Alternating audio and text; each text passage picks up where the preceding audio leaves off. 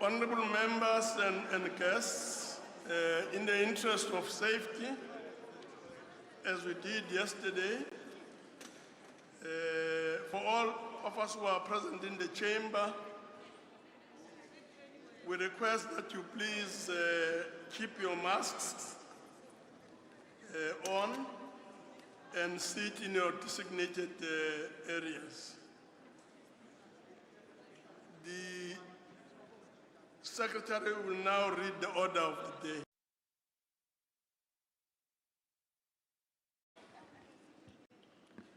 Resumption of debate on the President's State of the Nation address.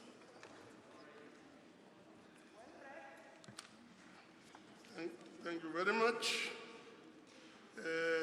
Our first speaker for today is going to be Honorable the Chief Whip of Council, Honorable Sawai.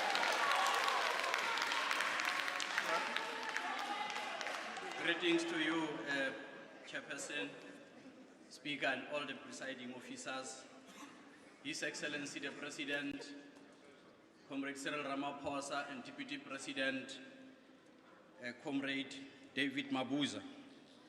Honorable members, he is also a comrade indeed. A State of the Nation address debate is about the assessment of progress since the previous State of the Nation address against the backdrop of the fifth five-year medium-term strategic framework. It is about assessing the impact of policies and programs of the government in addressing the needs of the nation. It is also about assessing the political and economic state of health of the nation. In our engagement, we should be able to persuade one another through superior logic, rational theory and ideology, or even political rhetoric that bears no meaning to these ordinary lives of our people. What has not assisted the debate on day one is rhetoric, glitches, generalizations, statements which have neither facts or evidence other than the individual subjective opinion. We should extol the art of argumentation and not leave the nation believing that all we can do is to simply use senseless political rhetoric and political vulgar. And in some cases, just be vulgar and think that anyone is going to respect you or be impressed. We look forward to a day of quality debate with informed recommendations.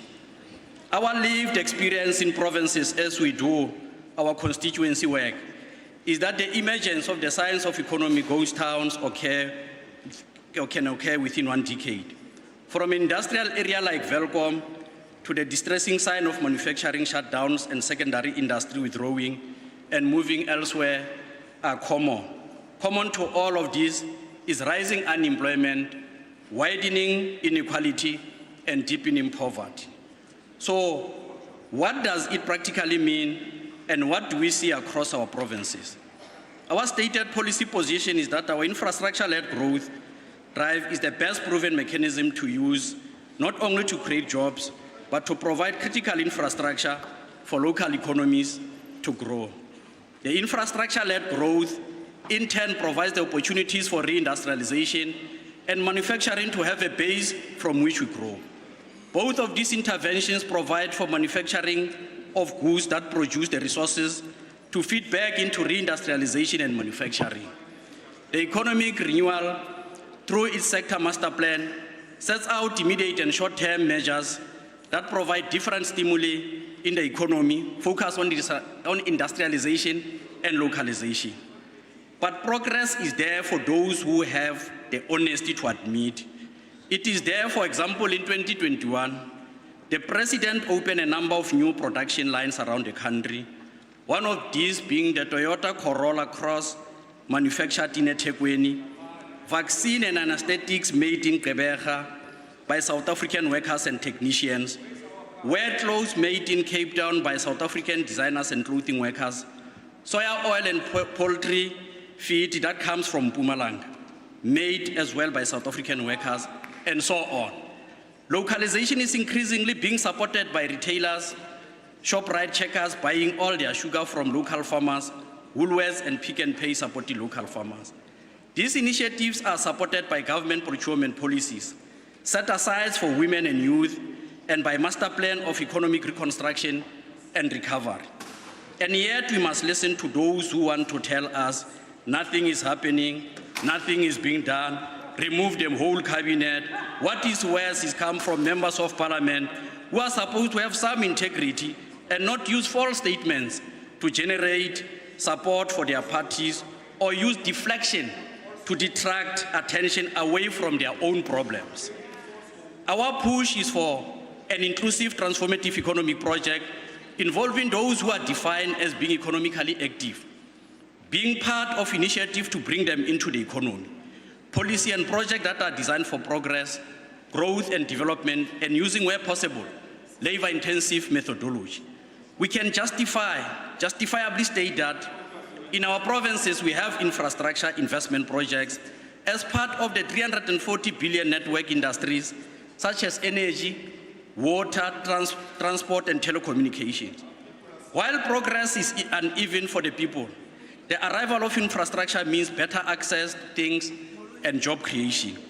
Our focus therefore must be on where we can exert maximum growth and development.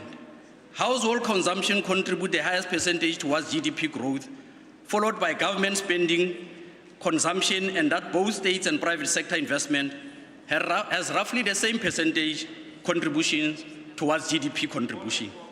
Chairperson, as part of building an inclusive economy, this needs to inform us where emphasis should lie in how we allocate our budget.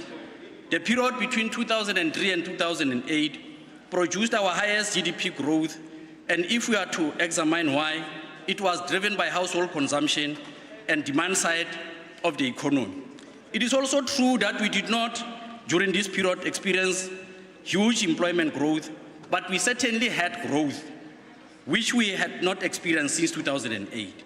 This experience needs to inform us of where we need to go by investing more in our people.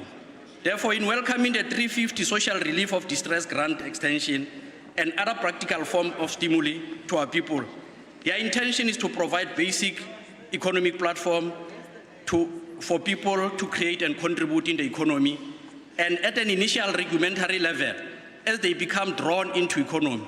It is also about providing the means to prevent hunger and to survive. Our debate needs to acknowledge that we are in a process and a deep engagement, very characteristic of the ANC, where evidence and facts prevail, informed by indicators such as food poverty line. The totality of this must inform where we are going in the future. The success of the comprehensive social protection program is not a debate about whether we can afford it, but rather a debate about stimulating aggregate demand in the economy and providing transfer to households who in turn push the demand side of the economy and stimulate growth. So we should treat consumption and expenditure as positive contributors to growth in the economy, not the other way around. As the 54th ANC National Conference of 2017 stated, the debate continues to inform by balance of evidence. In this context, the important decision by the Reserve Bank in 2020, at the start of COVID pandemic, to make the cost of money cheaper was an extremely important intervention in which it provided a stimulus to the economy, allowed economic space for business to adjust and provide relief bank in our societies. It is indeed disappointing, of course, that this could not be sustained. We need to re-emphasize that the new consensus and the emergence of social compact has to place the masses of our people who are poor at the center of benefiting into interventions. The price of inequality which today we are seeing before our eyes should instruct our institutions that they have a role to play that is not stuck mechanically behind the notion that we have no alternative or that our hands are tied. Before our next speakers misconstrue what I'm saying, we have at all material times to be transformative, pragmatic, and balanced. There are no populist and easy solutions.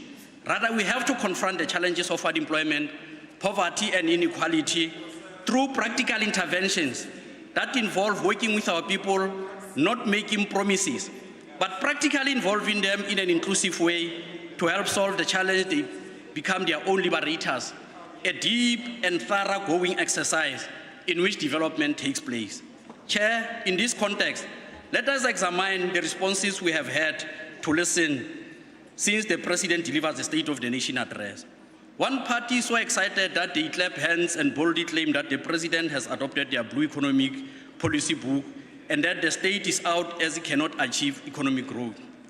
The President has admitted this and is handing over to their private sector, so they say. This mechanical understanding of how an economy works is dangerous. The state leads in investment, and this investment generates interest from private sector to get involved, and the state set the terms and conditions and what it wants to get out of any contractual agreement. At no time does the state leave economic stage. In fact, if it is not satisfied, it can penalize the private sector. Classically, we have mixed economy, and for the ANC the adoption of such a model goes back to the Morogoro Consultative Conference. The debate on the nature and character of the mixed economy is natural and will ebb and flow depending on the influence at any point. What the state is interested is, among others, is the need for correct skill set, capability to deliver on the particular project, and competency, decision around who can provide this, since skills reside both in the public and private sector, is what state will resolve at a particular point in time. This is done not only to harness private sector capital for public good, but to strengthen state ability to deliver. At the end, an agreement the state funded through division of revenue provides finances for any program to get underway based on government agreed plans. Our bigger concern as the ANC is that we need to address the levels of inefficiency wherever they are located. Even in the private sector, we should be able to address those.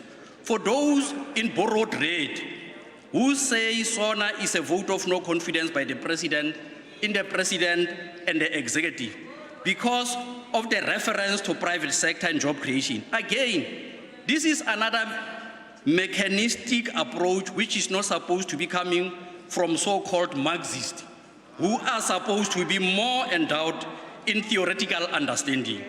It is not a question of either or. A developmental state leads, it directs, it influences, and it is open to be persuaded when it is in the interest of the masses. Without the state, where would the private sector be? At all material times, the state must return a firm economic hand on where things are going, precisely because the people have entrusted the state through governing party to lead. They did not vote for private company to lead them. Economic and social transformation is driven by the state, and this will remain so. And this is no. If it were not so, even the private sector would turn everything into commodity, and that's the nature of capitalism. So the state had to protect the people from such situation. State capability and capacity to deliver has been weakened over time. Our oversight reports, the Zondo Commission, the high-level panel report all demonstrate this. Economists are built by working together in an inclusive, focused manner on addressing the needs, building skills that address the demands of developing economy and changes in the economy, all of which require new skills. Chair, to conclude, our economic vision has to be practically grounded on the economic theory and economic plan and ability through practice to build the capability of each sector and rise to the changing nature of complex economy like ours. We are dealing with a complex political economy that requires the capability of those who will shape it going forward to have the foresight that interventions have an impact, and that impact must address the needs of our people first. So the ANC understands where it's taking the people of South Africa to. I thank you, Chair. Thank you very much. We'll now proceed to the next speaker, Honorable L.A. Schreiber.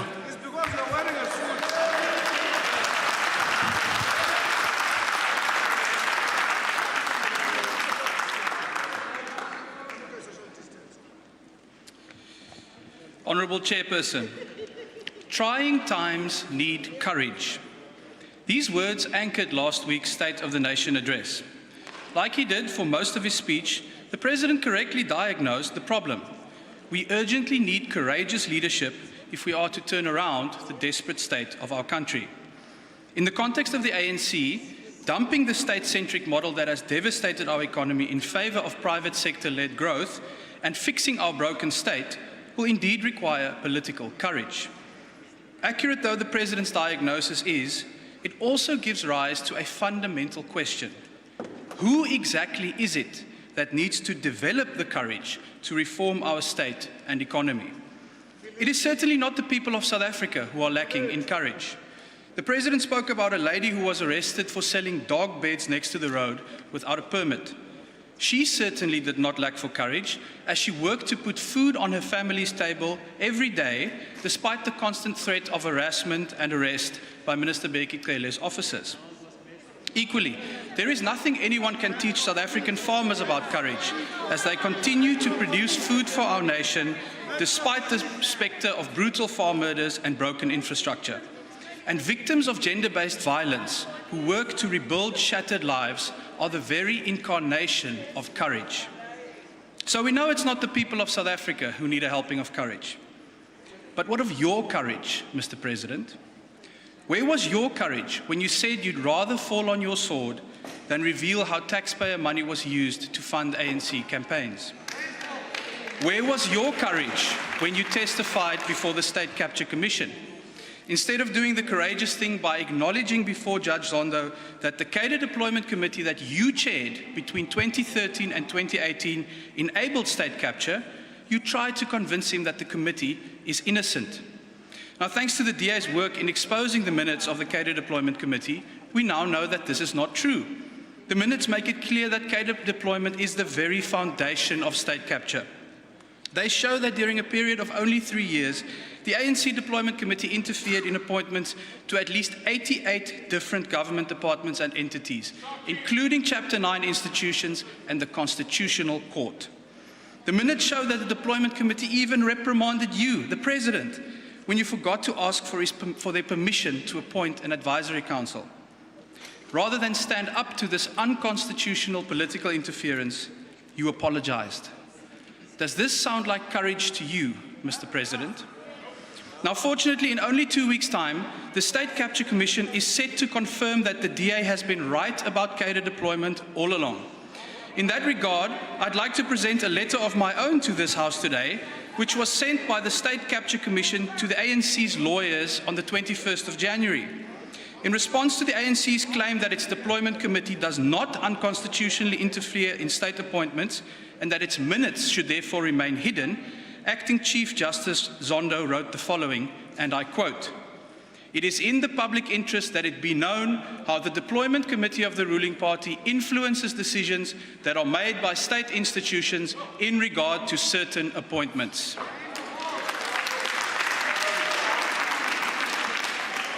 This finding obliterates President Ramaphosa's claim to the contrary. So here's the question that the President needs to answer when he responds to this debate tomorrow.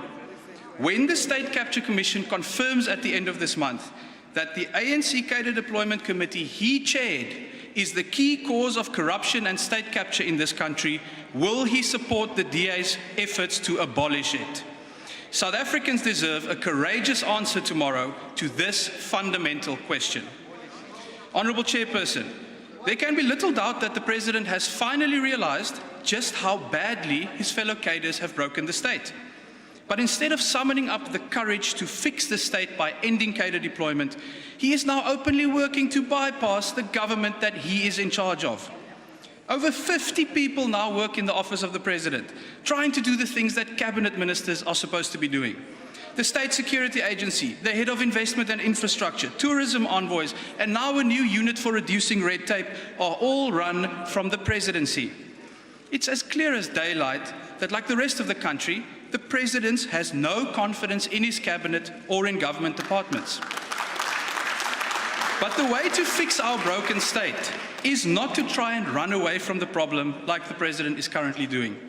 The way to fix it is to fire the cabinet that has failed South Africa and to replace cadre deployment with professional appointments.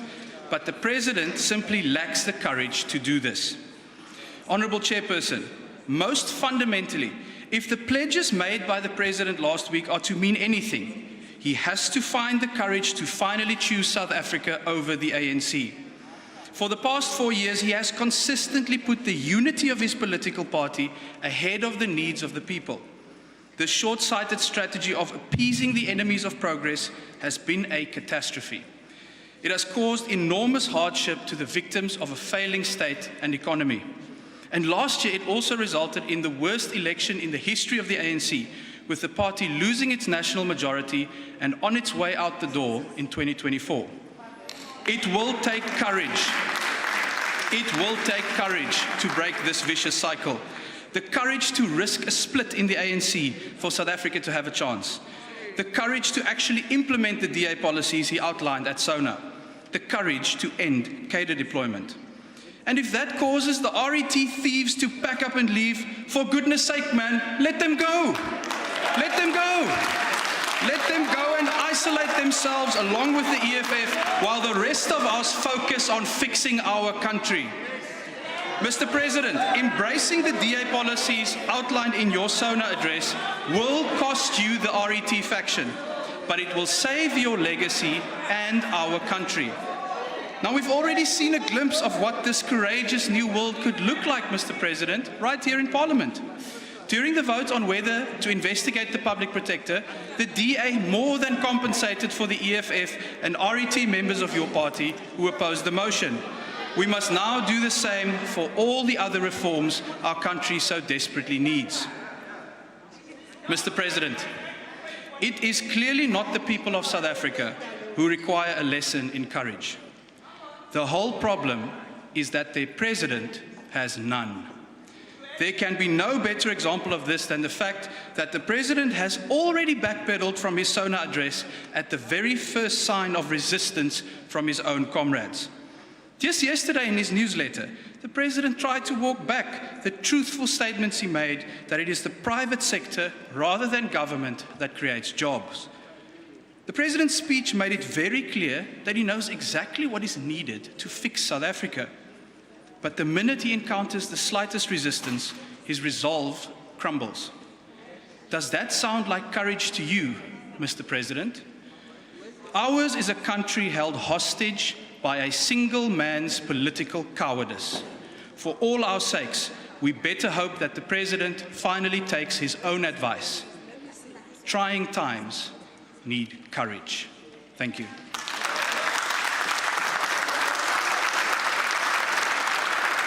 Thank you very much. We now proceed to the Minister of Minerals and Energy, Mantashe.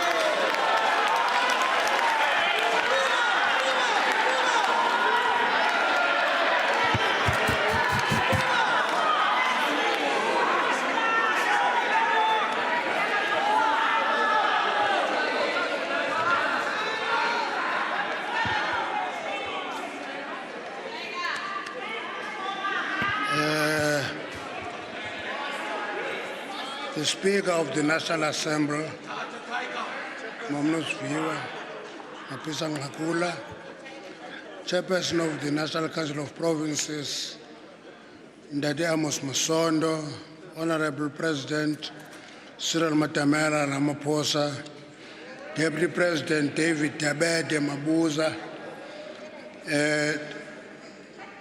honorable members of Parliament. Yesterday, we were honored by the right-wing Blue Party asking for our hands instead of focusing on our ability to execute. Now, yandikhumbuza ke lanto kuba komnyaka kudala ngo1975 ndifike emgodini save kwabantu ekuthiwa zii-chief boss. I-chief boss ithi ka idibana nawe uyi-team leader ithi yabona wena Basiboy wedwa nengqondo apha bonke abantu usebenzana nayo yena lo siphukuphuku Now it took us to divide and rule 101 yesterday. That in the main, it should be the president, Mr. Steenhuisen, and repeated this, not you, President. Ukutu President, Goabo, the ANC is not theirs. Now, when you get racism emboldened, it calls on us as revolutionaries to recollect our energy and appreciate that we're swimming against a stream. Now, on the energy debate, the Blue Party is strapped in a polarized energy debate and fails to listen to initial advice. An economist, Chris Hart, advised the DA that if you close coal immediately, it will mean costlier electricity, fewer jobs, a country with quasi-third, fourth world economy being relegated to fourth world economy. He's warning the DA. They can't listen to that because they can't read. Now, then Jane Kane Berman, a former CEO of the IRR, asserted that Mandasha is right, the DA is wrong. Now, referring to nuclear and coal contributions, he described their shadow minister as out of touch. Now, if they are advised by a person who is out of touch, then they can't bring any sound advice to us. Hence, we support a just transition instead of a pendulum swing from coal to renewables, which is unworkable, which is a myth. We prepare a just transition. And that transition means we have a duty to travel through that journey of transitioning from high carbon emission to low carbon emissions. Now, President informed the joint sitting of our steps to quickly install additional electricity generation capacity to close the current shortfall of 4,000 megawatts of electricity. What the President didn't educate many of the people who have no clue what energy is all about is that there is nothing called instant energy. It's not like coffee where you mix with water and drink. You build the infrastructure, you take years, and it connects to the transmission. So that is the basic lesson of energy. You build the infrastructure, then you connect to transmission. Now, we are implementing the Integrated Resource Plan 2019 and driving required policy reforms to increase investment in and assert energy security of supply. We have since amended and gazetted Electricity Regulation Act and Electricity Pricing Policy for public comment. These amendments are aimed at reviving the ISMO bill, which was shelved in 2013 because there was no market at the time. So to have a trading center with no market, it would not work. So it is now in Parliament for discussion. And that will help us establish a transmission company and a market and a willing capacity for the country. We have since first, this bill will create a non-discriminatory and competitive power trading platform on a willing buyer, willing seller basis and drive affordability through fair competition. Two, it will establish an independent transmission system and market operator, which will enable competitive market for electricity generation in the country. And this legislation passed discretion of Parliament in 2013, but had to be shelved as there was no established market that would trade at the time. Next month, in April, we will conclude the power purchase agreements for in April, we concluded the power purchase agreement for 2,000 megawatts risk mitigation independent power producers And they ask here, when the president says, because you took the power ship to court, connect the 800 megawatts. What is wrong with that? Connect the 800 megawatts that are not in question. Then allow that course. Just for their information, the case that was taken by DNJ to court has been dismissed with cost, and therefore one obstacle has been removed from that proposition. What we must remember is that car power ship is working well in Ghana, it is working well in Cote d'Ivoire, it's working well in Gabon. It is not required here because we are an island of angels that will die in starvation. That's the problem that we're going to have. Now, the 2,000 megawatts, 2,600 megawatts from renewable energy, bid window 5, has been, the preferred bidders have been announced in October, and we're hoping that they will start connecting. It doesn't mean that there will be 2,600 megawatts on the transmission next week. It means the work of building the infrastructure to connect 2,600 megawatts has started. And in March, we'll actually allow bid window 6 to go through, another 2,600. In August, we'll give you bid window 7. If you take all the 3 bid windows, it will give you in the pipeline 7,800 megawatts from renewables. Now, you can't understand that because after 2,600 megawatts, you think that it's a number. It's not a number, it's megawatts. Now the RP 2019 provides for gas as a transition fuel to support large penetration of renewable energy into the grid. It also provides cleaner coal technologies and nuclear for sustaining some level of base load necessary for power system stability. It is comforting to see that now there is a growing global consensus on the role of gas and nuclear in the energy transition. EU, listen to the word, has labeled nuclear and gas as part of the green energy transition. Few countries are resisting it, including Germany, but EU has labeled them. It has labeled them as part of the green energy transition. Recently, though, the Central Energy Fund, working with Transnet and Kuka Development Corporation, a request for proposal for gas aggregator was issued. This will enable us to secure liquefied natural gas necessary for gas-to-power generation, for which a request for proposal will be issued towards the end of the year. Through this conversion, existing generation facilities in the Eastern Cape currently run expensive diesel will be realized. We are addressing the suspensive conditions of the energy regulator before we can issue a request for proposal for 2,500 megawatts of nuclear. Now, notable, there is no immediate solution to our energy shortage challenges. Energy projects have long lead times.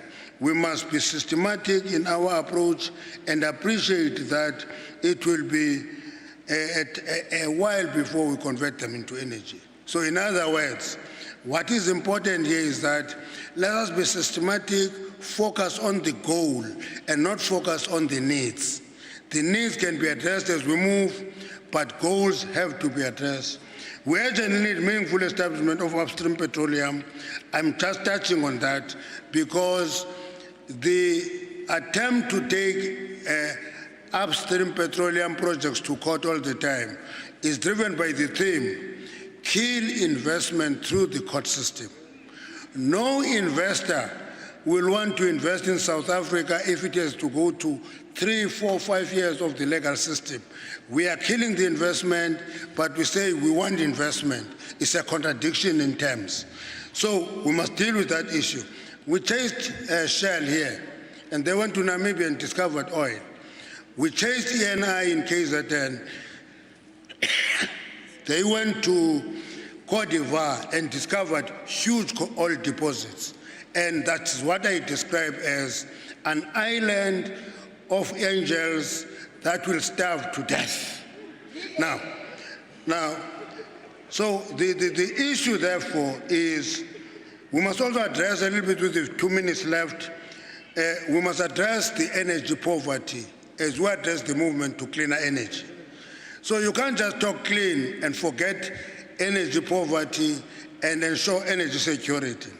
Lastly, we should be wary of being used as guinea pig for costly technologies of developing economies, as it has been for centuries. Our country also needs technology, innovation, and advancing skills to upgrade our people. Therefore, where appropriate, global partnerships should be pursued. Our Council for Geoscience is actually collaborating with the World Bank. It's collaborating with the World Bank to experiment with carbon capture, storage, and use. It's not a theoretical experiment, it's practical. If it gives us good results, it will extend the life and use of coal in society. South Africa must explore prospects and manufacture mineral resources to be global competitive. Many of you have forgotten that we took a decision when there was COVID, when it was at level 1 lockdown, level 5 lockdown, we said, allow coal to continue producing. At level 4, allow open cast to produce. At level 3, allow all the mines to produce. Everybody said, we're going to kill mine workers. We insisted that unless we know the extent of the problem, we can't deal with the problem. Today, we're proud that mining led the economic reconstruction and recovery and made a huge contribution to save our fiscus. It is one of the few sectors that produce at above the level it was pre-COVID because of foresight. Now, so our exploration strategy is before cabinet and we want to attract more investment. Your time, Minister. Thank you very much. Thank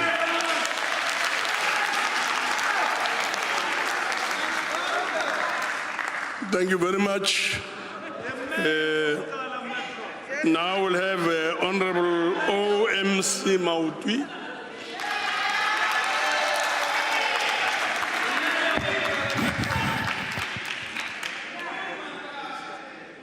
Thank you very much, Chair.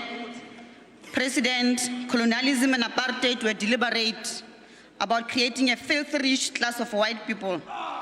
Johann Rupert and his family, Nikin Oppenheimer and his family, Gosberger, Michael Leroux, and many other stinking rich white people were creations of the racist machinations of colonial and apartheid system.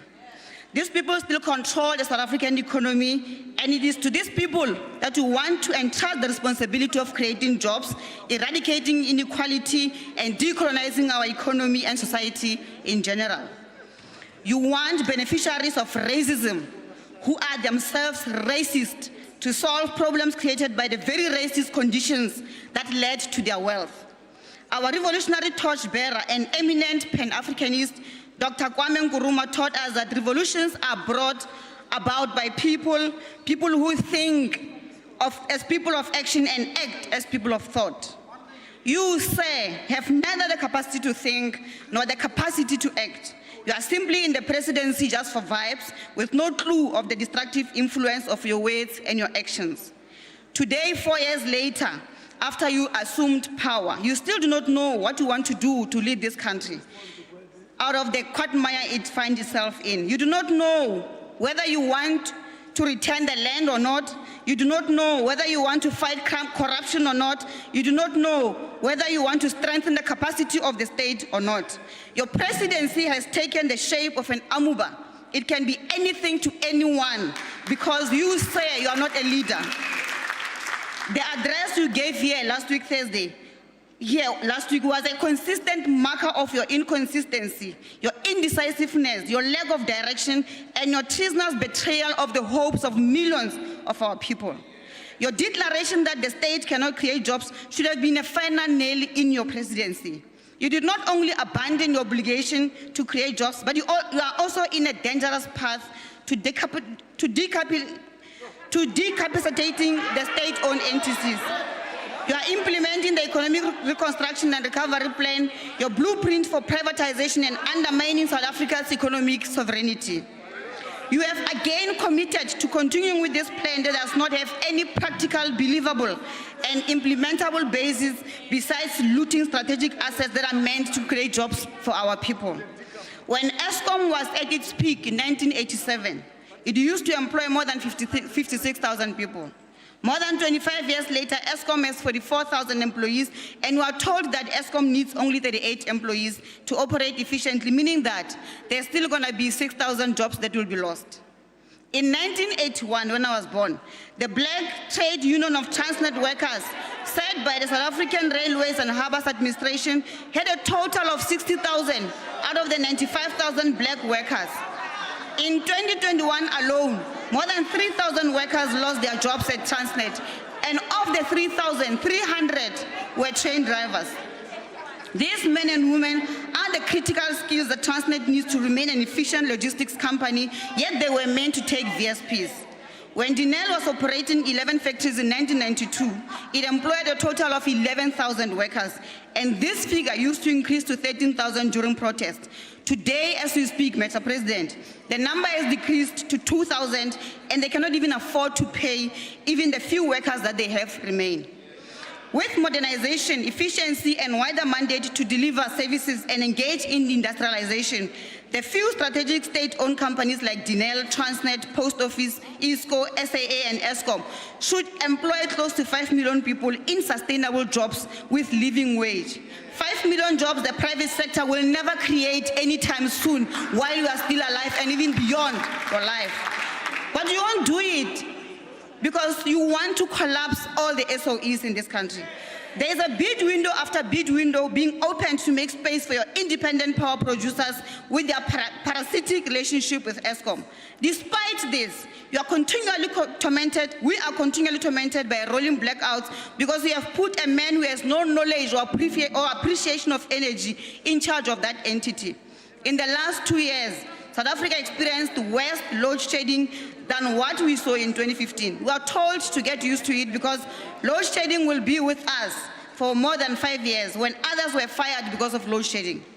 In 2017, before your term, Mr. President, Dinel reported revenues of 8 billion rands, a profit of 333 million, and was able to service its salary bill in a year.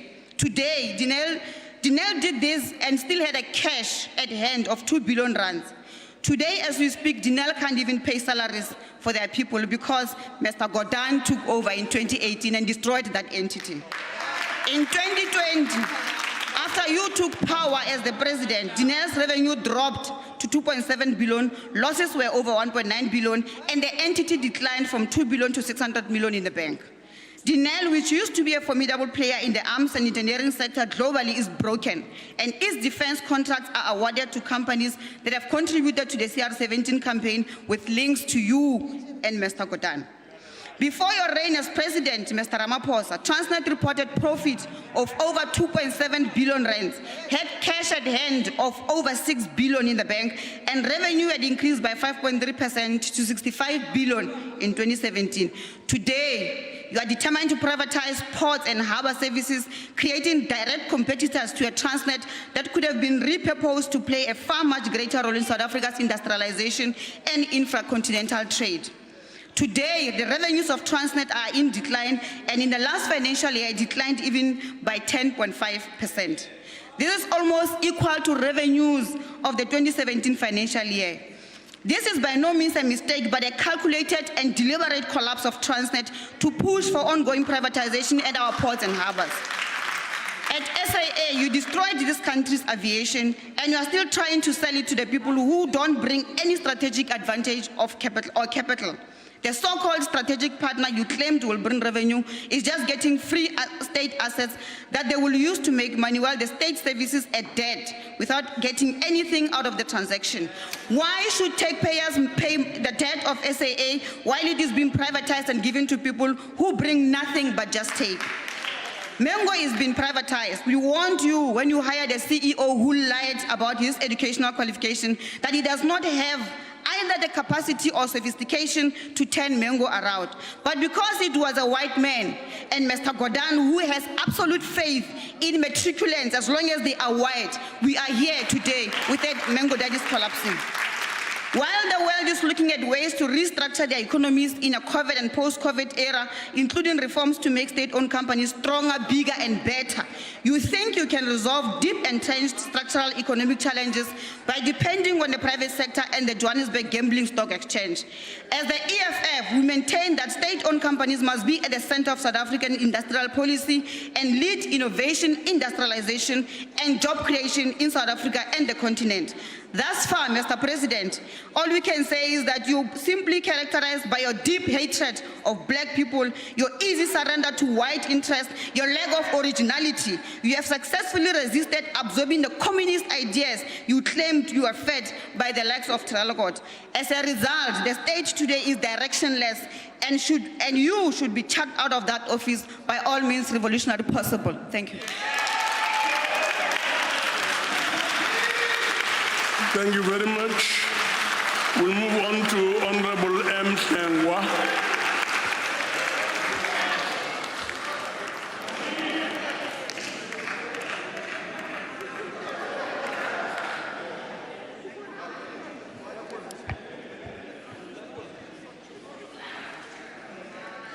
Honorable Chairperson, on Thursday night we saw the President's moment of Damascene, transitioning from Saul to Paul, when he finally came to terms with the truth and reality of development, in that government does not create jobs but creates a conducive environment for business to create jobs.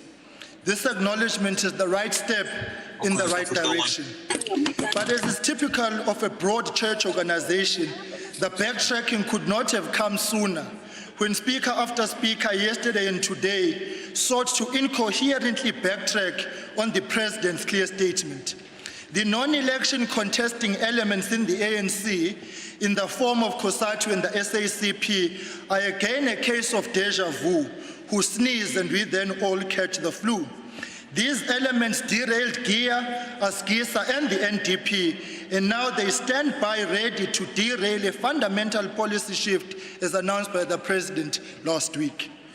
Mr. President, this moment in history will define your leadership legacy. Will you stand with the interests of the people and see through your Damascene moment, or will you buckle to the pressure of the freeloaders in the ANC who don't contest elections? Mr. President, you were elected to lead. Therefore, do exactly that, lead. Policy uncertainty is contrary to the conducive environment that you speak of. The dire lived conditions of our people require things to be done differently and decisively, and therefore, Mr. President, some urgent action is required.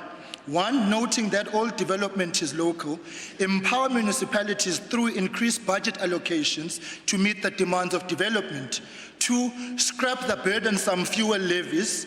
Three, stop bailing out failing SOEs, especially where critical reforms have not been effected. Four, reinstate the scorpions to strengthen the fight against corruption. And maybe five, introduce an internship transition management system to facilitate interns into permanent employment. The high rate of unemployment in South Africa, in comparison to the high representation of foreign nationals employed, in particular the unskilled occupational level, is of serious concern.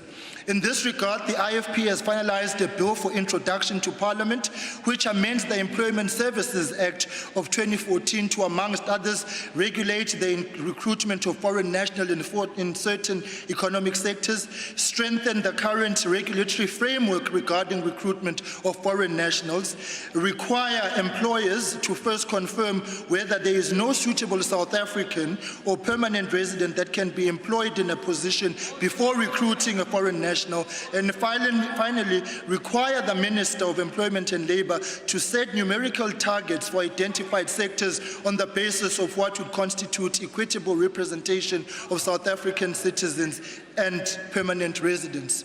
Martin Luther King Jr. reminds us, Mr. President, that the ultimate measure of a man is not where he stands in moments of comfort, but where he stands at times of challenge and controversy. The question before you, Mr. President, therefore, is where will you stand in this difficult moment of national crisis, with the country or with the ANC? I say to you, Mr. President, country first. I thank you. Thank you very much. We'll move on to the next speaker, Honorable Mishwe.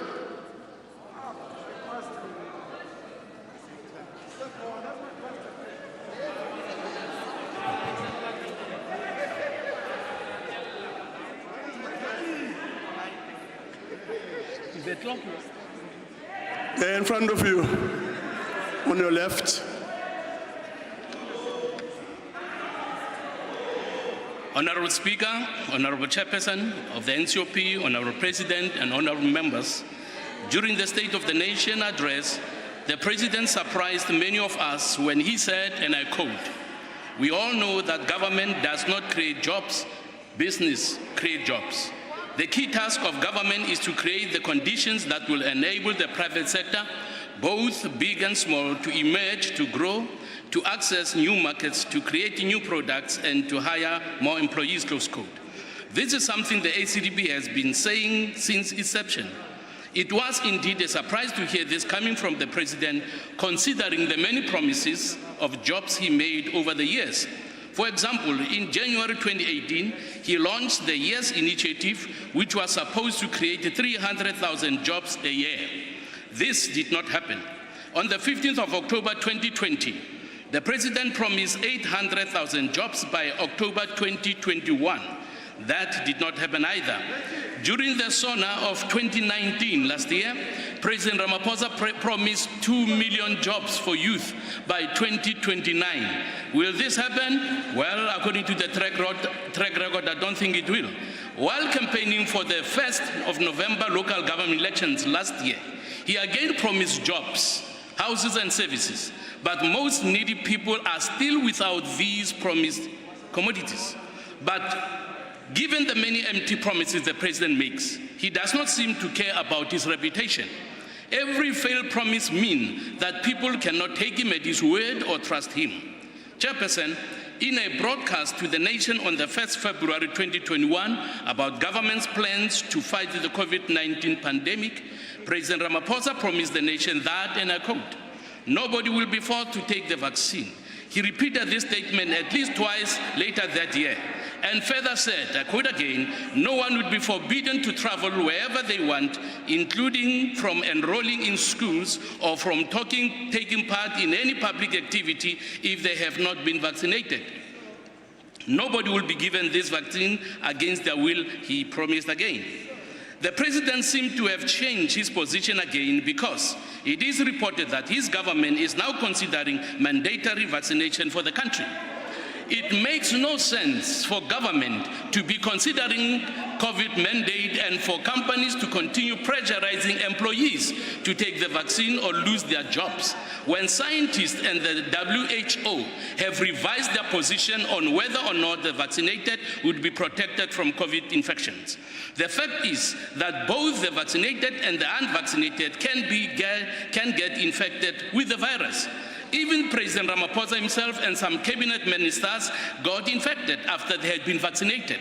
The ACDB believes that all employees who suffer adverse effects as a result of the jab at work should be compensated by both the state and the company they work for.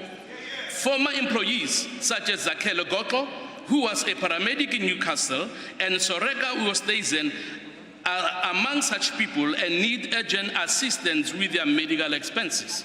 It was very sad to hear some students yesterday from universities of Johannesburg and the Free State saying they had been denied entry on campus because they chose not to be vaccinated. If school children have been allowed to return to their normal classes and studies with or without the proof of vaccination, the ACDB believes that the same should apply to all who are in institutions of learning. No child or student should be denied their constitutional right to access education because of their choice not to vaccinate. We do not want to see a new form of apartheid in our schools and universities. Many, and may the former liberators never become leading champions of tyranny and dictatorship in Africa. Chairperson, why is the national state of disaster still in place when countries such as the UK have scrapped almost all COVID controls and are focusing on rebuilding their economies?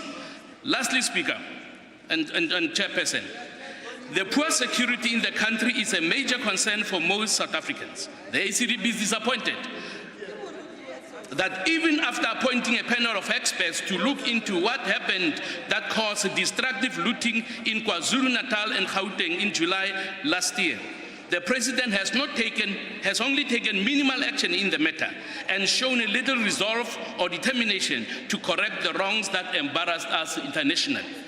During the first 3 days of looting in KwaZulu-Natal, there was no sight or voice from our ministers in the security cluster. The ministers of police, defense, and intelligence, and including our National Police Commissioner, were not visible at all. We did not know where they were or where they were hiding. So people who are looking for leadership were disappointed because those who were responsible were nowhere to be found.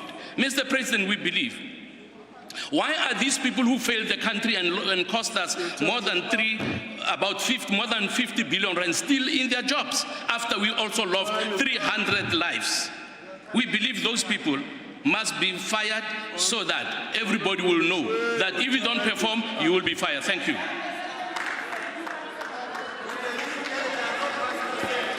Our next speaker is going to be Honorable H.S. Boshoff.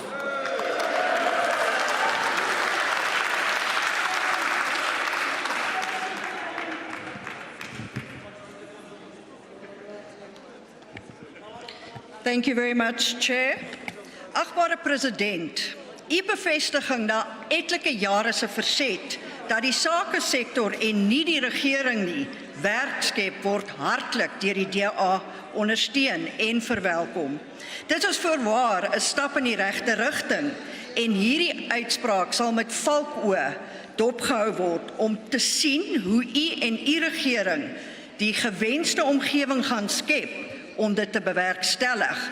Dit was nog altyd die DA se uitgangspunt, dat regerings 'n gunstige ekonomiese klimaat moet skep, om sodoende werkskepping en ook ekonomiese groei te verseker. Hierdie standpunt kan natuurlik deur sommige as 'n refrein van die DA beskou word, amper, agbare President, soos u beloftes tydens die afgelope 5 staatsredes.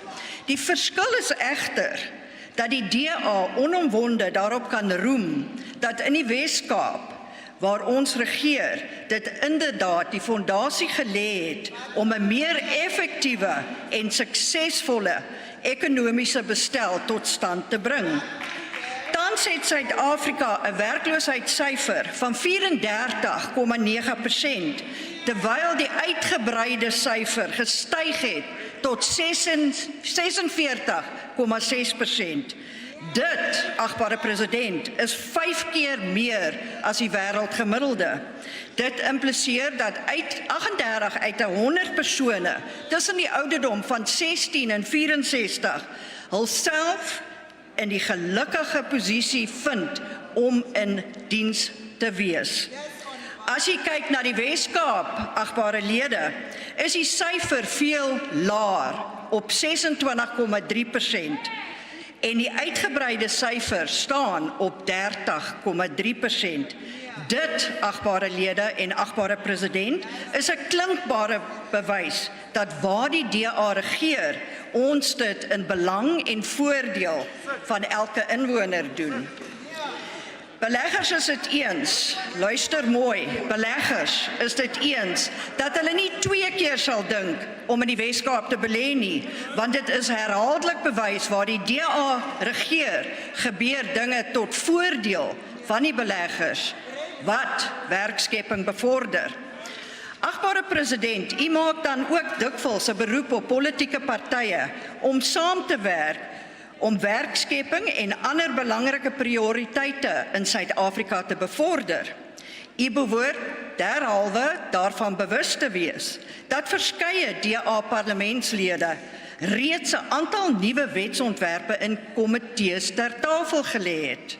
Dit sluit onder andere die wetsontwerp om dit makliker te maak om besigheid te doen en die wetsontwerp wat bureaukratiese rompslomp sal sny. Ongelukkig is hierdie voorgestelde wetsontwerp sonder skroom deur u eie lede ontwerp, sonder om werklik die positiewe impak daarvan op elke Suid-Afrikaner te oorweeg. Dink net, agbare president, as hierdie twee voorgestelde wetgewings jare gelede geïmplementeer is, kon die land op 'n veel beter traject gewees het, waar baie meer mense in diens kon gewees het, en met die sekuriteite wat daarmee gepaard gaan. Agbare voorsitter, voor COVID-19 was die land al reeds in groot moeilikheid met betrekking tot werkloosheid.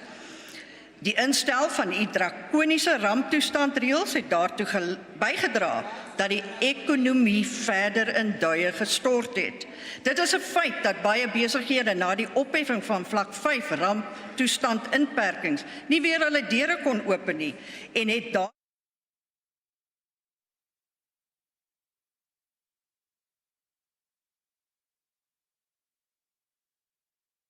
een van die sektore wat uiters hard getref is deur die ramptoestand, beperkings en inperkings. Ongelukkig het hierdie belangrike werkskepingsbedryf dan ook 'n minister, die agbare Sisulu, wat eerder daarna streef om haar politieke loopbaan te bevorder as om toe te sien dat hierdie bedryf weer floreer. Saam met die res van die land handhaaf die toerismebedryf die uitgangspunt dat die huidige gang van COVID-pandemie en die sentralisering van die regering se buitengewone magte nie meer nodig is nie. Individuele departemente moet weer eens verantwoordelikheid aanvaar om 'n gunstige omgewing vir besighede te skep om te floreer. Dit is dan ook die DA se standpunt. Maar dit wil voorkom asof hy soms, agbare president, die knie buig, omrede Dr. Dlamini Zuma die scepter swaai. Agbare president, in Januarie 2018 het hy in 'n toespraak beloof dat hy 1 miljoen werksgeleenthede vir die jeug sal skep, so ook in Mei 2019. In 2020 sou hy 800 werksgeleenthede skep en in September 2021 het hy beloof dat hy groot planne vir werkskeping het. Ongelukkig het hiervan dadels gekom. Maar gelukkig het hy in 2022 die lig gesien en besef dat regerings nie werk kan skep nie. Tydens die toespraak verlede donderdag het hy mooi woorde geuiter wat sag op die oor van baie geval het. Maar dit sou meer oortuigend gewees het indien elke plan van u gekoppel was met die omvang van die projekte wat 'n implementeringsplan en 'n voltooiingsdatum insluit. U is dit aan elke Suid-Afrikaner verskuldig. U het verder 'n ernstige beroep gemaak dat alle sektore hulle samewerking moet gee om hierdie land weer tot sy volle glorie te herstel. En u het genoem dat u en u kabinet ernstig is om ekonomiese, arbeids- en energiehervormings te prioritiseer en te implementeer. Indien, agbare president, dit die geval is en u ons kan verseker dat u die samewerking van die kabinet het, kan u verseker staat maak op die DA se ondersteuning. Indien nie, is die DA gereed en het ons al bewys dat ons in staat is om dit in 2024 te doen. Ons, die DA, is gereed. Sesi Longile, ek dank u, Siyabonga. Thank you. Thank you very much. We will now move on to Honorable G.K. Tseke.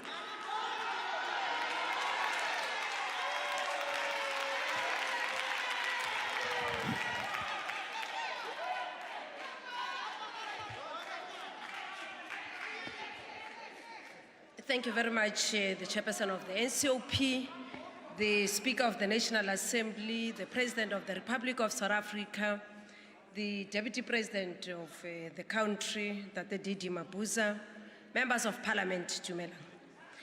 The Commander-in-Chief of the Republic of South Africa, His Excellency, the President of the Republic of South Africa, Re Cyril Ramaphosa, aptly put it to all of us in his State of Nation address that water is the country's most precious resource.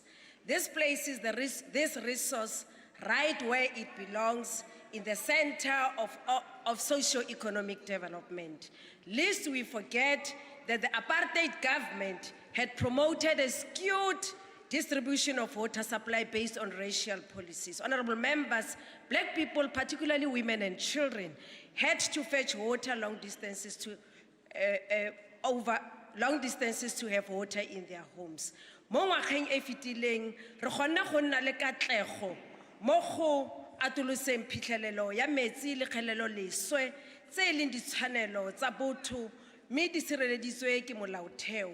Ditshwanelo tse di tshwanetse maAforika Borwa re menne phatlha bagaetsho ebile ga re ipelaele ka se re ikaelela go busetsa serodumo sa batho ba rona ba Afrika Borwa sekeng.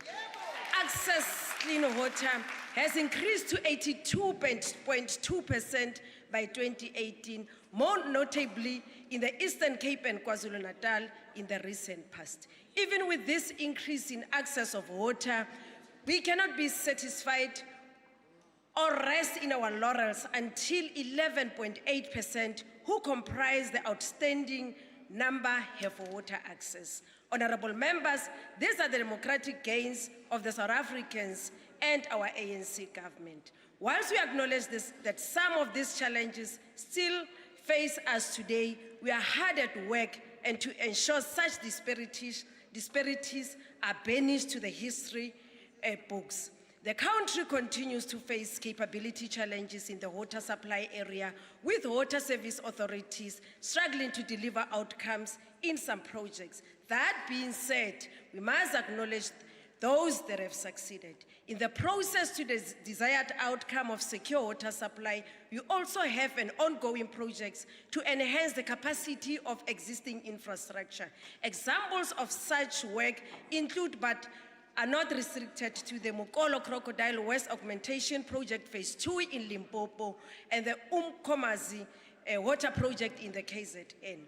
We are pleased with the process underway towards the establishment of the National Water Resource Infrastructure, Honorable President. This is a critical tool that will enhance government capability in terms of not just technical capacity, but also capacity to attract additional financial support and success of implementation. Honorable President, we should consider drawing in our country's women capability located in higher education institutions in the planning and project management phases of water and sanitation project to enhance intended outcomes. We therefore welcome the recent appointment of 854 technical staff composed of both engineers and scientists in the Department of Water and Sanitation. This is a good move. Maloko antlo e kgolo e Afrika Borwa ke naga e tlhaela metsi thata mme se se pitlagantsa kgonagalo ya tlhabologo mo ikonoming ya rona. Pula ha ene ha ona ka mo go African National Congress e ka nesang pula ha rena matla ao a go nesa pula. Climate change not only has a negative impact on the environment, but has compounded the water scarcity challenges, and the Southern Hemisphere region is heavily impacted by droughts. Over several years, this problem of water supply has been sharply evident through poor rainfall coupled with population and industrial growth. Re naga e golang, hara ema fela re naga e golang ka letsatsi le letsatsi. The optimal functioning of water treatment plants and the wastewater treatment plants is a very critical part of the conservation of this scarce resource. Honorable President and honorable members, water-like energy is a critical input for economic development. Therefore, the development of water supply through dam building, rainwater harvesting, reclamation and supply infrastructure and wastewater treatment must form an integral part of the infrastructure development program of the economic reconstruction and recovery plan. We welcome the ongoing Umzimvubu water project, which is a major project in the Eastern Cape. President, as the governing party, we suggest that this dams project should also contain plans for the development of hydroelectric plants as part of enhancing our energy mix. This will be a very welcome move which will provide a clean and cheap source of electricity with almost no water loss, as in the case in some of the KZN project. It is correct that the user pay principle on water services, honorable members, should apply, and the culture of payment for service delivery is developed in the country. The percentage of households that did not pay for water services has steadily increased from 50.8% in 2009 to 59% in 2018, and the trend continues. This is something we should all work together to change, while recognizing there is still a need to ensure that water reaches the end user at the lowest price. In the Western Cape, the cost of water to the people is extremely high and has never been reduced in any significant manner post the drought and water supply restored. Water, like electricity, is not a service which municipalities should be seeking super profits. This causes structural inflation in the economy, discourages investment, and further increases the cost of living for the poor and the working class. This unholy alliance of the DA and the EFF in Tshwane has also resulted in the people of Hammanskraal and the surrounding areas receiving poor quality water due to non-compliance of the Rooival water waste treatment plant with the National Department intervention. I think your energy should be redirected to that intervention, honorable members on my left side.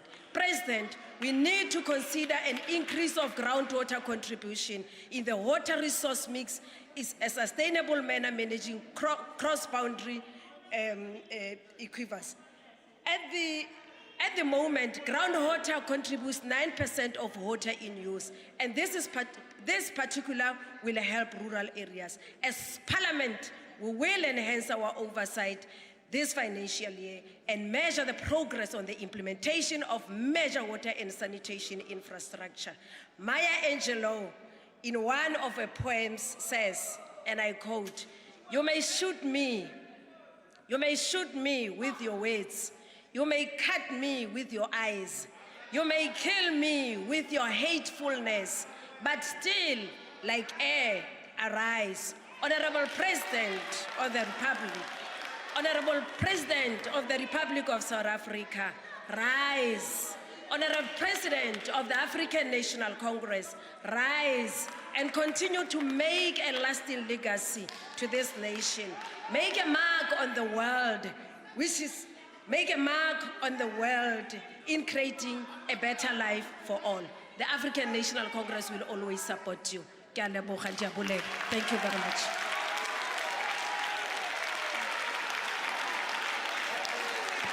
Thank you very much.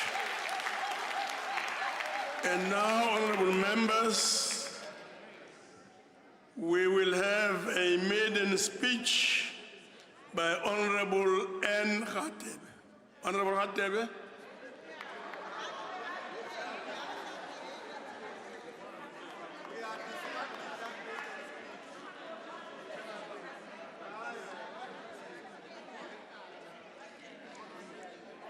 Honorable Chairperson, the President of the Republic of South Africa, and honorable members of the National Council of Provinces, Order, members, order. and His Excellency the IFP founder, and President Emeritus Prince Mangosuthu Buthelezi, I feel honored and privileged to have been elected by the Inkatha Freedom Party to serve in the NCOP and represent the people of South Africa. As I was only sworn in yesterday, please expect to receive, as I was only sworn in yesterday, please expect to receive a not so smooth articulation. Honorable Chairperson, I wish to thank our great leader, His Excellency Honorable Prince Buthelezi, as well as the IFP caucus for entrusting me with the significant responsibility. Honorable members from all political parties, it is truly my hope that through cooperation and unity, we can deliver on our promise to unite the people of South Africa. Honorable members, the year 2022 kicked off on a traumatic note with the raging fires emerging from the buildings of Parliament. In the words of His Excellency Prince Buthelezi, we could never have imagined a moment like this when we would see a national key point and the center of our democracy go up in flames. The IFP has called for unity in this tragic moment, and we agree with the President who in his State of the Nation address held that, I quote, "What happened in Parliament speaks to a broader devastation in our land," close quote. The building of our Parliament were once a symbol of hope for South Africans in our hard-fought democracy. Today, it is quite the contrary, where the ruins represented the despair many face in the hope of a more just and equal society. Mr. President, I wish to take you up on your commitment when you stated that, I quote, "The path we chose today as a country will determine the course of future generation," close quote.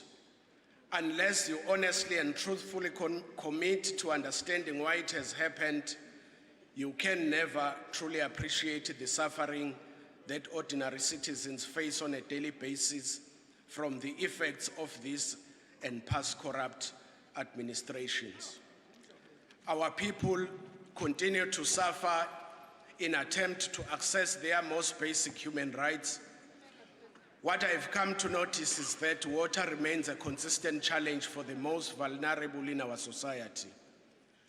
Water infrastructure at local government level have taken a severe beating at the hands of corruption and maladministration, where the citizens have taken the biggest hit. By understanding the root cause of the country's poor water delivery, it will become apparent that little attention is paid to despair and maintaining It will become apparent that little attention is paid to repair and maintaining existing infrastructure. In your own words, we must choose to correct the path now so that our future generations do not come to resent and absorb the burden of our failures in national, provincial, and local government spheres. I thank you. Thank you very much.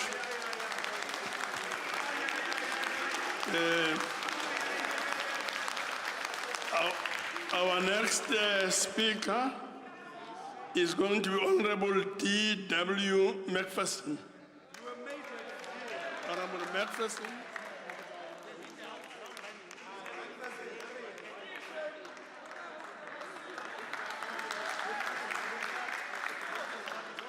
Mr. President, when you stood here last Thursday and gave your SONA speech, out of everything that you said, there were 12 words that marked dramatic change in government policy, and they were, we all know that government does not create jobs, businesses create jobs.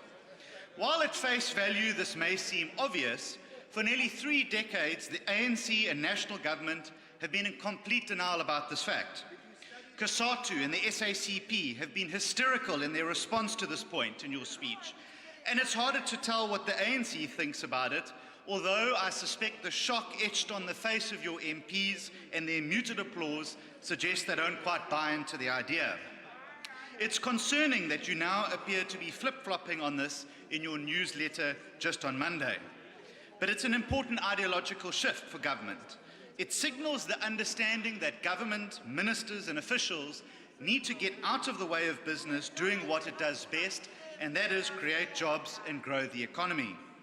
There is more evidence of this in your appointment of a new red tape reduction czar in the form of respected businessman Sipho Nkosi. You clearly have run out of patience with Minister Patel, who was supposed to be the red tape champion reduction through his own unit. This can only be seen as a vote of no confidence in him because he absolutely loves red tape. And I see he's not even on the starting lineup for the ANC, which suggests even more bad news for him. Instead of working around him, Mr. President, why can't you just sack him? Mr. President, you spoke about finding a new consensus amongst social partners within 100 days to reignite economic recovery. But that's where you're wrong. You don't need consensus to do what is right. You can't run a country on consensus. You just need to get the job done. Because you'll never find consensus amongst the left and within your own party. Because your views on economic reforms are not aligned to the ANC's. South Africa urgently needs economic growth, and this will only happen if we have well thought out and calibrated policies to do so, of which localization is neither. And talking of consensus, there is much agreement amongst academics, economists, and the opposition that localization will cause more harm than good. It's a fundamental flaw that it is simplistically and naively assumes that if you create trade barriers to certain goods and then designate them for local production, that consumer demand will magically be created.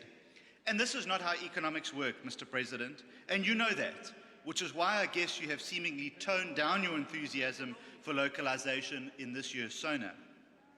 South Africa needs to be cost competitive when it comes to manufacturing, so that we can be export-driven economy and take advantage of the African Continental Free Trade Agreement. But if we're going to be a protectionist economy, then we're only going to damage our ability to export to Africa and the world. But in order to do this, we need functioning ports. Our ports are so inefficient that in the Durban harbour, they are only moving half the number of containers per hour than they did 2 years ago. However, what was concerning is you did not mention an intervention which is so desperately required in the Port of Cape Town. It is literally sinking under mismanagement and incompetence, which is leading to massive economic losses for the Western Cape. Your urgent intervention is needed.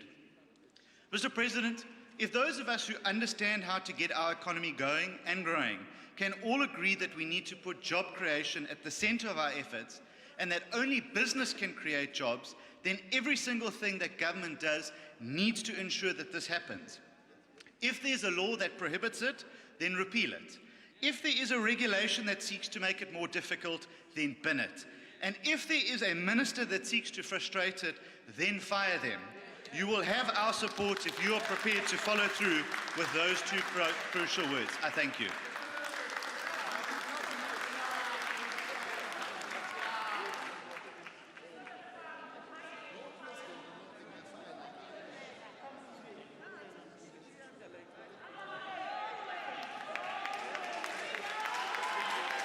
No, thank you very much.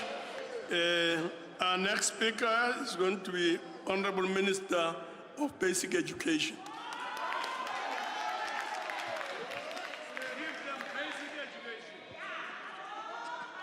Igama lamakhosikazi malibongwe. Chair of the NCOP, His Excellency President Cyril Ramaphosa, Deputy President, honorable members from the National Assembly and the NCOP, distinguished guests, and ladies and gentlemen. Indeed, Chair, I am honored to participate in the State of the Nation address, which was presented by our Honorable President in the past week. I wish to reflect on a few things on the role of basic education in repositioning South Africa on an inclusive growth path.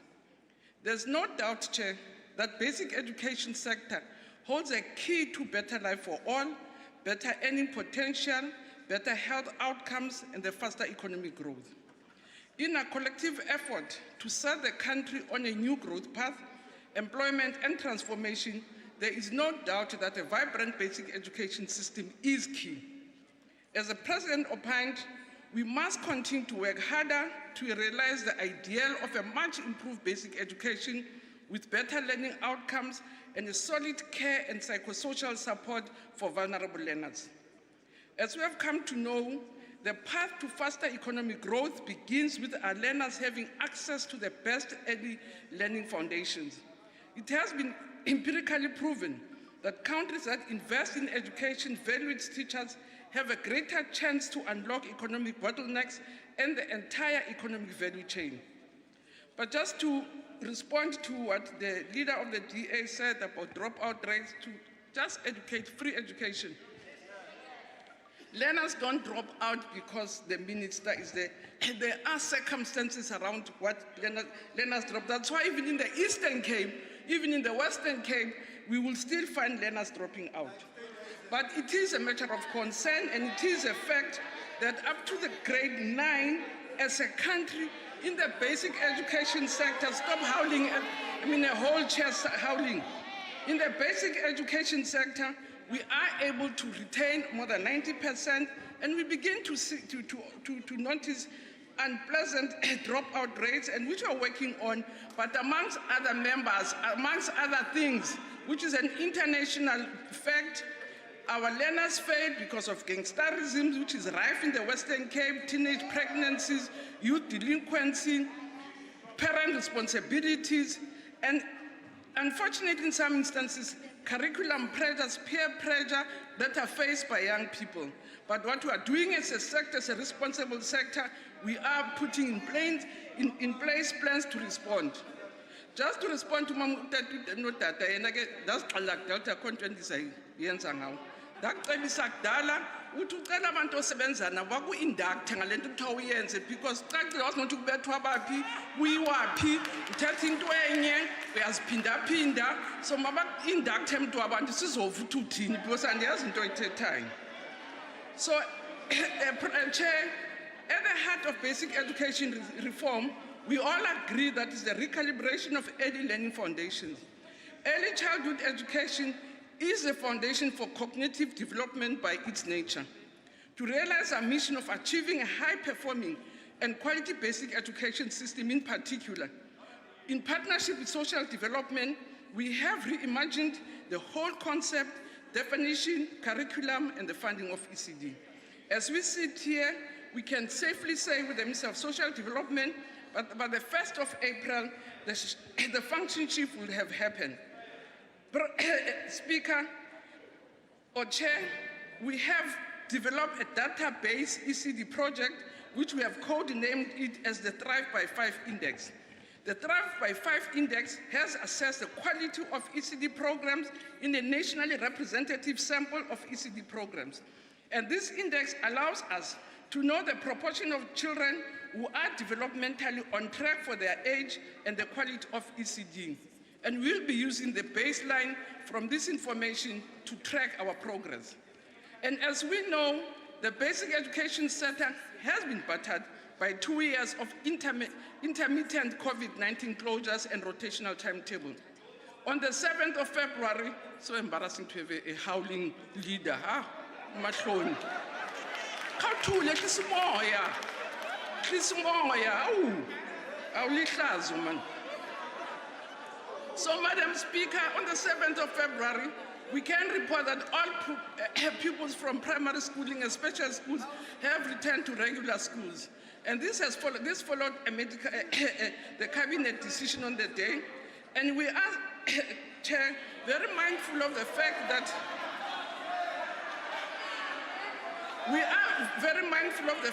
COVID-19 is still with us, and all of us have a direct responsibility to ensure that we prevent the spread of this virus. And all our interventions have been advised by medical science, and we have committed ourselves to make sure that pupils, teachers, and non-teaching staff and visitors must continue to wear masks and recognize or even keep to all the protocols that we have put in place, which include mask breaks, continuous use of alcohol-based sanitizers, maintaining good ventilation in our classrooms, and making sure that there's always constant cleaning. but the normal return to timetabling will assist us as a sector to really do some of the things that we're unable to do. Oh. It was resolved, sir, that we need to reboot, recalibrate, and reposition the sector. And the first step that we have agreed on is addressing the crisis of lost learning and prevent further disruptions in our system. And the second step is to introduce measures to catch up on the time as well as the teaching learning that has been lost through COVID. And we urge parents and stakeholders to continue to support us and ensure that there are no disruptions. And fight and continue. Since we had a major vaccination program, once we had lost more than 3,000 educators, we've not lost any educator except that we're encouraging our people to vaccinate and even to go for the booster. And the no rara trading isn't there, it's a house in that. So on curriculum, Chair, we have agreed that in order to equip our learners with 21st centuries, we should facilitate more efficient transition from school to work, and the department has embarked on a curriculum strengthening process, and the strengthened curriculum will explicitly state knowledge, skills, and competencies of the future. We also had a Lekgotla which was focusing also on our experiences from COVID-19, and it has, amongst others, dictated a review on how we conduct our business, because we all agree that we cannot go back to methods of teaching that we used before COVID-19. Therefore, it is critical for us to strengthen coordination of teacher development, but also to relook at our curriculum and strengthen it. Because our macroeconomic policies, such as the new growth path, outlines government's industrial agenda, the critical job drivers, prioritize industrial sectors, and a range of interventions that are required to accelerate economic growth and create jobs. Indeed, COVID-19 has had a very devastating blow in the implementation of sports enrichment programs in our schools, and as a department, after consultations, have encouraged schools to resume the extracurricular programs and to strictly adhere to the COVID-19 regulations. On matric exams, I know it's because Western Cape is no longer a leading system, that's why you score on matric results. Because we really cannot find ourselves in a situation where we don't celebrate our children's success, because it's ANC leading provinces which year after year produce the best results. Now we score on matric results. So we do, Chair, celebrate the quality outcomes achieved by the class of 2021, especially the highest overall passing numbers, the bachelor and diplomas that have passed, the passes in distinction, the gender parity expressed in percentage between boys and girls, and what appears to be an effective political economy of basic education system that has been achieved through the PRUA policy. So, it's actually embarrassing to have a leader like you which can celebrate even the successes of children.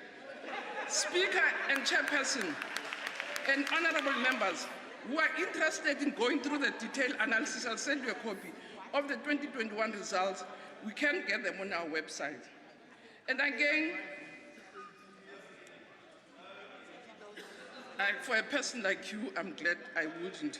So let me again take this opportunity to encourage those who did not meet the past requirements for the 2021 NC results.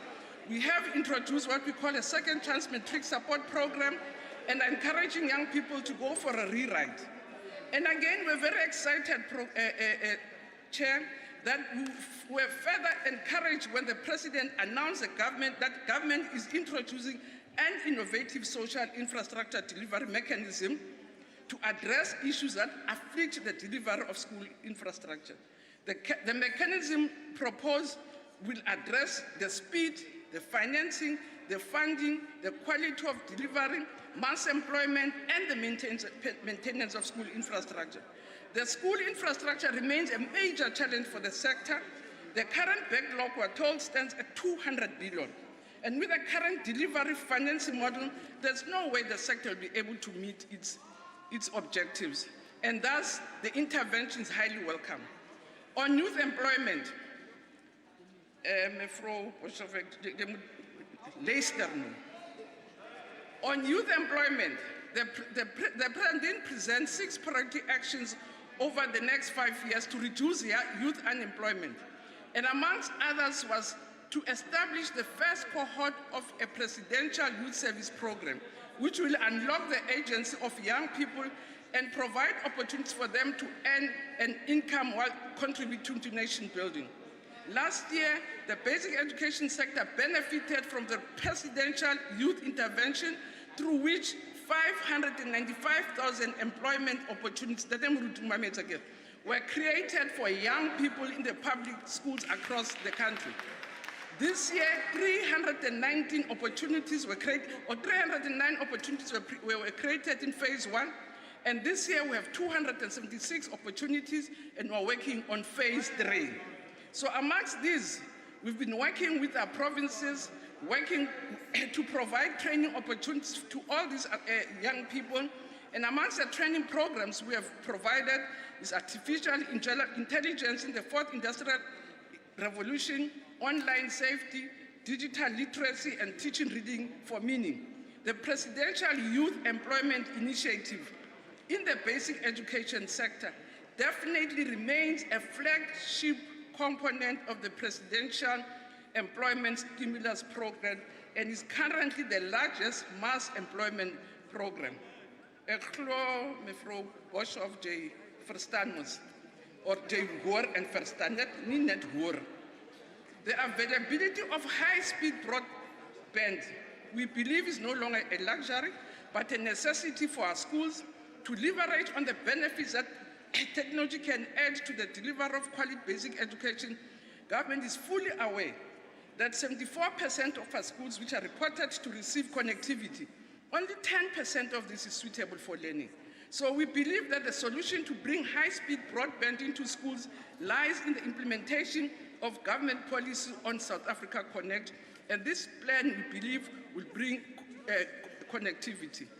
Madam Speaker, let me remind this House that the NDP enjoins us to establish strategic, sustainable social partners in order to create an enabling environment for the implementation of our strategic programs in the basic education sector.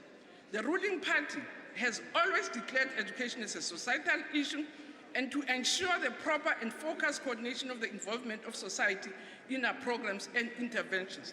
And with the involvement and support of communities in schools, we do see waning levels of vandalism in schools, we see dwindling levels of crime and other forms of disruptions, and for this we are very grateful.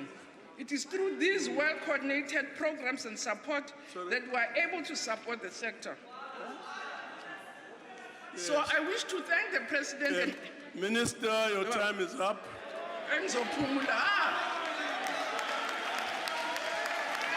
A shouting leader like you as does. Yes, thank you very much.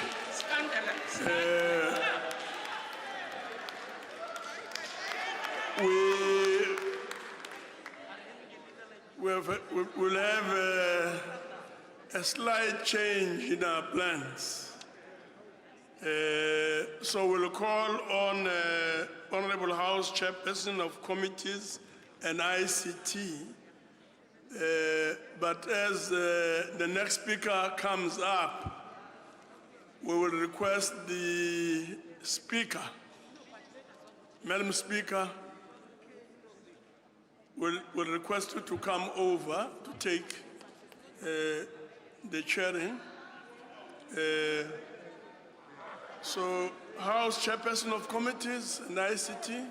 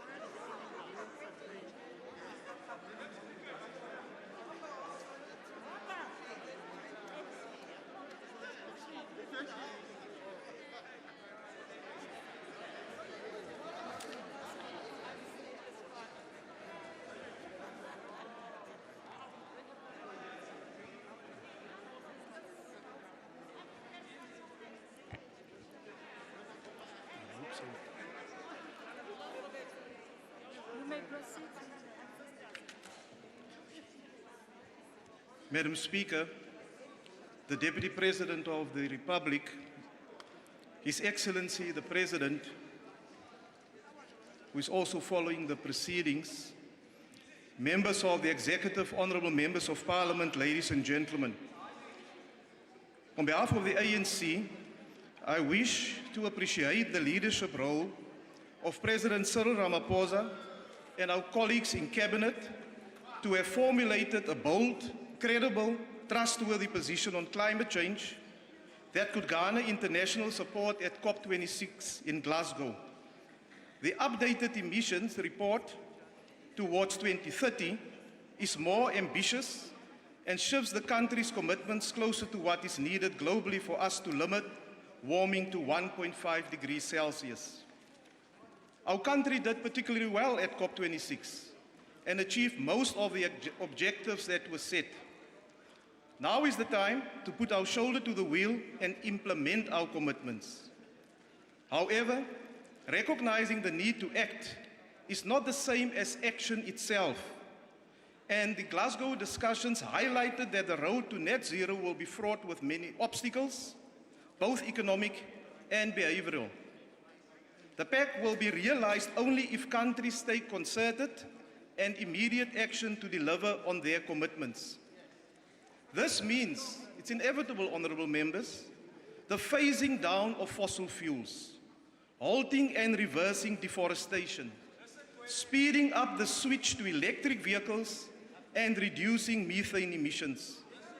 The pact delivered on achieving global goals on mitigation, adaptation, and finance to enable countries to deliver on their immediate climate goals, and multilateralism to deliver even greater action.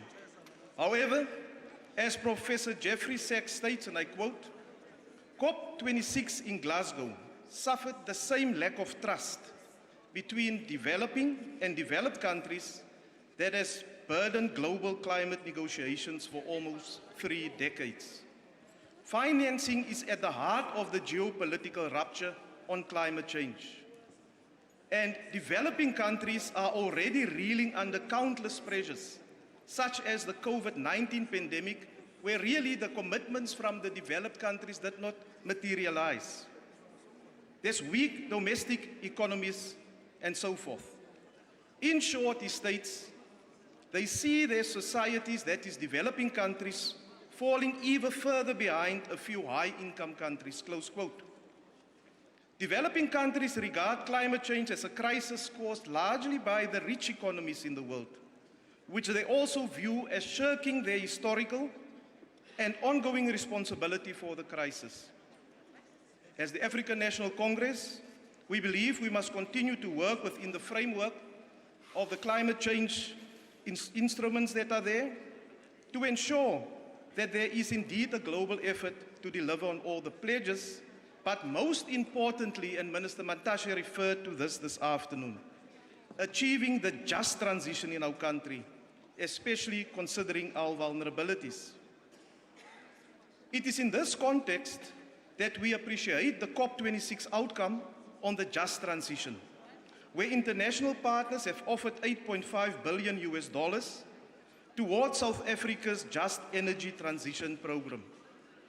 Partner governments in France, Germany, and the United Kingdom, as well as the United States, as well as the European Union, would mobilize this money over the next 3 to 5 years through a range of instruments.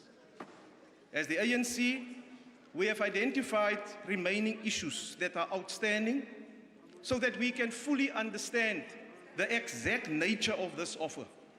One, is it a grant? Is it concessional finance? Or is it simply a loan? What are the terms and conditions of this funding? And the nature of partnerships with multinational companies in the implementation of the agreed projects. In this vein, Honorable President, the appointment of Mr. Daniel Minele as the head of the Presidential Climate Finance Task Team to lead the mobilization of funds for our just transition is welcomed, and it will provide the necessary expertise in this very complex field. The emerging theme, however, honourable members, in discussions around climate finance at the COP conference with developed countries, is that the developed countries now say we simply do not have the financial resources to meet the $100 billion commitment per year targeted for climate financing. And they add, the private sector must become part of the solution. Now, while there is agreement that the private sector have an important role to play in financing, we must remind ourselves that the private sector, due to its nature and character, is not a benevolent entity that simply dish out money. And its role must be clearly identified and defined in terms of the climate crisis. A new approach to financing is needed that do not put developing countries in a debt trap. Thus, efforts to fight climate change is a public good that must not be used just for profiteering, but it must, and youth technologies must be utilized for the common good of humanity. We cannot put a price tag on the mitigation and adaptation that we need to do before developing countries can move on their own. Why is the just transition for us important? And at the recent ANC Lekgotla, we were seized with this matter. It's a known fact to all of us that the energy sector is historically reliant, especially in South Africa, on fossil fuels, coal production to meet our energy demands. There is a reality that coal is indeed one of the biggest emitters of greenhouse gases. There's also a very strong view that there is no such thing as clean coal. And technology for carbon capture and storage is expensive and it's not sustainable. Also, the financing and investment for new coal ventures have effectively dried up because of the risks associated with stranded assets. Furthermore, as South Africa, we must always work towards maintaining the local industry's capacity to export to key markets, such as the EU and the UK, both of which have already set targets and deadlines to reduce the number of fossil fuel-reliant vehicles on their roads. However, there is another reality. And this reality is that the livelihoods of thousands of mine workers, communities, and those in the upstream and downstream of the economy is heavily reliant on coal. For us in the ANC, we see that for the foreseeable future, it is thus inevitable that coal will remain part of our energy mix, but with the introduction of other greener fossil fuels and more renewable energy sources, our reliance on coal will gradually decrease. This is not a unique situation for South Africa only. The major economies, the richest countries in the world, still make use of coal in their energy mix. The announcement by the President on measures to close the energy gap, therefore, and to introduce renewables to make up for the shortfall is rational and commendable. The energy transition must be designed to promote inclusive growth, industrial development, and employment creation to ensure that nobody is left behind. We must underscore just transition in our ongoing discussions on sustainable development in a carbon-constrained world. A just transition must of necessity ensure environmental sustainability as well as decent work, social inclusion, and poverty eradication. And in this respect, there's a few lessons that we can learn by looking east. And we can learn from the implementation of the transition, both in China and India, so that we can enrich our processes and not repeat some of the mistakes that has been made. If not properly addressed, there's a real potential for stranded workers and communities which we cannot afford. Consequently, transparent planning that includes just transition measures would prevent fear, opposition, and inter-community and generational conflict. We understand that the just transition which we see globally cannot happen by itself. It requires plans, policies, and implementation.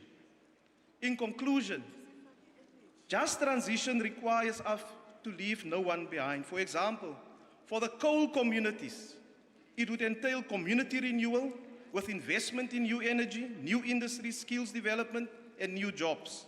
For cities, investment in low and zero emissions. For industry, switching to renewable energy must be supplemented with cleaner industrial processes. And for workers, collective bargaining ensure that essential support is there for the reskilling and redeployment of workers.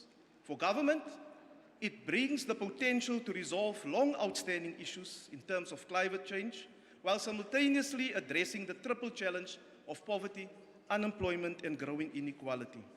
A just transition is the most important plan for restoring economic growth and boosting employment. Parliament must play a constructive role in terms of this process. The unit of analysis for assessing the effect of a just transition will be the coal miner. Let us not leave them behind. And I thank you.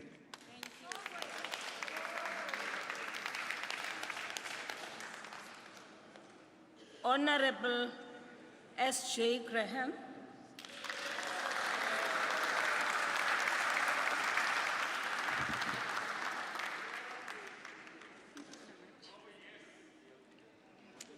Madam Speaker, today I stand in this glorious hall, heartbroken that I get to deliver this speech in somebody else's house. Because this year, our magnificent National Assembly building burnt down, leaving this sixth Parliament homeless. While the cause of the fire remains a mystery, the extent of the damage is concerning. It is evident that there is a litany of failures by those tasked with safeguarding our beloved Parliament that got us here. A health and safety audit in 2018 warned of the paucity of systems and processes in place in Parliament. The BDO report, commissioned in 2020 and kept hidden for over a year, had two significant and one critical finding related specifically to fire safety on the parliamentary precinct. The response to this report by the Department of Public Works and Infrastructure has been characterized by a total lack of urgency to self-correct. An electrical fire in March 2021 provided an opportunity for introspection and thus highlighted some of the issues with respect to fire safety on the parliamentary precinct. 10 months later, not one of the recommendations that followed has been implemented. Littered with excuses, Minister de Lille's department's response has been negligible. Not a single identified failing rectified. In fact, the report from the City of Cape Town Fire Department indicated critical breaches in fire safety that contributed to the magnitude of the January fire, that the valves for the sprinkler system were closed, that the fire doors were latched open, and that the only alarm that was triggered was in a neighboring building and activated after the fire department were already on the scene. Mr. President, this is certainly not indicative of a capable state. This is a state that is incompetent and deleterious and wholly lacking in action and urgency. Yesterday, Minister de Lille announced that the Kruger Development Corporation has been appointed to conduct an assessment on the damage caused by the fire. Minister de Lille promised us independent experts.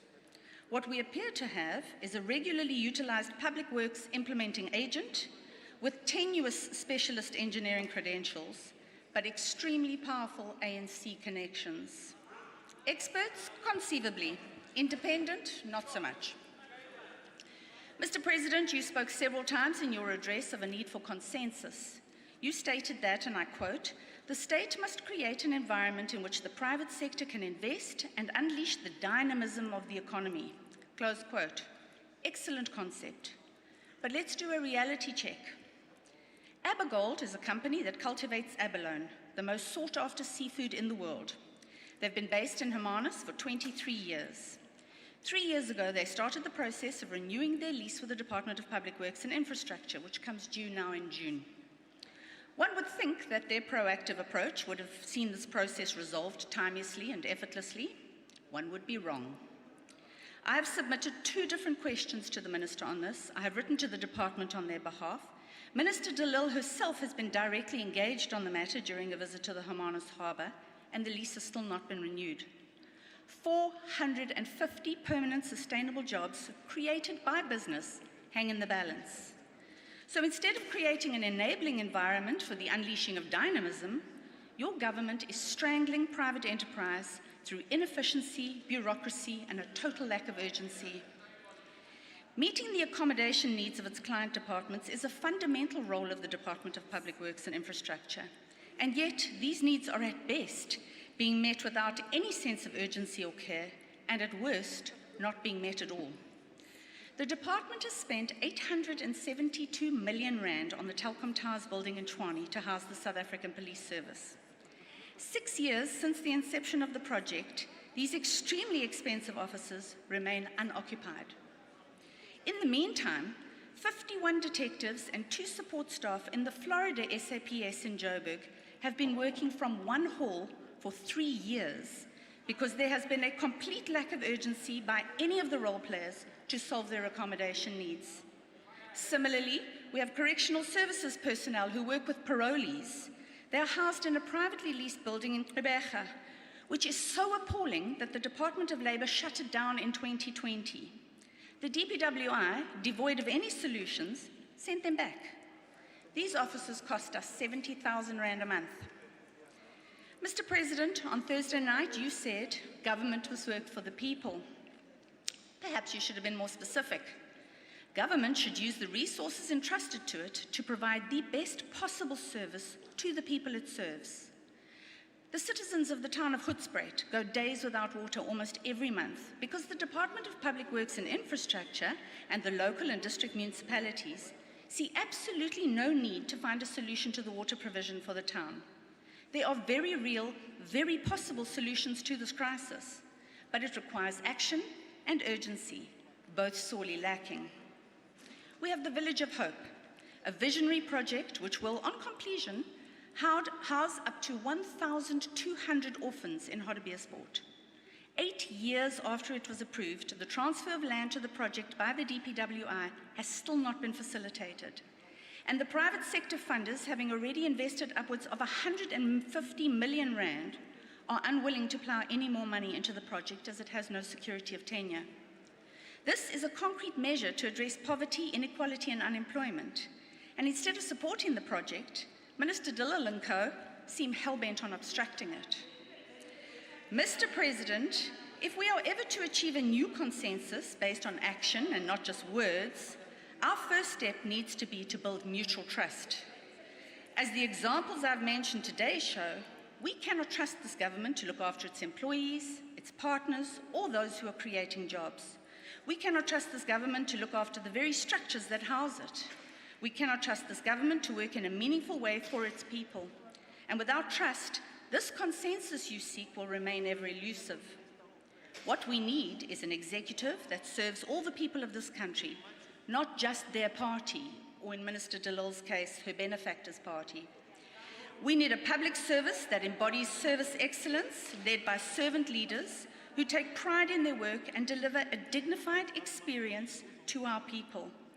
We need a government spurred to action and focused on delivery. We need the Minister of the Department of Public Works and Infrastructure to fulfill her mandate, urgently and with no excuses. When we have this, we will be on the way to a capable, ethical and developmental state built on a new consensus that the DA can get behind. Until then, we have only words. I thank you. Thank you, Honourable Member. Honourable Member Sheikh Imam.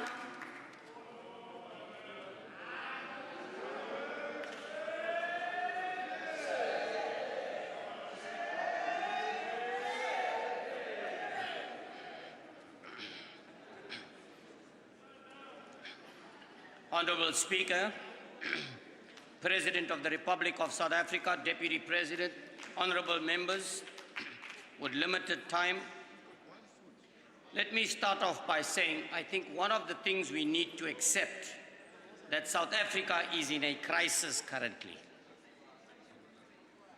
We've had state capture.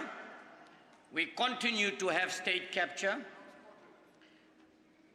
Experts are saying we are about to have a state collapse in this country. And more importantly, what, according to the experts, is imminent is a state overthrow or a coup.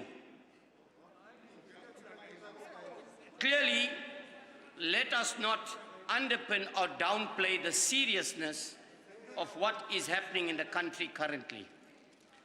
Starting from the unrest in July, to the burning of Parliament, to the hacking of the deeds office, to the holding of hostage of ministers, to the fire at St. George's Cathedral, let us not underpin the seriousness of what is happening. But my message, particularly today to the ruling party, is this.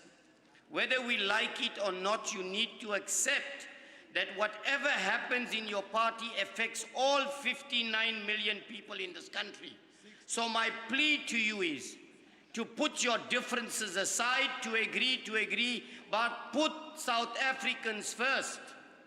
If we don't do this, South Africa will be a thing of the past.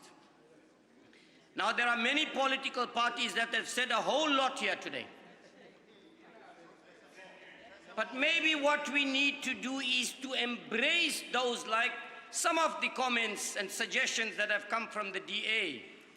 Embrace them. Let us agree to disagree. But let us do what is in the best interest of South Africa and its country. That is what we should be doing. Let us forget about race. Let us forget about everything else. But let us put South Africa first. You know, when you talk about the economy, it reminds me of my late leader, VZ Magwaza Msibi, may her soul rest in peace, when she said what South Africa needs is a mixed economy. The very same words of our great leader, Chris Hani. And that's what we have. So why can't we come together? Own the resources. Let the people of this country own the resources. But let us also encourage what the president is saying. And I'm glad he has said this. For the first time, we've heard it in many years, that it is not the responsibility of government to create jobs, but a conducive environment to create jobs in the private sector. And we must welcome that. But Mr. President, I want to tell you what you've got wrong. That the very same suit that you were bragging about, you are correct, it is made in South Africa. But what you don't know, Mr. President, it is made in South Africa by Chinese businessmen employing foreigners at 20 cents an item, at 300 rand a week.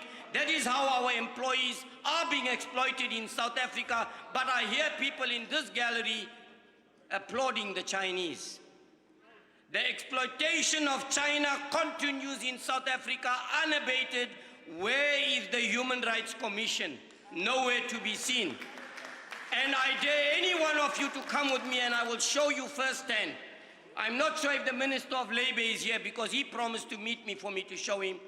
And I want to know how many Chinese businesses has he found violating the labor laws in this country?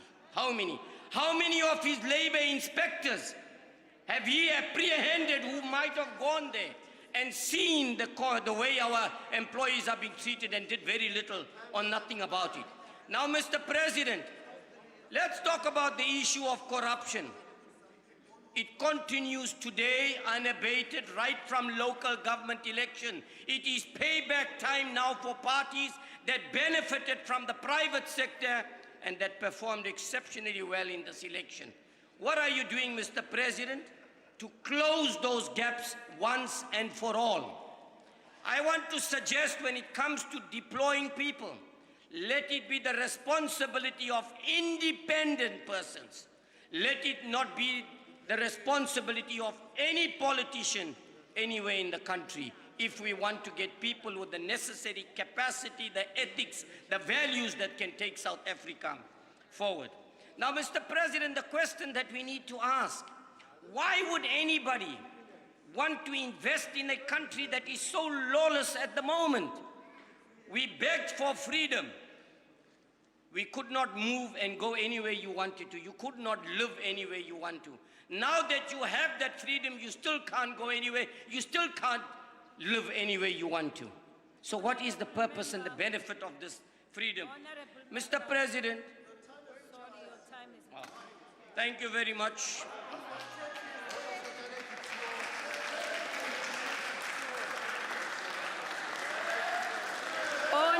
Honorable Councillor DeForce.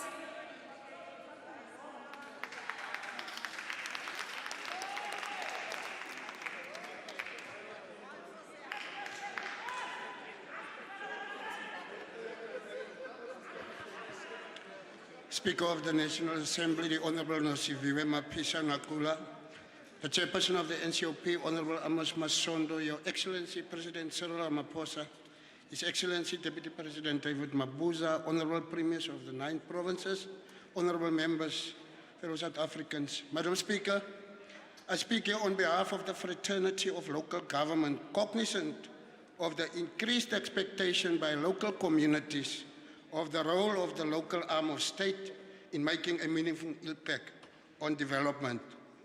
Former President Nelson Mandela, in his address to the inaugural conference of SALGA in November 1996, challenged organized local government when he said, and I quote, "You have the task of doing whatever is necessary to ensure that our new local government system serves the needs of our communities. You have the responsibility to make their voice heard and to provide an effective instrument for them to improve their lives."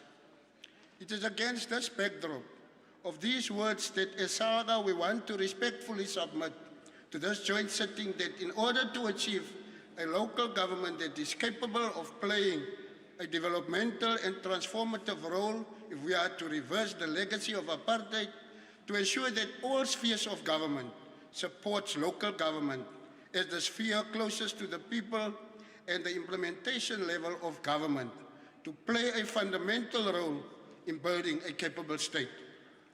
As we emerge from the 1st November 2021 local government elections, serving our people should be at the center of our actions during this 5th term of local government. It is our belief that we must engage people in a co-production and co-creation towards a sustainable country to eradicate poverty, address inequality, to ensure prosperity for all, considering the diversity of the people and acknowledging culture and indigenous knowledge. While it is true that several serious and complex challenges persist in our municipalities, by and large, local government has delivered on extending services such as water, sanitation, and electricity, and therefore immensely contributed towards a better life for the majority of our people. Drawing on the lessons learned from the 25-year local government transformation journey, there is a need to place municipalities at the center of our efforts to deal with the persistent challenges presented by our rapidly changing world.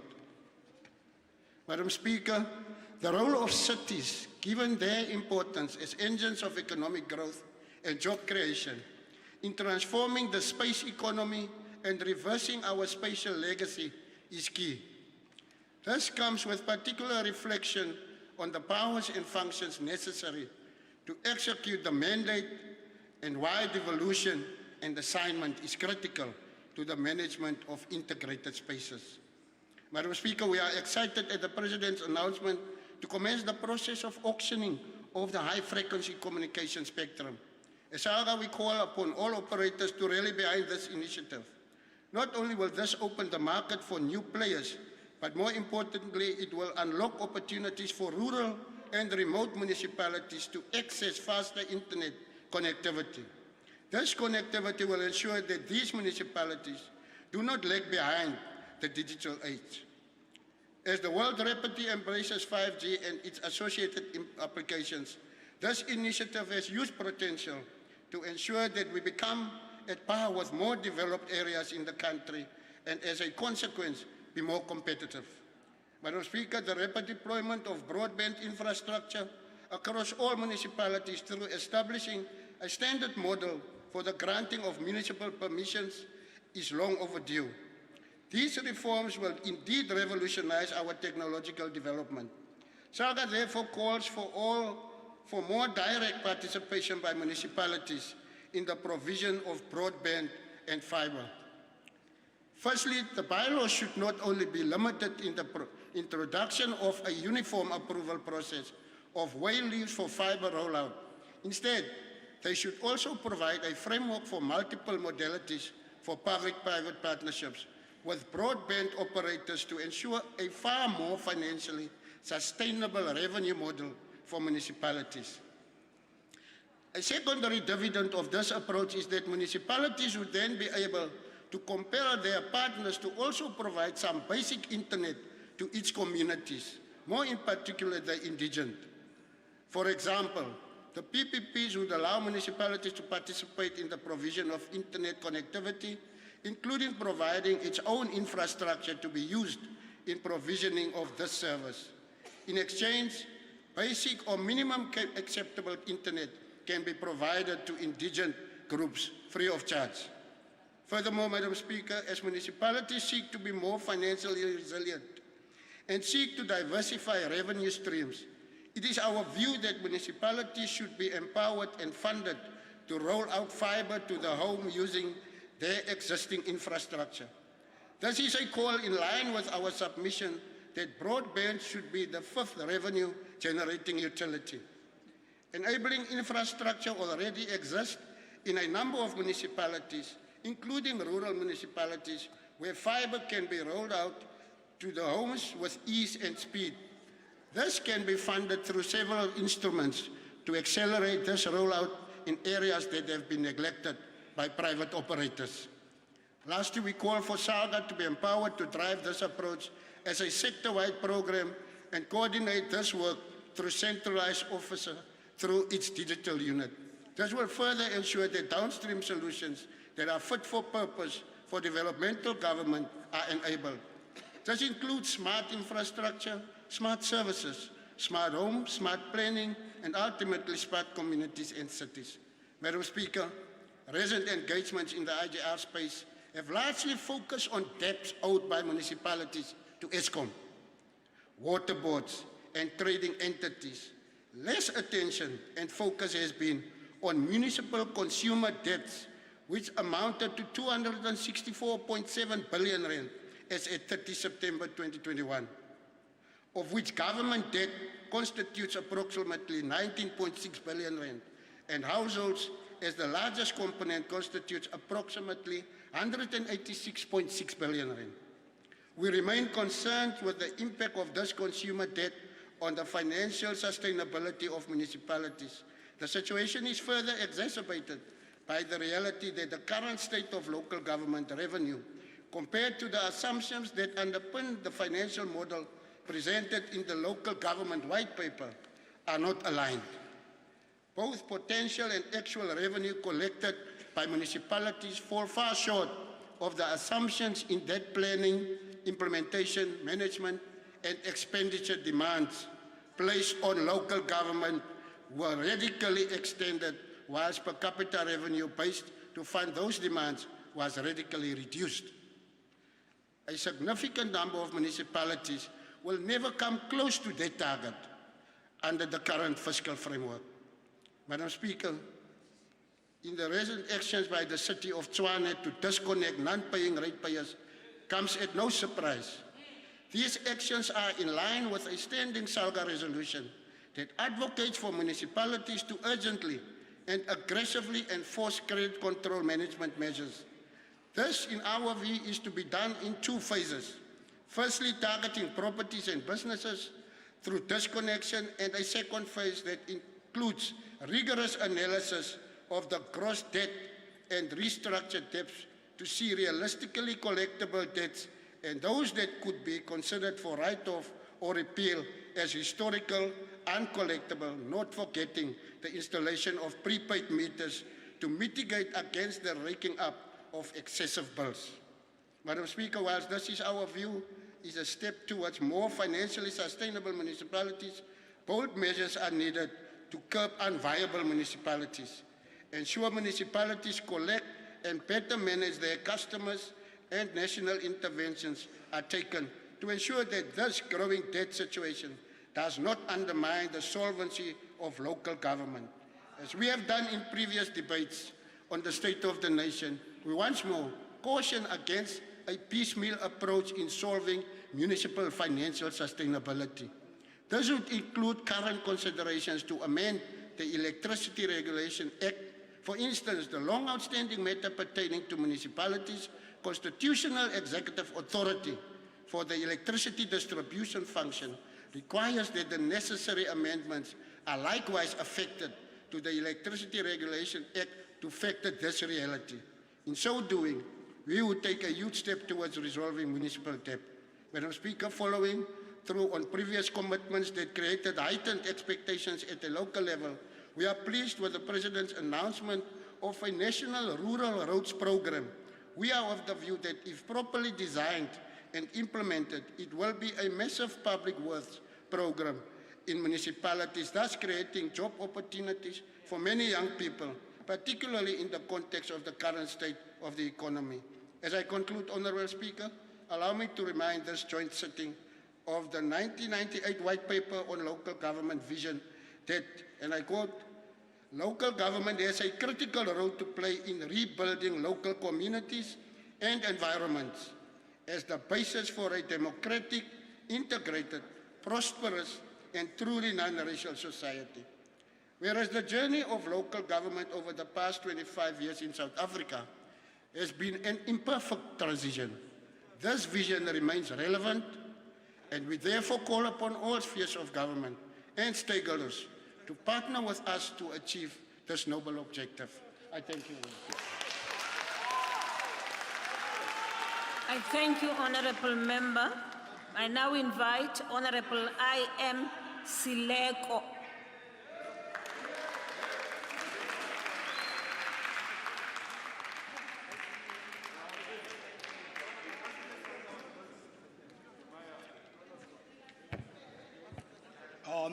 Honourable Speaker, my surname is Sileku.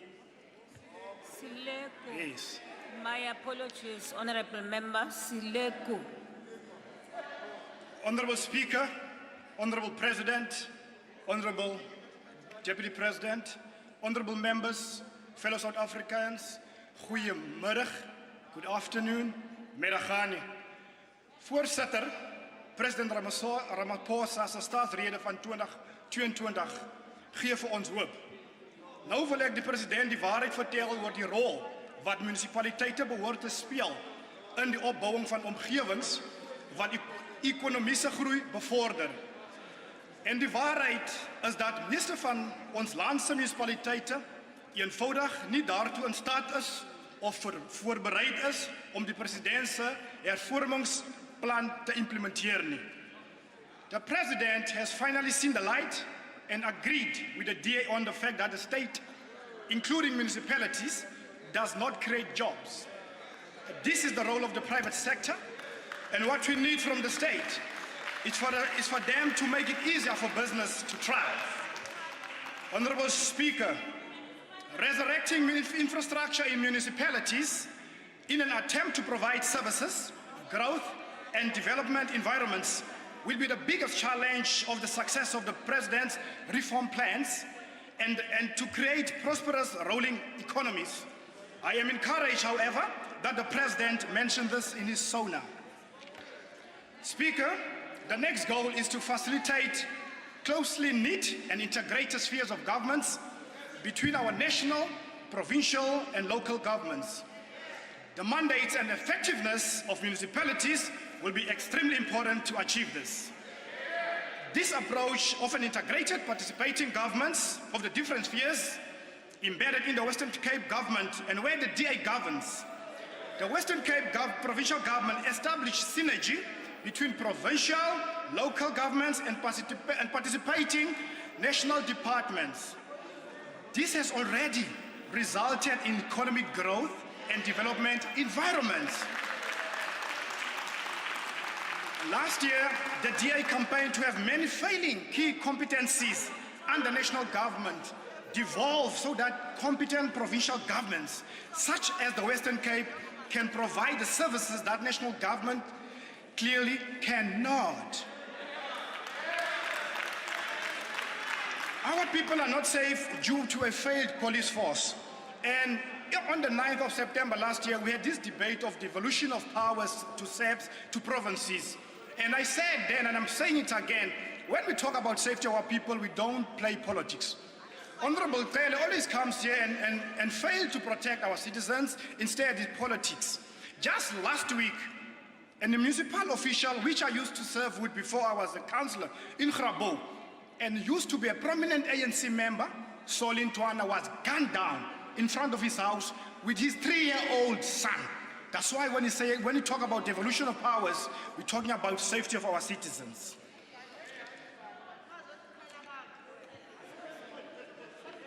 And the non-existence of rail commuter system and the power utility that keep asking South Africans to pay for more for a service they cannot even render. What a scandal.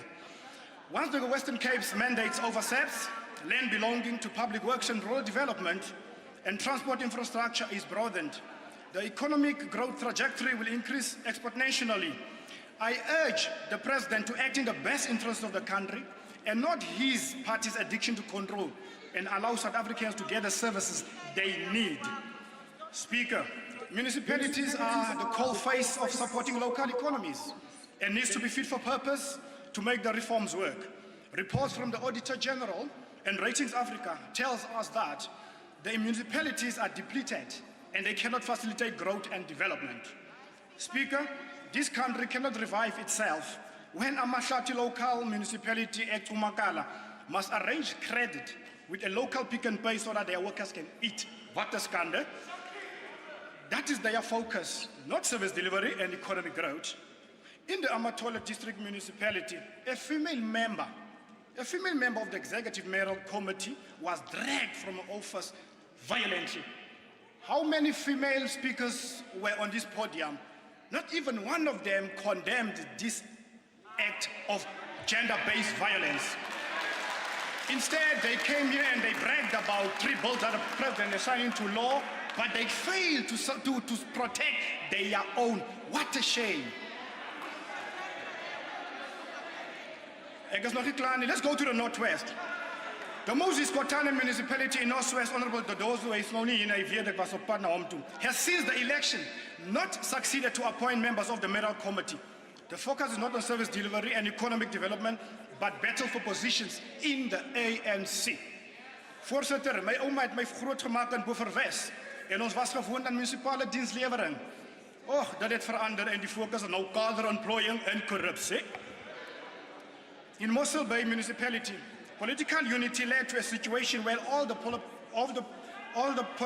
appointment of the municipal manager, the DA embraced the involvement of other parties and created political stability, which is key to build economic conducive environment. If you care to know about the color and the race of the MM, please visit Mossel Bay municipality.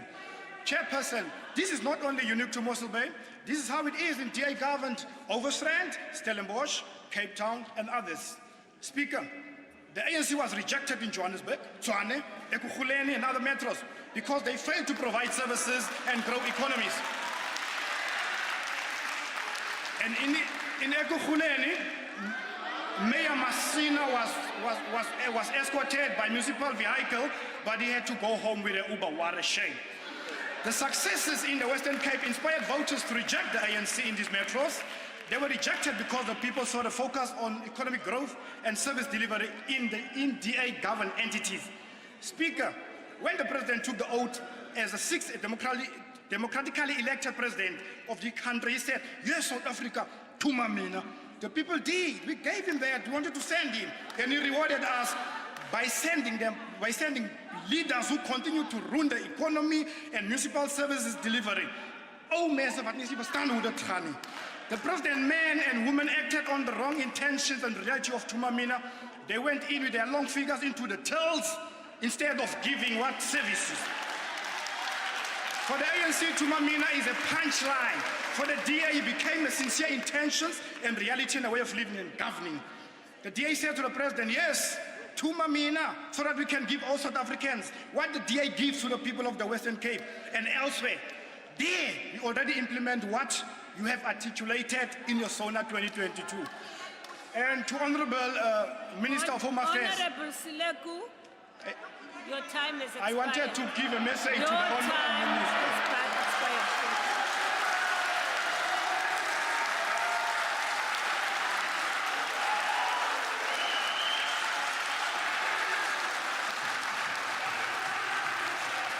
Honorable, order. Order.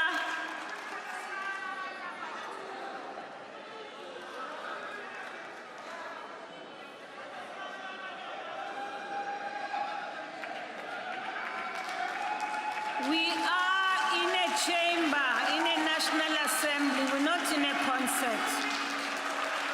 Honorable, the Minister of Higher Education, Science and Innovation.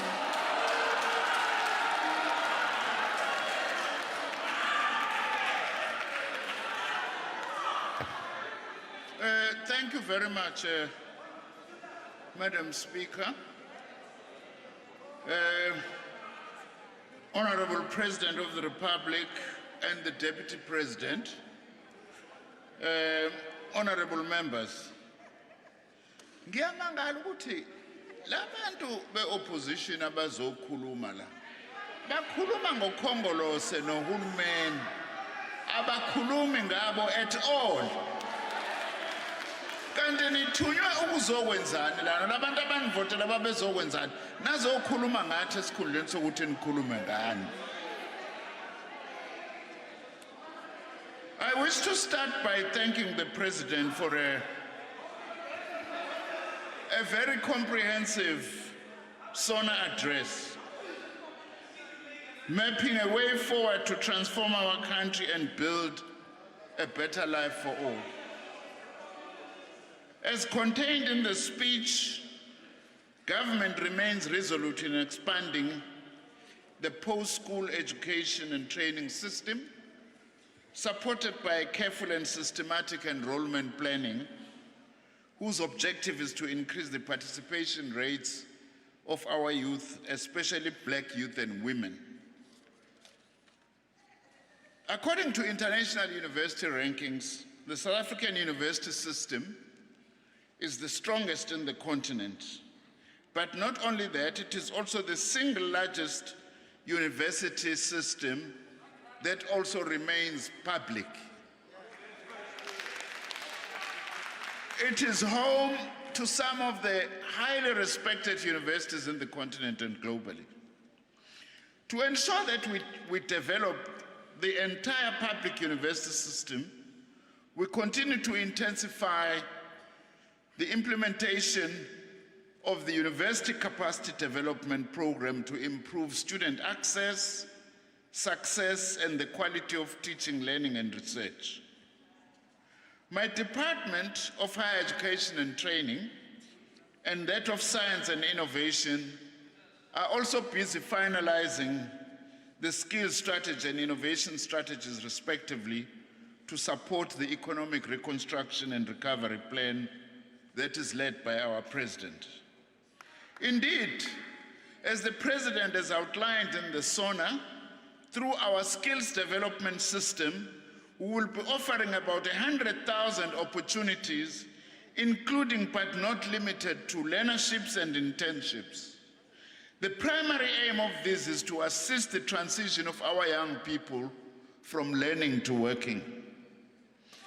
The President further announced that 10,000 TVET College graduates will be offered workplace experience so that they complete their qualifications, thus improving their prospects for employability or starting their own small businesses. This is the beginning of opportunities that we plan to roll out every year, so we address the need for what is sometimes called in-service training for TVET College students. All these 10,000 students or learners will be paid a learnership allowance as regulated in terms of the National Minimum Wage Act. We've also established entrepreneurship hubs at TVET colleges to support students to move into self-employment after completion of their programs. Both our universities and TVET colleges' curricula are being reviewed and strengthened so that they are aligned to the economy. We have also initiated different programs aimed at encouraging young people to become artisans that are so desperately needed in the South African economy. In the 2018-2019 financial year, we trained and registered about 29,982 artisans, and we will work even harder given the fact that this program was disrupted by COVID-19. The ANC-led government has also increased apprenticeship learner grant from 165,000 to 206,000 rand paid to employers hosting apprentices for the duration of such apprenticeships. This year, we will also continue to improve our educational outcomes by supporting students to ensure that teaching and learning continues.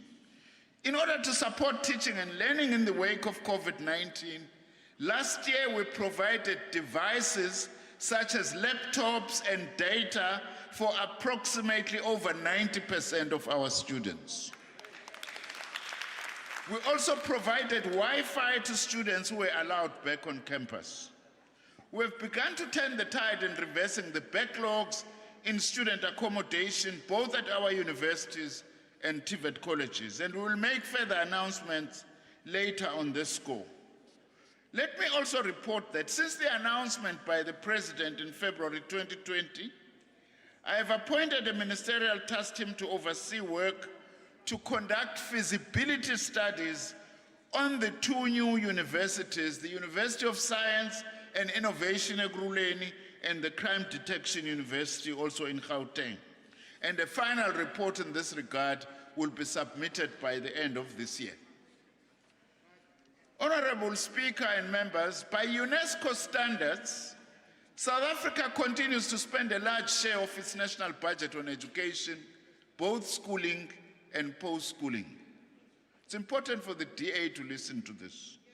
Spending on education as a proportion of overall government expenditure, 22.7% in 2019-2020, and 7.2% of GDP, far exceeds the benchmarks set by UNESCO, which recommends allocating 15 to 20% of public spending to education and 4 to 6% of GDP to education. This year, we will be able to fund all qualifying students on the DHET bursary through the NSFAS scheme, all those who have been admitted for funded programs at public TVET colleges and universities. Through NSFAS, government has awarded approximately 171,000 billion rands in loans and bursaries to students since 1991. As of December 2021, NSFAS disbursed 38.7 billion rand to about 800,000 university and TVET college students, representing an increase of 316% from 2015 to 2021. It's a significant milestone for our government and reaffirms our commitment to expanding the frontiers of education to working class and poor families. We are also engaging both the public and private components of the financial sector to come up with a funding model to support students in the missing middle income bracket and postgraduate students who cannot secure funding from the National Research Foundation. I also wish to say, Madam Speaker, the President has also decisively led South Africa to play a leadership role to the global science and innovation response to COVID-19 in areas such as the development of vaccines, genomic surveillance, drugs, and diagnostic tools.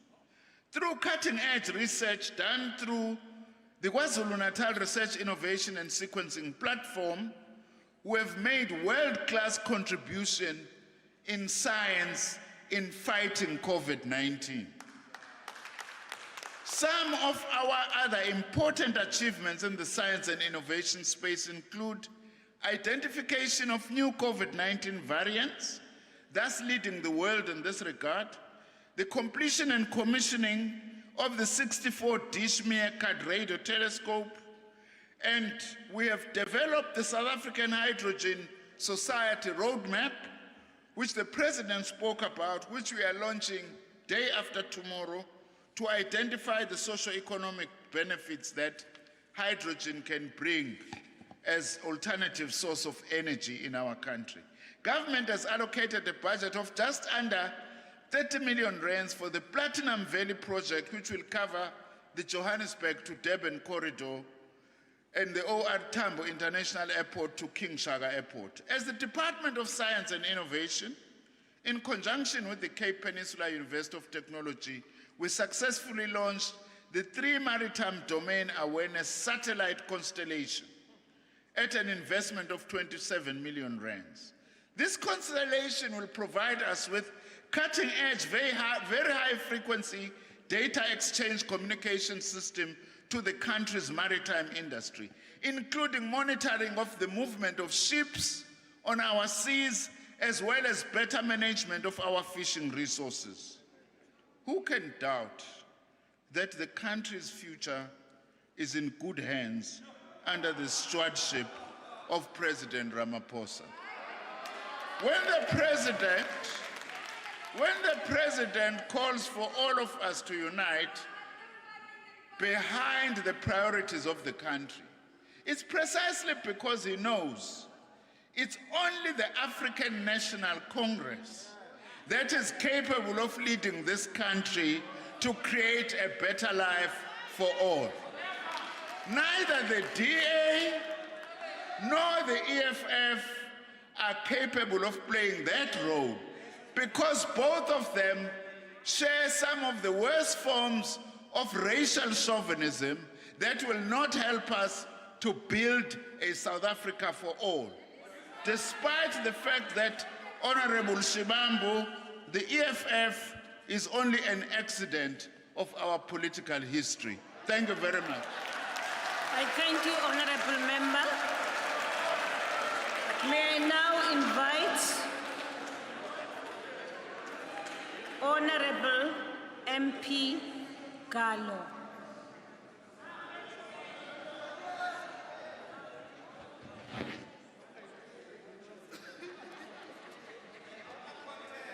Thank you very much, Honorable Speaker. In the course of our preliminary research drive to comprehensively respond to the President's State of the Nation address,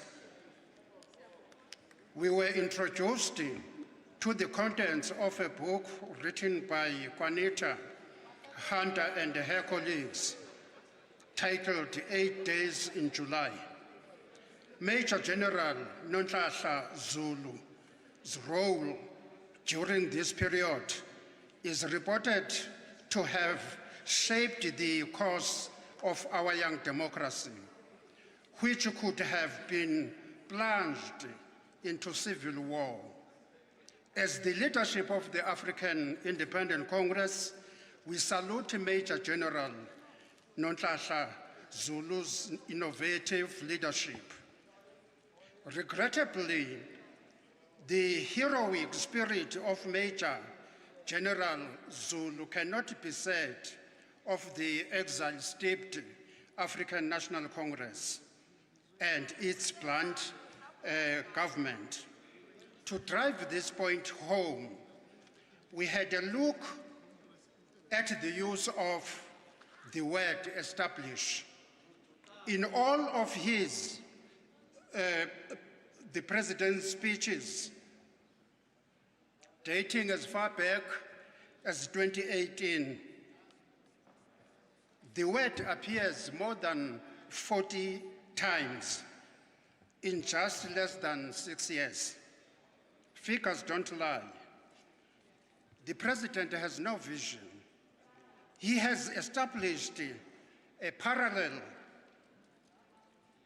kitchen cabinet through a number of agencies, commissions, and councils, more than he has delivered on his faint promises. Perhaps let me clarify this. or to be fair to the Honorable President. President, you do have a vision, but the vision you are having is clouded and captured by the demon of neoliberalism.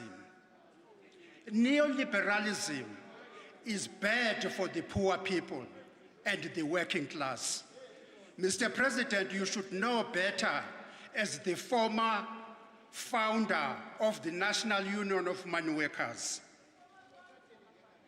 You have outsourced the executive powers and established the following kitchen cabinet structures: the Project Management Office, the Infrastructure and Investment Unit, and the Policy and Research Service, duplicating the work of other line-function government departments.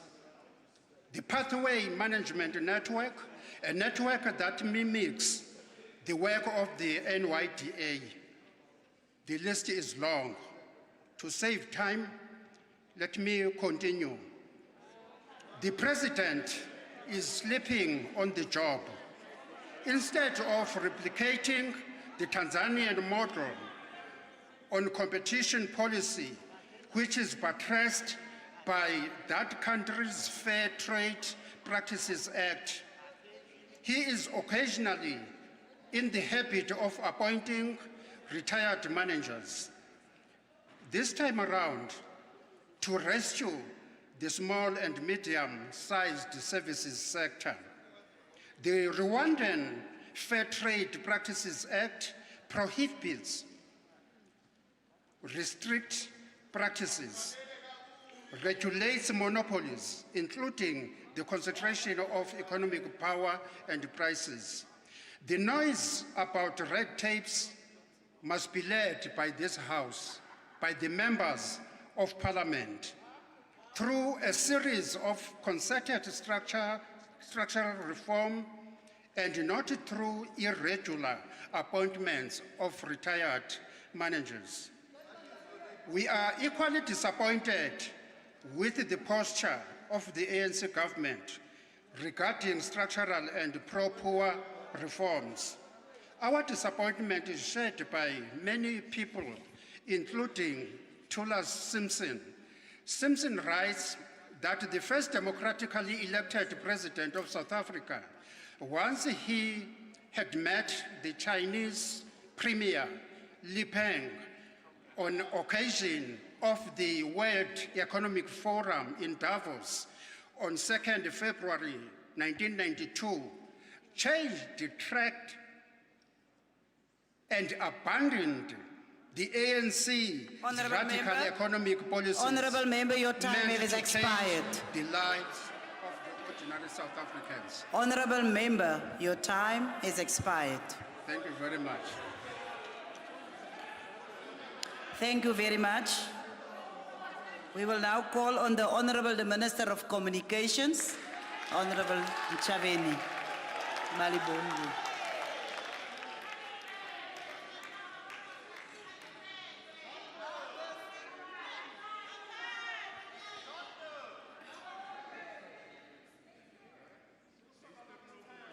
Can we have order, please? And we allow the Honourable Member. To the Deputy Chairperson of the National Council of Provinces, Madam Speaker, Honourable President and the Deputy President and the Chairperson of the NCOP. It is interesting that yesterday, the legend of the fiddling Nero whilst Rome band was evoked. Those who have read history and not only heard of convenient quotations will know that Emperor Nero was popular with lower class commoners in Rome and the provinces, but he was deeply resented by the Roman aristocracy. Despite concerted and almost successful efforts to vilify Nero through fabrications and exaggeration from dubious and partisan sources, the British Museum has opened an exhibition that debunks the manipulation and lies about Nero. So, Honorable Kharube, the quotation about Nero you used yesterday It is based on manipulation and lies of over 2,000 years. It is a legend. On our part, we won't allow you, the DA, and your ills to manipulate and distort facts to fabricate a narrative that suits your political agenda about the leadership of President Ramaphosa. Any of us and the governing ANC, we admit that the process of rebuilding and renewing the ANC has not been easy, but we are certain we are now on firmer ground. Equally, we have acknowledged that over the years, our record of service delivery has not always been glorious, but President Ramaphosa has committed us to visible improvement of our performance. I rise today to in this debate to give testament to South Africans about the improvement in performance of their government as we strive to deliver services to all, not only the privileged and the rich, like what happens here in the Western Cape.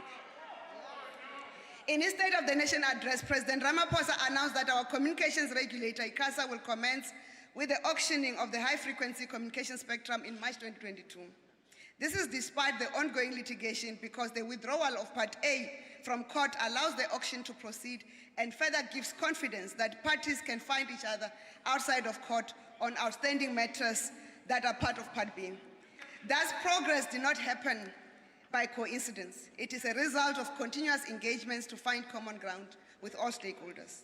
The licensing of the high-frequency spectrum will not only improve the ability of mobile communications operators to build robust telecommunications with better penetration and reach. Through ICASA, we have set social service obligations to connect within 36 months of licensing of the spectrum all outstanding public schools, 18,520, as indicated by Minister Motshekga, public health facilities, which includes clinics and hospitals, 5,731, and offices of traditional leaders or traditional authorities that hold certificates of recognition, 8,241. The extension of broadband connectivity to traditional authorities is part of government's commitment to strengthen the role of traditional leaders as service delivery centers of government. Our traditional leaders did a sterling job in supporting government programs during the fight against COVID-19 pandemic, and a program to strengthen their capacity is also beneficial to rural development. In the past, we have seen the telecommunications operators ignoring social obligations and opting to pay negligible penalties instead of connecting our people. This time around, ICASA will include the fulfillment of service obligation as part of the licensing conditions without an option of a penalty, but the spectrum license itself will be at risk. Although the journey has been long, we look forward to the positive benefits associated with the release of spectrum, which include reduced costs of data and voice communications for our people. Of course, we are anticipating that the national fiscus will also benefit in excess of 8 billion rands from the proceeds of the auction. This spectrum is expected to unlock economic transformation, not only for the telecommunications sector, but to other service industries such as mining, agriculture, and manufacturing. We expect industry growth of between 4 to 6 billion rands in 2023. We are also working on a radio frequency spectrum policy for embedding 5th generation network and preparations for the advances to 6th and 7th generation networks. This will allow us prescribed minimum data to the home because data has become a new utility like water and electricity that our home needs. At some point, South Africa will say every month a South African household, despite whether you are rich or poor, whether you are employed or unemployed, will have access to 10 gigabytes per month without failure, because that's what this government will deliver. Part of the challenges that have bedeviled the auctioning of the high-demand spectrum has been the availability of sub-1 gig spectrum that is to be released through the Broadcast Digital Migration Program. The President, in his address, reported that this program is firmly underway and on course to be completed by 31st March 2022. I'm happy to report that we have concluded analog switch-off in 5 provinces, which are Free State, Northern Cape, Northwest, Mpumalanga, and Limpopo, We are on course to conclude the remaining four provinces during the months of February and March, 2 provinces during February and 2 provinces during the month of March. To date, the analog switch-off program has supported 396 installer companies who have created 3,109 jobs opportunities for locals. These numbers of both companies participating and jobs created will double by the time when we conclude the digital migration. These companies form the basis from where we build digital technology businesses in our townships and rural areas. In addition, we have commenced the process of frequency risk-taking in provinces where we have concluded analog switch-off. To date, we have concluded frequency risk-taking in Free State and Northern Cape, and we are concluding Northwest during February, and will commence with frequency risk-taking in the provinces of Mpumalanga and Limpopo in the month of March. The president narrated the excitement of TV viewers who will not have access to better quality TV, picture, or additional TV channels in provinces where analog switch-off has been concluded. But we are going to do more. Digital migration in other countries has resulted in the boom of the creative industries, with more TV channels and radio stations for artists, producers, and others having more platforms to showcase their talents and generate income. When currently the broadcast digital migration has increased available true free-to-air TV channels from 4 to 12, we are committing ourselves to provide capacity to carry 18 additional TV channels in the year 2022-23, the one we're starting in April in case members are not calculating properly, with capacity for additional 36 TV channels by the 23-24 financial year. And by year 2025, South Africa will have capacity for 102 TV channels, and these are not only for the SABC, but for community TV and new commercial TV platforms. Honorable members, when we undertook a generational mission during our period as leaders and members of the ANC Youth League, the mission of economic freedom in our lifetime, we undertook as our aspiration that a black child cannot continue to be a job seeker, but we shall strive to create conditions that will enable a black child to be a job creator. We have always been clear that our goal is to own the means of production and not merely to be providers of labor. So, to the creative industry, get ready. We are here, Sila. Nizobana channel wenu. We are fully aware that the current TV and radio licensing conditions provided in the Electronic Communications Act are not only onerous for new entrants, but are also out of sync with technological advances. We shall this year submit to this House a bill to bring ECA in line with the goals of delivering a digital economy that is inclusive. In addition, we are awaiting Minister Patel to publish shortly a notice for the prohibition of the importation of analog TV sets, and this will allow us to support South Africa production of digital TVs as we expand the market, because we don't want to use decoders in the future. We want the TV sets that are enabled. The Department of Communications and Digital Technologies is rolling out second phase of South Africa Connect with an expanded scope to connect communities. In the next 3 years, we'll connect 44,600 government sites, including the schools, health facilities, libraries, and Tusong service centers, and the traditional authority offices that I've indicated earlier.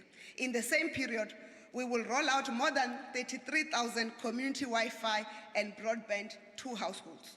To support economic transformation, the department has revised the plan to include SMMEs and other network service providers, such as the internet service providers, the wireless access providers, the mobile virtual network operators, and other SMMEs in the networking space to participate in the delivery of broadband to communities, household connectivities, but also connecting our government sites. It is expected that 3,700 jobs will be created with participation of the ISPs, MVNOs, and SMMEs. This is part of the commitment to ensure that all South Africans have access to the internet by 2024. And we're not saying it will start in 2024, we're saying it's starting now. Our work to broaden and strengthen the creative industries through the expansion of broadcasting platforms is anchored on a sustainable, competitive, and strong SABC. There's a task team comprised of representatives from the SABC, the Department of Communications and Digital Technologies, and National Treasury that meets monthly to monitor the utilization of the bailout funds against the progress of implementing the turnaround plan of the SABC. Accordingly, the SABC implemented 96% of the key actions of its turnaround plan. This has been achieved against great odds, including a devastating global pandemic, a tough economic Honorable environment. Minister, your time is expired. We are giving you 3 more seconds. 3 seconds. Honorable members, I need to take this platform to address the matter of the state of capture, where my name has been used without due regard of the matters. I need to indicate that I will cooperate with any investigation that is being undertaken by the President. I also need to indicate that there is no specific finding against me in that members. matter. Thank you. Thank you, Honorable Minister. Order, honorable members.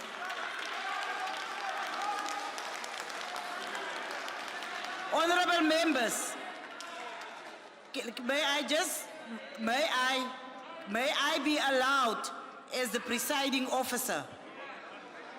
Honorable members, if you sit this side, you will see that there is 3 clocks, and the one on the table still had 3 seconds on. That's why they were the ones that corrected it. Can you just please, I haven't called you yet, can you just give me a moment? Honorable members, earlier when the House sitting commenced, members were requested to keep their mask on during the sitting. So we are just once again calling on all members, please adhere to that regulation that is there, that during the House sitting, that we should continue to wear our masks. Thank you. The reason why the presiding officer and the person that is on the platform is not wearing masks is to make it easier for those that are translating the sign language to read their lips. That is the reason for those that are asking now. Honorable Masipa, you can come to the platform. No one called for order. If the person wants to speak, he must call for order. And no one called for order. I have a mask. I don't have a microphone. So I called for order, but you couldn't hear me. But now you have been standing with a mic in your hand, but you said nothing. No, it was not on. I don't operate the microphone, Chair. Now, if you call for order, we will allow you the point of order. I did call for order. I'm calling for order even now. Yes, continue. Chairperson, what you're saying is problematic for the purpose of this gathering. We cannot have people who are going to be treated as VVIPs in this sitting. There is a tendency. No, allow me to finish. You can finish it. There is a tendency. I said nothing. No, but you're already preparing a response. I said nothing. Okay, I'm listening to you. There is a tendency here, Chairperson, to always give people additional time who come from the ruling party, especially ministers. But when our time runs out in the opposition, we are told it has run out. You're not given additional 30 or 20 seconds to wrap up. It's wrong, Lord. Must not be done. Otherwise, we will go there and all demand that we could be given additional time to finish our speeches. We have explained, honorable member, and if you don't accept the explanation, I'm talking about a trend. You are talking about one incident. There's a difference. I explained what happened. I explained. Chairperson, I'm talking about a trend. You are talking about an incident. There's a difference. I have never observed that trend here because it's the first time that I'm presiding for the 2 days. So I have never observed the trend. Can we call Honorable Masipa?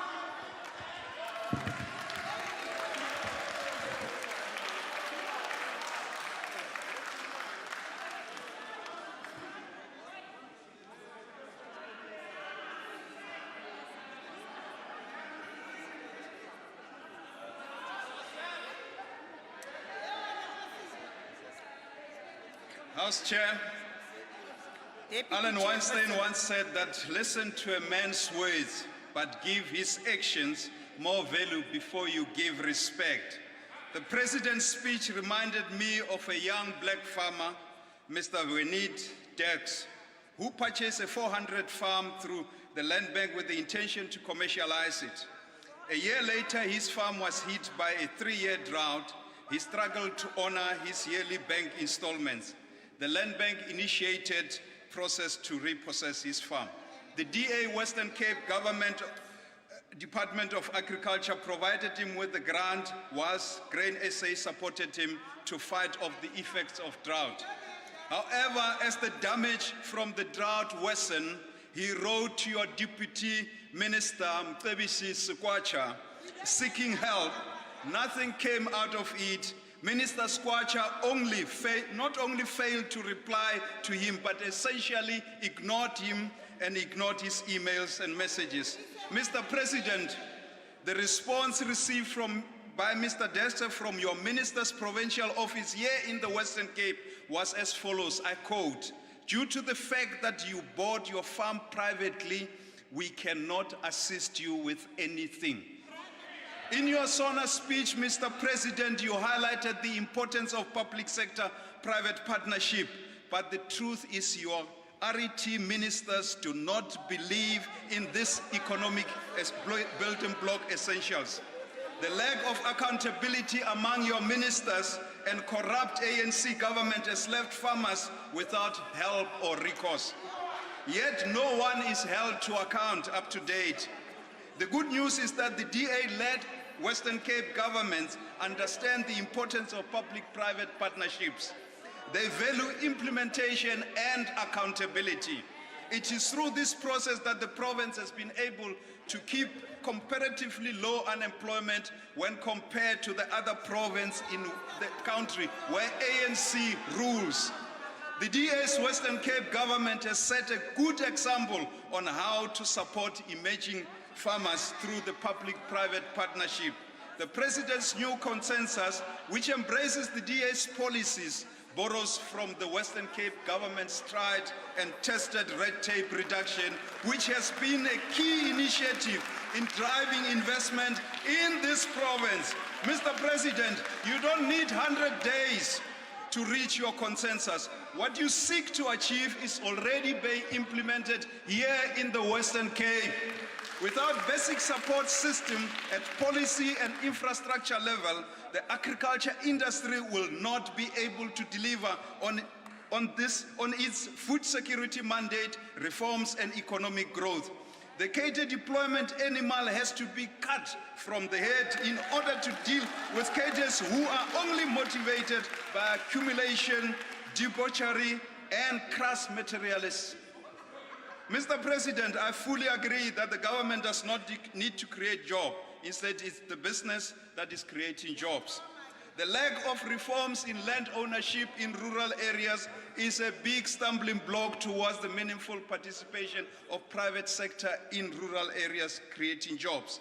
Mr. President, the truth is that nothing is happening towards reforming land ownership in rural areas. Yet no one is held to account, even Mr. Skwatsha, who is here tonight.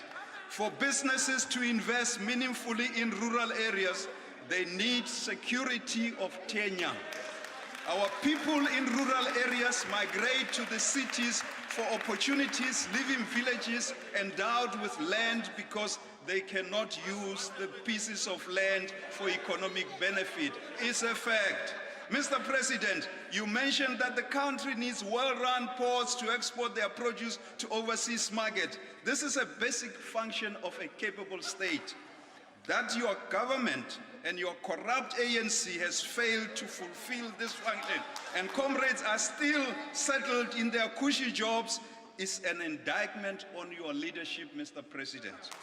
Father Lepsley, a man who lost both his arms during the struggle against apartheid, stated the following at the State of the Nations of People's Voice, I quote, "Majority of South Africans believed by voting for the ANC, a better life will be delivered for all God's people. Today, the opposite has happened. Today, apart from the corrupt who still walk freely, millions of us are disillusioned, angry, and frustrated. Many are worse off than they were under apartheid, close quote.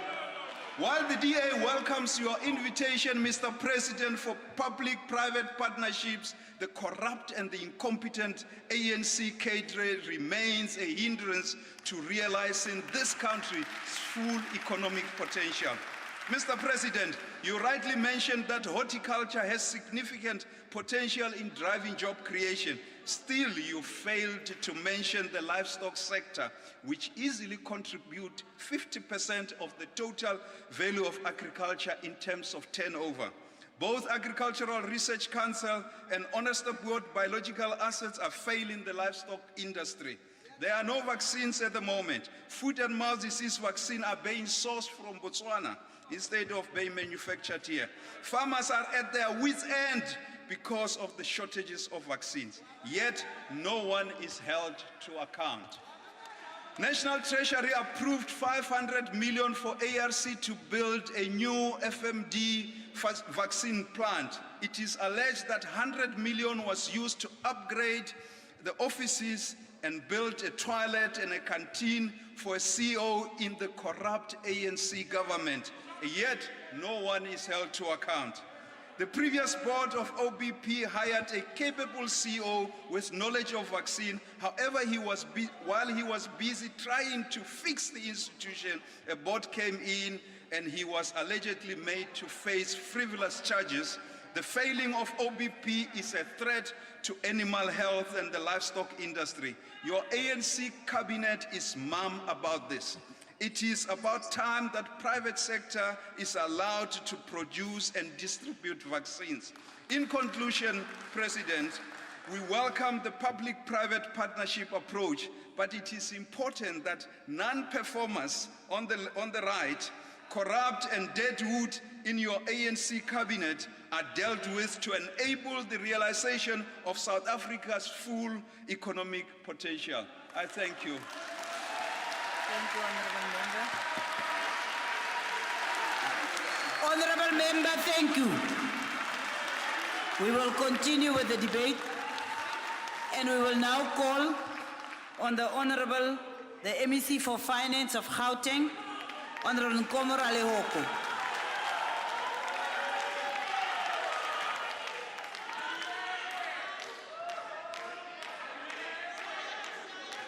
Thank you, Madam Deputy Chairperson of National Council of Provinces. Bengayazi ba kunama actors angaka apha waze wangibeka emva kwale impressionist. Ngeshwa naxesha elingako benza ke ndikishane nalabhuti.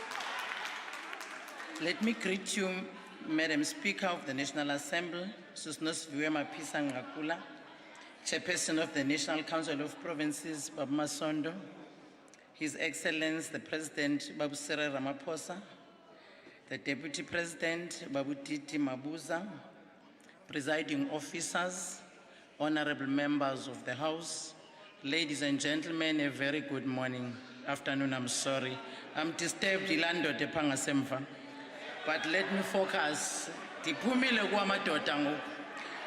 President Ramaphosa in his State of the Nation address reminded us that, I will open quote, government must work for the people.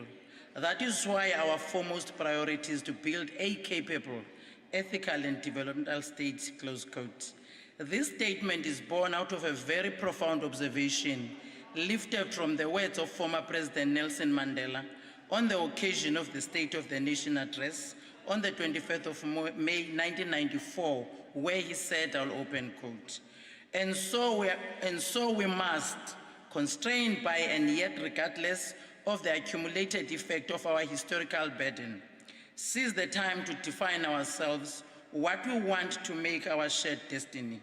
The purpose that will drive this government shall be the expansion of the frontiers of human fulfillment and the continuous extension of the frontiers of freedom, close quote. The government has to date successfully developed mechanisms to establish practice of legal, policy and planning architect to ensure that enabling system of governance and integrated planning is in place to facilitate and champion development as well as to ensure that quality services are provided to communities. The objects of local government contained in the Constitution of the Republic of South Africa, 1996 are, the first one is to provide democratic and accountable government for local communities, ensure the provision of services to communities in a sustainable manner, promote social and economic development, promote a safe and healthy environment, and encourage the involvement of communities and community organizations in the matters of local government. This is important because a functional and well-oiled state machinery is paramount in ensuring the system of government to deliver on the mandate of the citizenry. To deliver effective service delivery and ensuring that provisions of our founding constitution as it relates to the schedules of the functions of the services closest to the people is adhered to and responded to. We recognize that we have developed world-class recognized law and legislation that enshrines this constitutional right. We affirm that a strengthened integrated national and provincial support oversight system over municipalities for the consolidation of ethical and capable developmental local government is important now more than ever. Since the dawn of our democracy, we have gained invaluable lessons of the last 2 decades with the institution of the legislative measures we have introduced and with the implementation of institutional practice. With this new dawn and with the implementation of a democratic system of governance, immense opportunities but equally threats presents itself. As democracy grows and people continue to exercise their democratic rights, for which our laws foster with emergence of a new system of coalition governments. Nowhere is this more pronounced than with the advent of local government democratic renewal.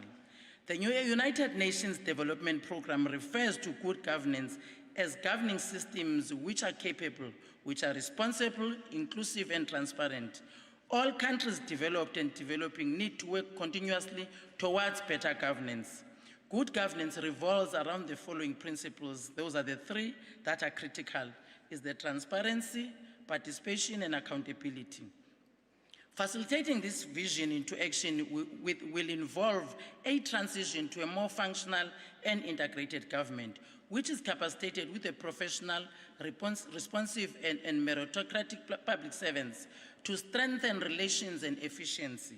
Intergovernmental and citizen engagement are also key enablers of this priority to ensure the joint pursuit of a capable state.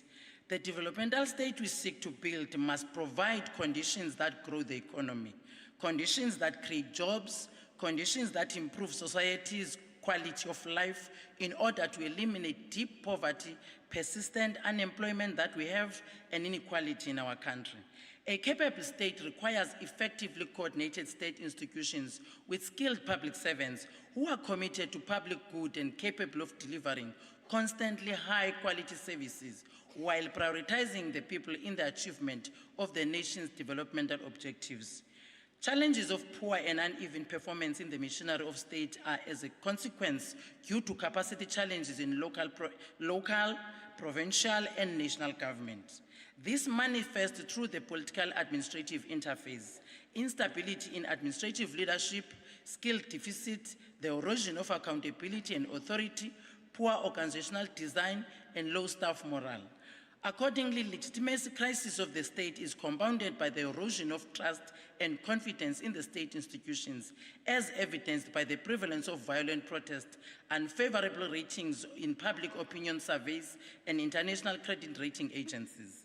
Honorable members, it is for this reason that our collective urgent task is to build the state and restoring trust and pride in public institutions that are predicated on new consensus that President Cyril Ramaphosa spoke about. We must mobilize society towards building social compacts with key stakeholders on matters of common national interest in order to create public value, build trust, and stimulate the energy of citizens via participatory governance mechanisms, dialogues, and delivery of quality of public services. These efforts will not bear desired results unless provincial and national spheres of government strengthen capacity, support, and oversight over municipality, because the central responsibility of municipalities is to work together with local communities to find sustainable ways to meet their needs and improve the quality of their lives.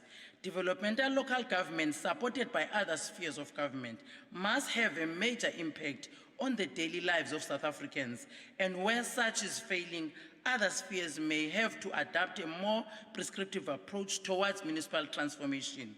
Developmental local government has 4 interrelated characteristics. The first one is that of maximizing social development and economic growth. The second one is integrating and coordinating. The third one is democratizing development and leading and learning.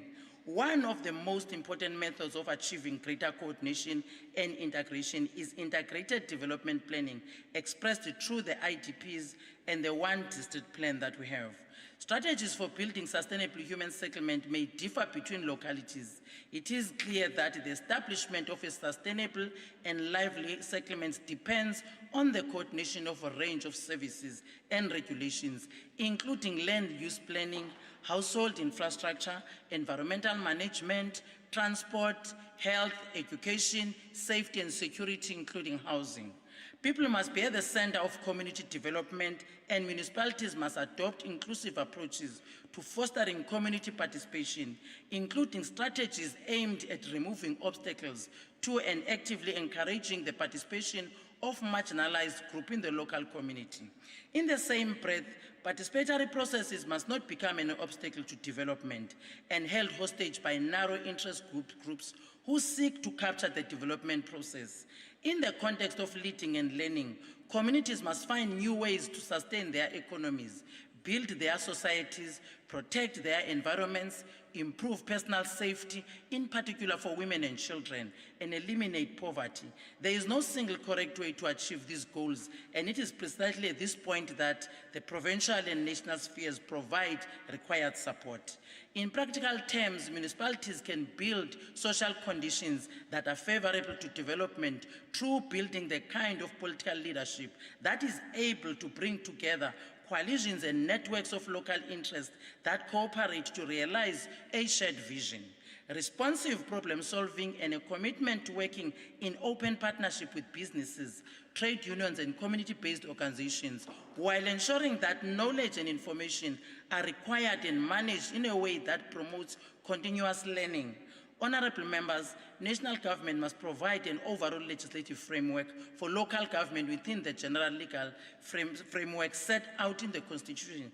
That includes, the first one is establishing criteria for the demarcation of municipal boundaries, the definition of categories of municipalities and types within categories, making provision for an appropriate division of powers and functions between Category C and Category B of municipalities, municipal electoral system and administrative matters, ensuring that provincial legislation with respect to local government is formulated within a national legislative framework.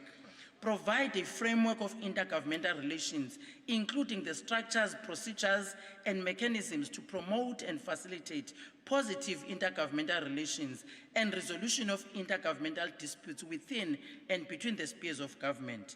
Providing a framework of municipal capacity building and supporting municipalities. National sphere of government is responsible for the fiscal provisions for local government, including managing the system of intergovernmental fiscal relations, situating local government fiscal powers within the national tax structure, and passing legislation to determine local governments' equitable share of revenue raised nationally and on a range on other financial related topics such as municipal budget forms and processes.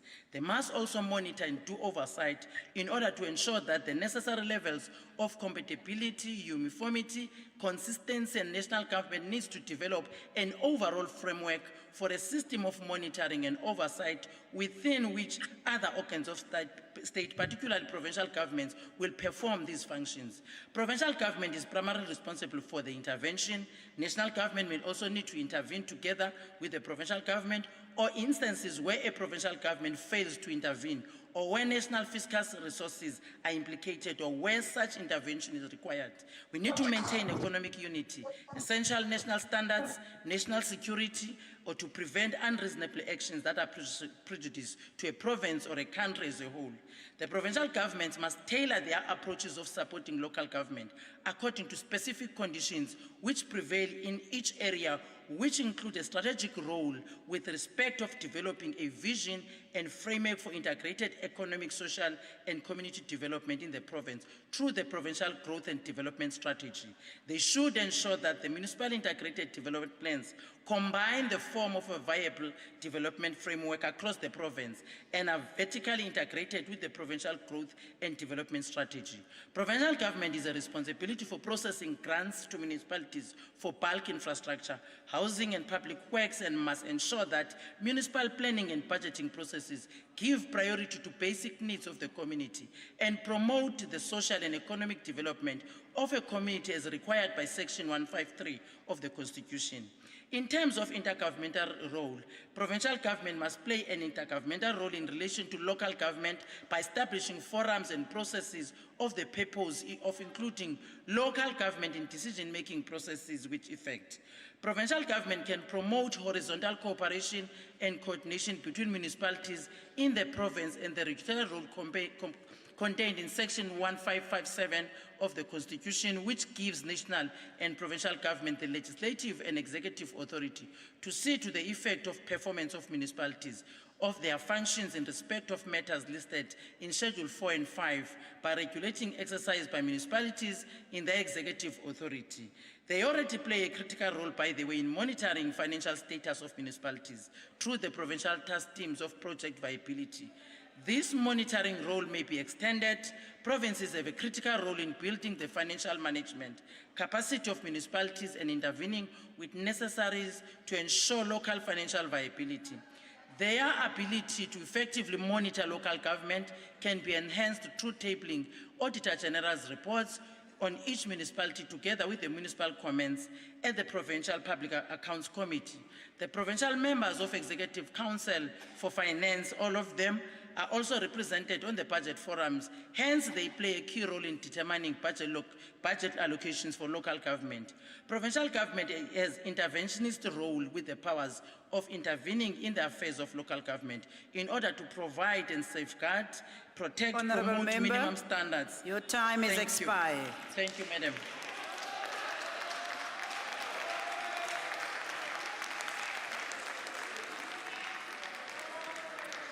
Thank you, Honorable MEC. The speaker before break will be Honorable Arnolds.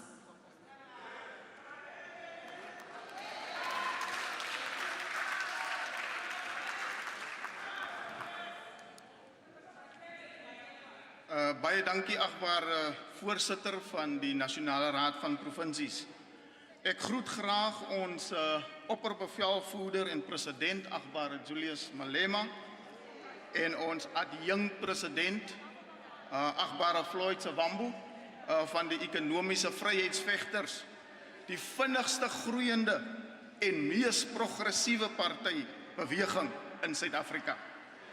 Nou verlede week het die inwoners van die land weer eens gekyk en geluister na 'n leë toespraak van 'n president wat geen benul het van wat gedoen moet word om die uitdagings van die armes, die grondloses, die huisloses en die werkloses aan te spreek nie. Inteendeel, hy dink dat die probleme van ons land opgelos gaan word deur kommissies en deur 'n netwerk van gekaapte joernaliste.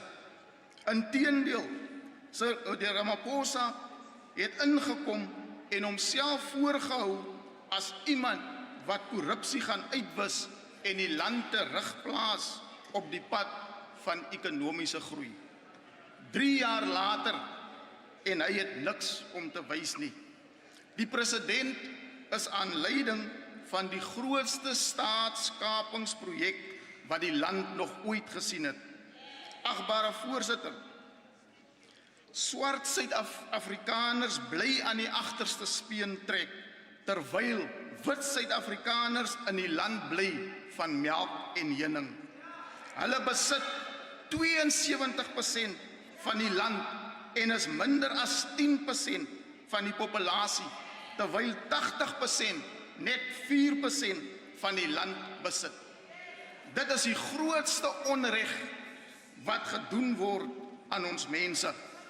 Die vernietiging van Eskom, Denel, Transnet en SAL en vele ander is doelbewus gedoen om die wat die presidentsie gekoop het terug te betaal.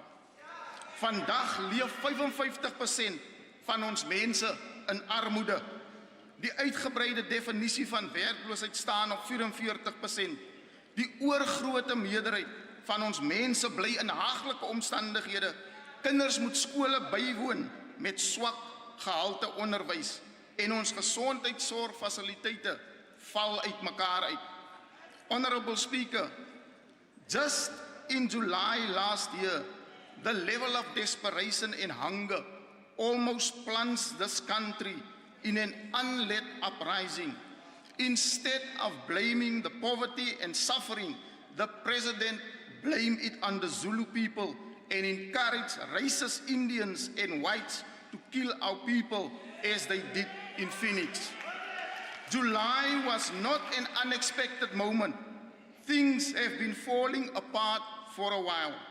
Your government and its security institutions have on countless occasions been caught by surprise by incidents occurring in the country and in turn have demonstrated incompetence. Our national key points stand unguarded and we deliver SONA responses on the ashes of a parliament burnt down. You and your cadres have milked the state dry. Your sole intention is to continue looting. You hate black people. That is why you are killing them with poverty. That is why you are killing the hopes of our young people. That is why you killed them in Marikana in defense of the crumbs that the whites give you. Our state enterprises are barely holding it together as they are in a state of disaster faced by mismanagement. It is the state that must distribute land, There is a not point your of whites. order. It is a There is a point of order. Can you sit asseblief?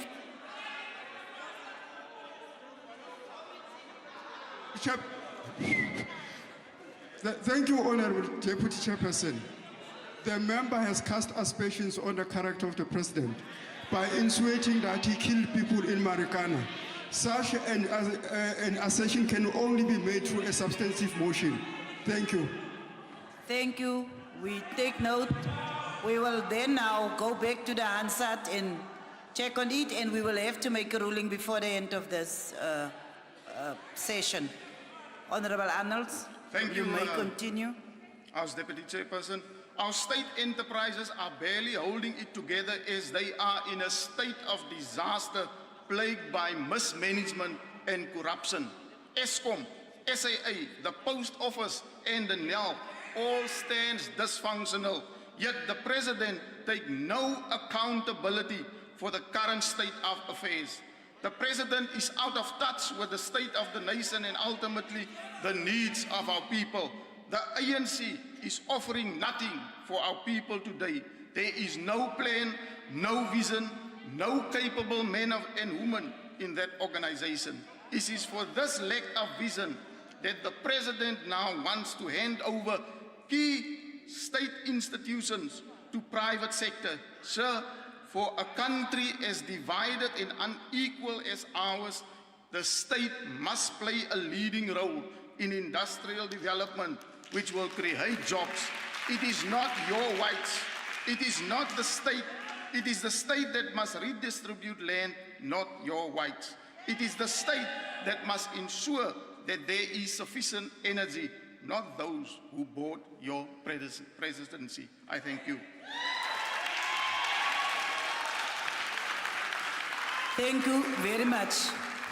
Honorable members, I really want to call on you. When you are sitting here, there is so much noise. We can really not clearly hear what is happening. So after the break, we will now have a break for 30 minutes. And let us be back by 6 o'clock After the break, the Deputy Speaker will continue to preside over the House. Thank you. Recording stopped.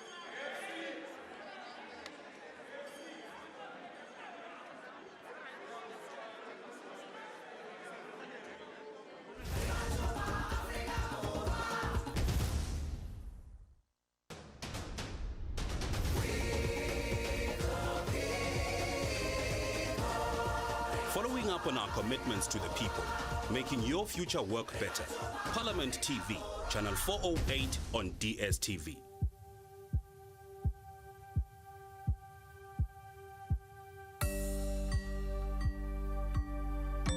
Parliament isn't just for political party members. It is accountable to you and I, the citizens of South Africa. Because of this, Parliament welcomes that participation of the public. As one of Parliament's most important functions is to encourage and facilitate participation of the people, there are many ways that make it easy for the public to become involved. Become involved directly in the different forums that have been established. Simply stay abreast of news and events and exercise your right to choose who should represent you in Parliament during the elections. Parliament is one of the institutions that has been created out of the Constitution. And it is based on the will of the people.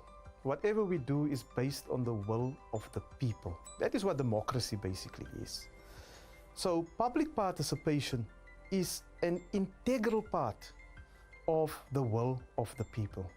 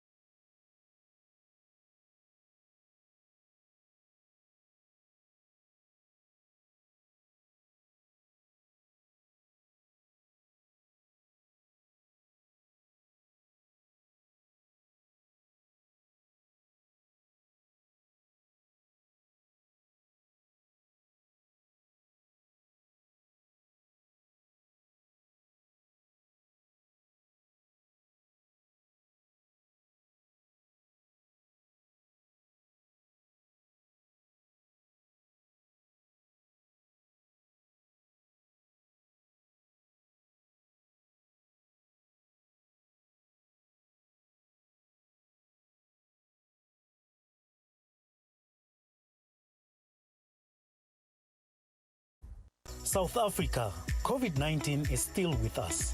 South Africa and the world continue to experience infections and deaths, with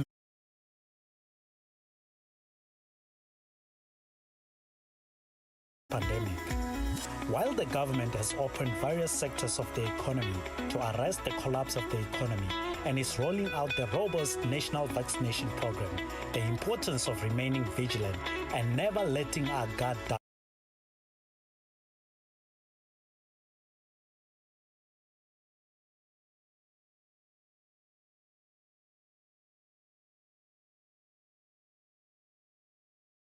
protocols and regulations will skyrocket.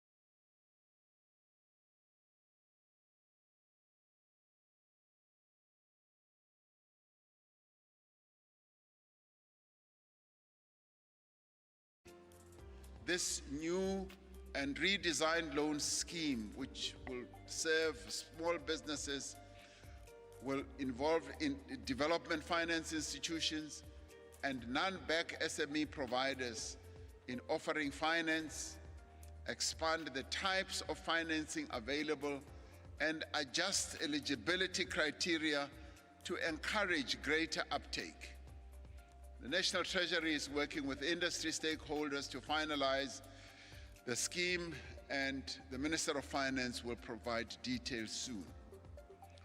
We are reviewing the Business Act alongside a broader review of legislation that affects small and medium enterprises to reduce the regulatory burden on informal businesses. We have found that there are too many regulations in our economy and our country that are unduly complicated, costly, and difficult to comply with.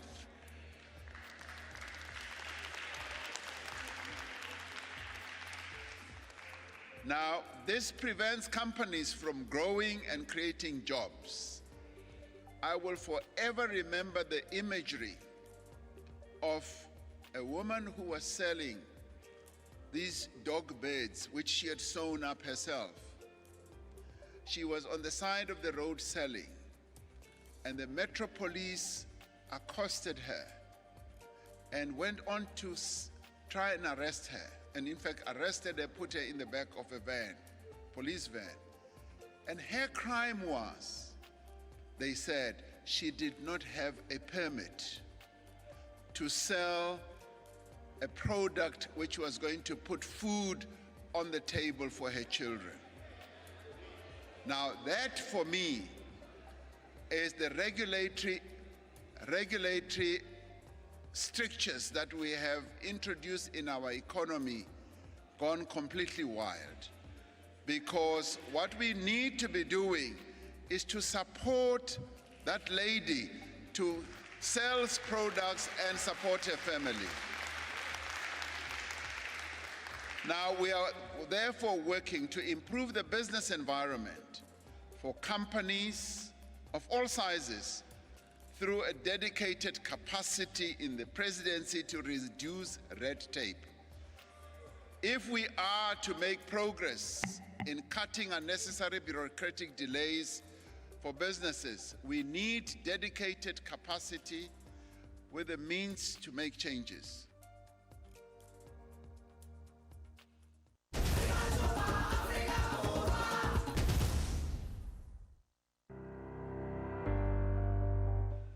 Infrastructure is central to our economic reconstruction and recovery.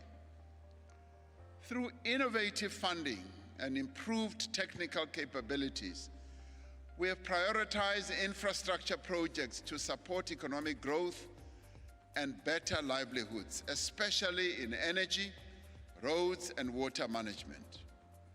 The Infrastructure Fund is at the center of this effort with a 100 billion rand allocation from the fiscus. The Infrastructure Fund is now working with state entities to prepare pipeline projects with an investment value of approximately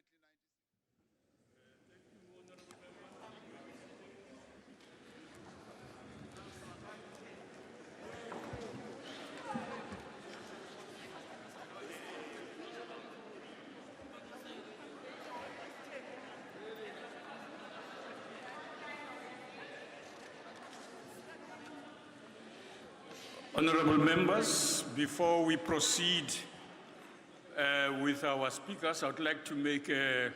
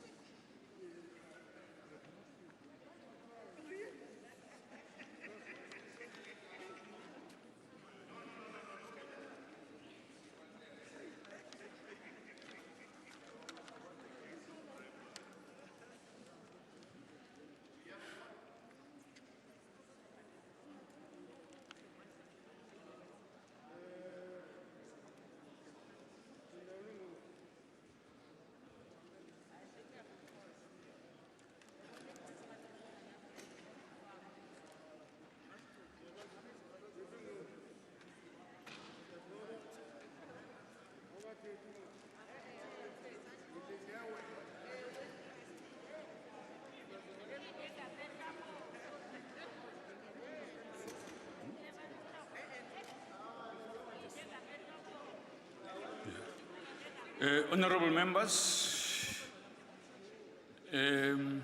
on the 14th, during a debate on the State of the Nation address, Honorable Shivambo raised a point of order to the effect that the Minister of Police, Honorable Bikele, had cast aspersions on Honorable Malema's character after he stated that Honorable Malema and the National Police Commissioner had met to hatch a plot to get rid of the minister. Mr. Shifambo contended that such an allegation against a fellow member could only be brought to the House by way of a substantive motion in terms of Rule 85(2). However, this rule applies to the conduct of members of the Assembly. Joint Rule 14P governs such conduct during joint sittings. During his point of order, Mr. Shivambo also referred to the minister as, in quotes, useless. Having studied the Hansard recordings, I wish to rule as follows.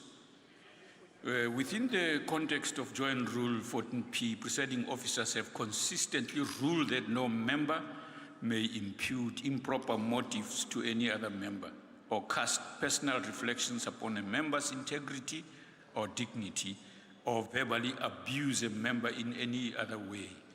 It is an established practice that unsubstantiated allegations against another member are not allowed, as such statements attack the integrity or cast aspersions on a character of a member. Such allegations can only be brought by way of a substantive motion comprising of a clearly formulated and properly substantiated charge that, in the opinion of the presiding officer, prima facie warrants consideration by the House, and of course such a motion would need to be considered in the relevant House, this being a joint sitting. I therefore ask the Honorable Kele to withdraw his statement about Honorable Malema. Such allegations can only be made by a way of a substantive motion. Honorable Minister. Thank you. The Honorable Member has withdrawn. Honorable members,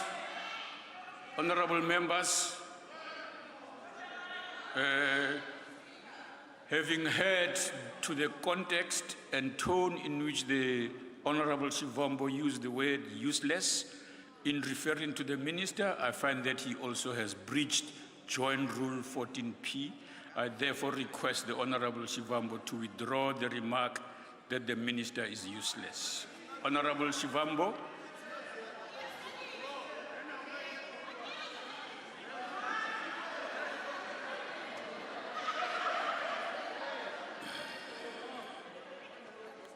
Honorable Shivambo, I have just read a ruling that in describing the Honorable Minister as useless yesterday, you breached Joint Rule 14P, and therefore we request you to withdraw.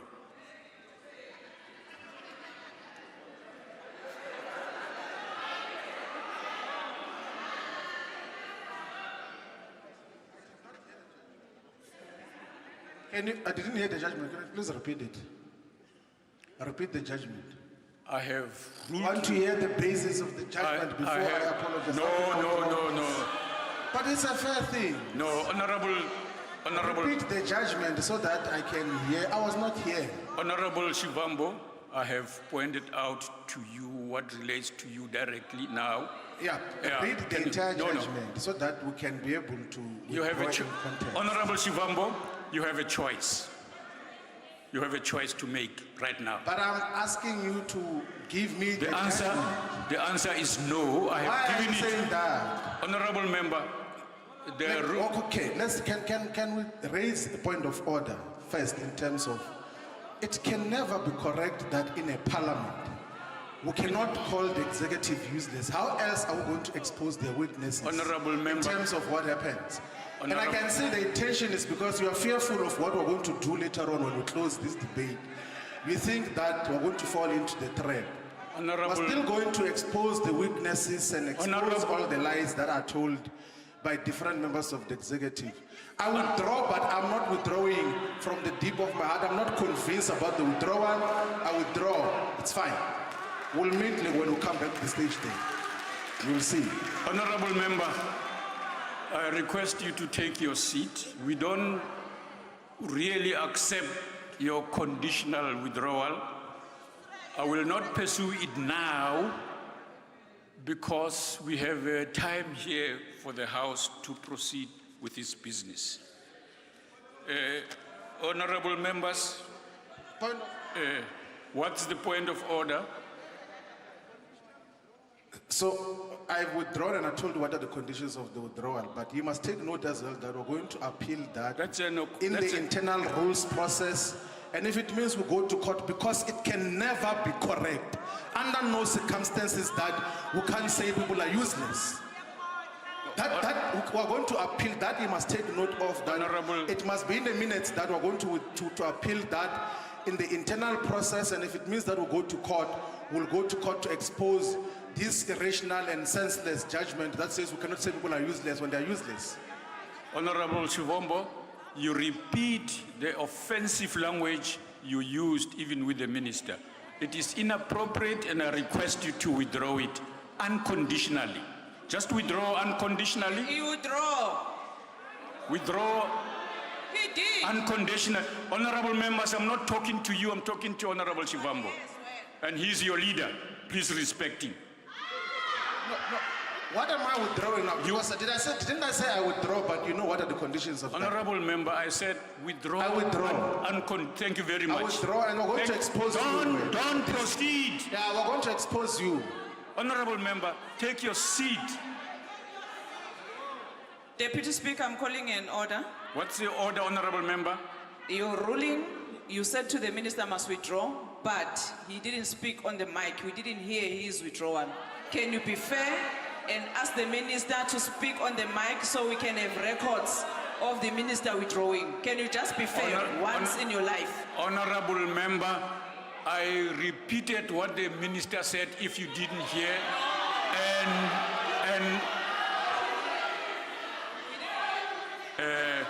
Deputy Speaker, I'm just raising a simple thing. Yes, I'm saying just be fair. The minister must speak on the mic as you have directed the Deputy President of EFF to speak on the mic. I didn't do that. No, but why you allow that? What is this mic for? Honorable. What is this thing he's here for? No, you must be fair, Deputy Speaker. Honorable. We know that you hate EFF with passion, but occupying that chair, you must be fair to members of parliament because you are voted to be here. Honorable you are not member. making any favor for us to be here. Don't treat us as a stepchildren in this parliament. Honorable member, take your seat. The next speaker is Honorable Mpiti. What's the point of order, Honorable Ndlozi? Thanks, Deputy Speaker. Deputy Speaker, you are not useful if you do not become Honorable fair. member, withdraw that statement. Why? Now. And if you don't, then you are in trouble. You withdraw that statement. Honorable Deputy Speaker. Withdraw that statement first. Which statement? The one you just made now that you started with. I said I'm rising on a point of order. And? You, as the chair, are not useful. Withdraw that statement, Honorable member. So you are useful. Honorable Speaker, Deputy Speaker, you are useful. Honorable member.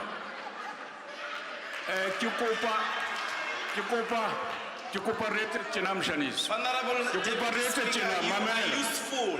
Mamel.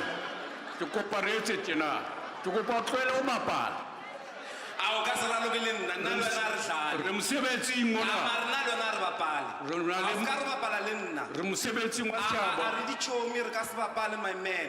You are useful. Wa utlwa? Mamela. You are very useful. We see you there.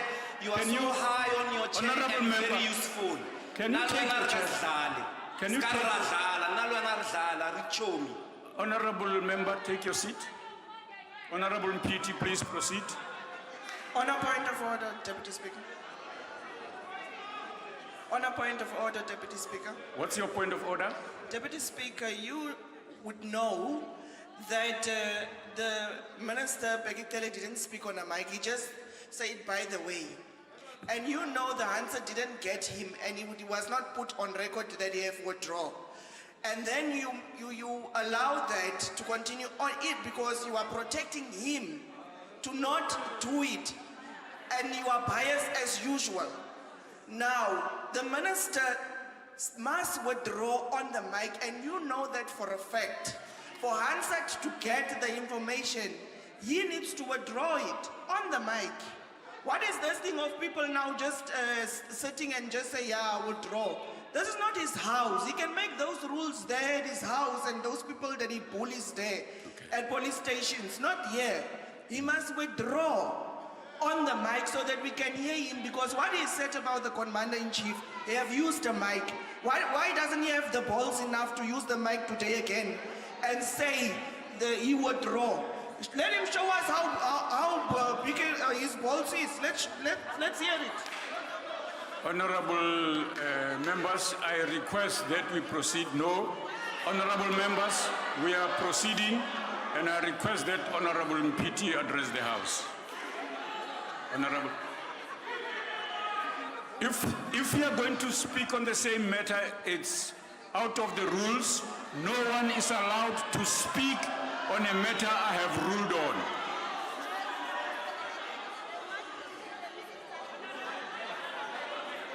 Honorable member, what's your point?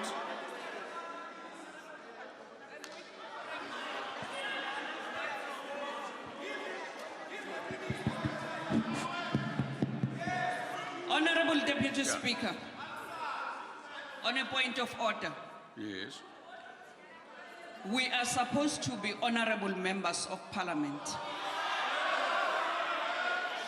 And the use of offensive language in this house is not allowed. Can we be protected as citizens and members of this parliament from the EFF? We want to proceed with the business of this house, which is the debate. We've been sitting, some of us from 8 o'clock in the morning, busy with the business of parliament. So we cannot be held at ransom by the EFF. So you have made your ruling, Honorable Deputy Speaker. Can we please proceed with the business of the House? Then we will come back and deal with the other matter. I thank you. Honorable members, I wish to appeal to you that I have ruled on this matter. I will not allow anybody else to speak on it. What are you speaking on, Honorable Member? What are you rising on? Deputy Speaker, I rise on a point of order. Yes. Deputy Speaker, it is the rules of this House that when a member withdraws, they must speak to the mic. We are asking you Honorable so that it member, can be recorded. I have addressed the that. Honorable member, I have addressed that no, matter. you have not addressed it, Deputy Speaker, because he hasn't stood up and he hasn't spoken into the mic. You are insisting on continuing to talk on a matter I ruled on. If you proceed, Honorable member, there's a door there that you might have to use. Deputy Speaker, I'm not afraid of doors. I'm not afraid of doors. Yes. We are asking. Honorable members, Honorable please stands up. give the service officer that microphone. To the mic, and No. he must withdraw because No. what he said yesterday was Honorable member, absolutely out of order. I have ruled on that Deputy matter. Speaker, we're asking. I have ruled on that matter. Thank you very much. Honorable Mpiti, please address the House. Thank you, Deputy Speaker. I'm glad that we can get back to the work that we're here to do, which is to represent the people of South Africa. Honorable Speaker, honorable members, Mr. President, unemployment is often described as an economic issue, but what it really is harm to human dignity. Today, I remind this House of the declaration made 26 years ago. We, the people of South Africa, recognize the injustices of the past, honor those who suffered for freedom and justice, respect those who've worked hard to build and develop our country, and believe that South Africa belongs to all who live in it, united in our diversity. These words stand as a preamble to our Constitution, an intent of law, an indication of what is to follow. But much deeper than that, they stand as a promise that imagines in a caring South Africa that we fight for human dignity always, that in a booming South Africa, we all can dream and have a chance of making those dreams come true. Today, the youth of South Africa stand at the periphery of that promise, denied of their potential and their dreams, their talents ignored, their hopes destroyed, and their trust broken. I raise these experiences to show them what it feels like to be put first and to be centered in a debate like this. A generation that is victim to only one thing, an organization that has become destructive and cancerous for many young people, the ANC. Mr. President, it was only in 2018 where you stated that 800,000 jobs would be created by government. In 2019, you stated 1 million jobs would be created, and you did the same in 2020 and in 2021. Of course, we all know that these promises did not come into fruition because we became the highest country in the world with the highest unemployment rate. In this year's SONA address, you agreed with the DA that in fact it is not government's role to create jobs, but to enable the private sector to do so. However, the RET faction in your party does not seem to agree. One side says this, the other side says that. It's so deep that even the ghost that masquerades as the ANC Youth League today is just as confused as its mother body. The RET faction says government is failing across all sectors. The reformers say government is working. Again, one side says this, the other side says that.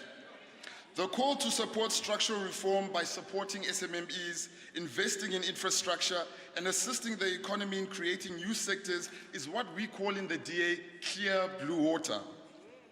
I'm sure the President already knows what that is because he studied our manifesto. The DA welcomes the effort to expand the criteria for participation in the employment tax incentive. Since 2012, the DA has been calling for the ETI to be implemented by government. But to simply expand the ETI without proper thought of young people located in poorer provinces or who are less mobile or who have no work experience would be a misstep. The DA has long called for a focus for the green economy and the blue economy, which are future sectors that have the potential to create employment. Mr. President, in your response tomorrow, may you please indulge the young people of South Africa by answering the following questions. 1, for young people who have small businesses and are struggling to get their products and their ideas out into shops like ShopRite, Spar, Fruit and Veg, what type of support will your government provide for these young people? 2, government has been silent on the matter of lowering data costs in South Africa after much promise. How far is government with this idea? What have they done to ensure that young people are able to lower data costs and ensure that we are able to link to the internet and be able to find jobs? 3, Mr. President, what attempts have been made to understand the failure of the presidential stimulus program, particularly because in the 2 years since its implementation, unemployment remains high amongst young people? Poverty is much more than a lack of access to resources. It is about being excluded from the levers of the economy. This is why in DA-run and DA-led coalition metros and municipalities, we are focused on closing skills gaps amongst young people because we understand that unemployment has a causal link with poverty and indignity. This is something that your ministers don't understand. Perhaps that is the reason you have decided to center a number of programs within your office because your ministers, Mr. President, abasebenzi. But further than that, hashtag Minister Maite Mashabane must also resign. These commitments, though welcomed, Mr. President, remain just words without substantive action. As it stands, young people spend an average of 1,300 Rand per month looking for a job. And with the rise of the cost of living in South Africa... Deputy Speaker. Honorable Member, please take your seat. Pass on the mic to the person who wants to speak. I've already got the mic. Yeah, go ahead. Honorable Mbiti has just said the ministers of the President, Bamungu, and you have just ruled on an offensive language used in Parliament. Can Honorable Mbiti be made to withdraw that? Failing which, you apply Rule 14H of the Joint Rules. Thank you very much.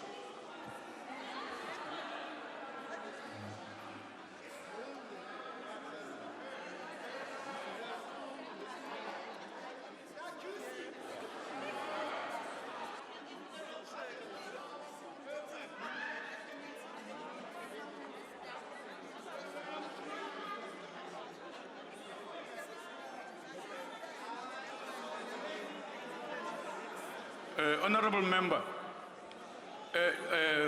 ukshilo lokho kushiwo ukuthi umuntu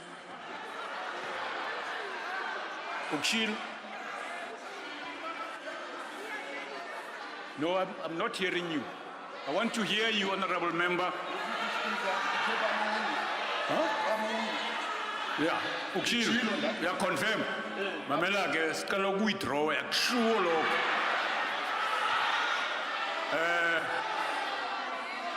That's not proper, honorable member. Yeah. Yes, honorable, I'm addressing the man here. Are you going to respond? Deputy Speaker, I said Bamu because they are sour. That's what it means. They are sour. Honorable member, come on, please. Yeah. No, it's not parliamentary. It's not appropriate to refer to a member. Yes, Honorable Chief Whip of the Opposition. Yeah, get it. Hello, there we go. Not that I need the mic. Deputy Speaker, yes. There is absolutely nothing unparliamentary about using the word sour. In fact, it is a common phrase to say sour grapes. I have been called a white racist throughout the day today, and not one single point of order has been called on me being called a white racist, and I absolutely refuse to have my member have to withdraw the word sour. This is a debate, and people must know that in a political debate, we have the right to express opinion.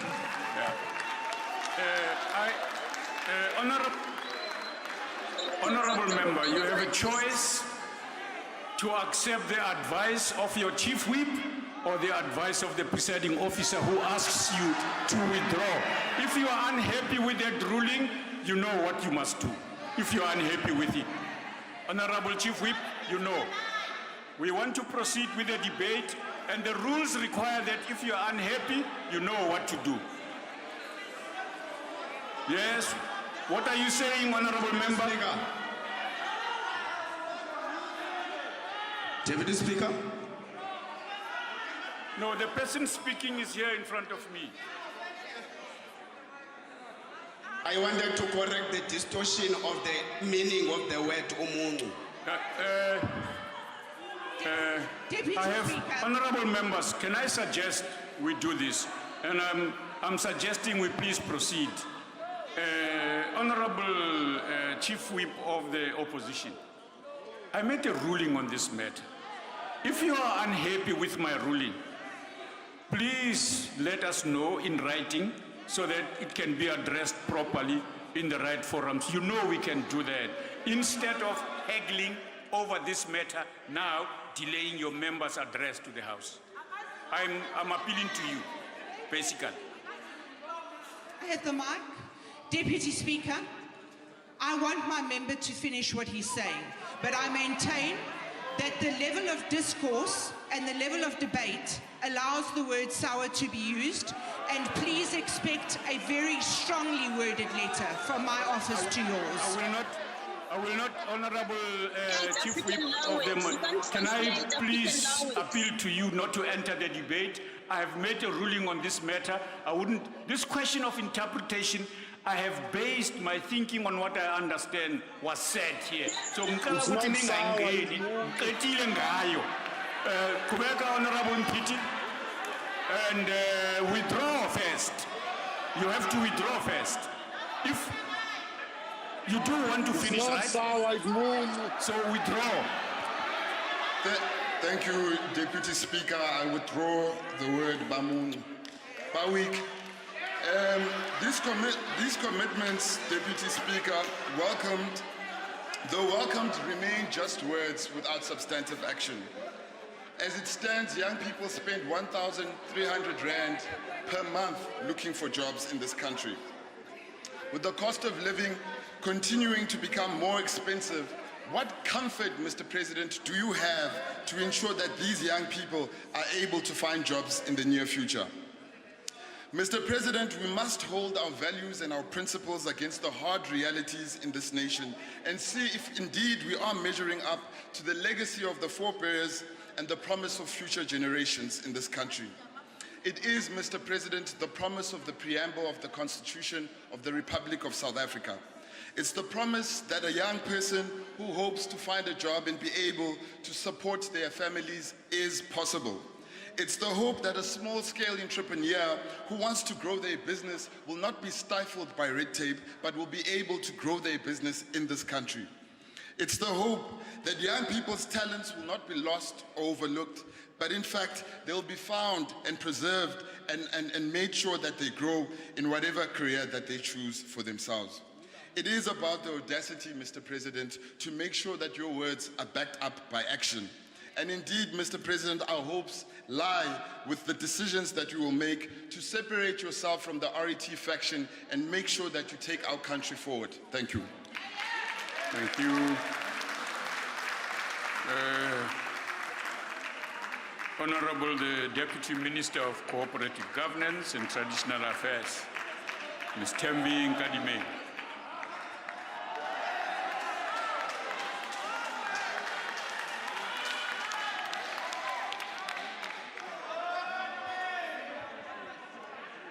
Thank you very much, Honorable Deputy Speaker. His Excellency, the President of the Republic of South Africa, Dr. Cyril Ramaphosa, Deputy President David Dabete Mabuza, the Acting President of SALGA. They can all forget to greet you, but not me. Fellow South Africans, and a good afternoon. Menko Morale Hoko, I wouldn't have articulated the local government legislation better than you have done. But on your vein, allow me to feel honored to put additional words by being afforded this opportunity to address in response to the State of the Nation debate, which President Ramaphosa delivered on the 10th of February, coincidentally, my birthday. Honorable President, Thomas Sankara warned us, and I quote, "It is really a pity that there are observers who view political events like comic strips. There has to be a Zorro and a star." Honorable John Steenhuisen, when it becomes so difficult and complex to comprehend, the star has to be you. You have to dance in the comic show. Your own comic show happening in your mind. Your address, Honorable President, left no words for Honorable John Steenhuisen to say. Instead of just saying, "Kila kaleo," that's my word, and not in agreement, he says, "The script is mine." He reminds me of a young rich boy who has an advantage of having a ball. When he gets beaten in the ground, he takes the ball away from the poor boy and goes back home. Since when can the Democratic Alliance be more democratic than the African National Congress? Since when can the Democratic Alliance advise and lead the revolutionary movement and provide an advice? Since when? Honorable John Steenhuisen, the ANC on its January 8th statement clearly articulated what the president was mandated to do as a party, and that was mainly contained in his State of the Nation address. Honorable Arnolds from the EFF saw nothing, heard nothing. He only sees things that are falling apart, while joined by the tenets of the progressive constitution to recognize the fundamental principles of cooperative governance. Interdependent, interrelated, distinctive. Admittedly, there are complex issues which you fail to comprehend, and you think the script can only be written by you and be dictated.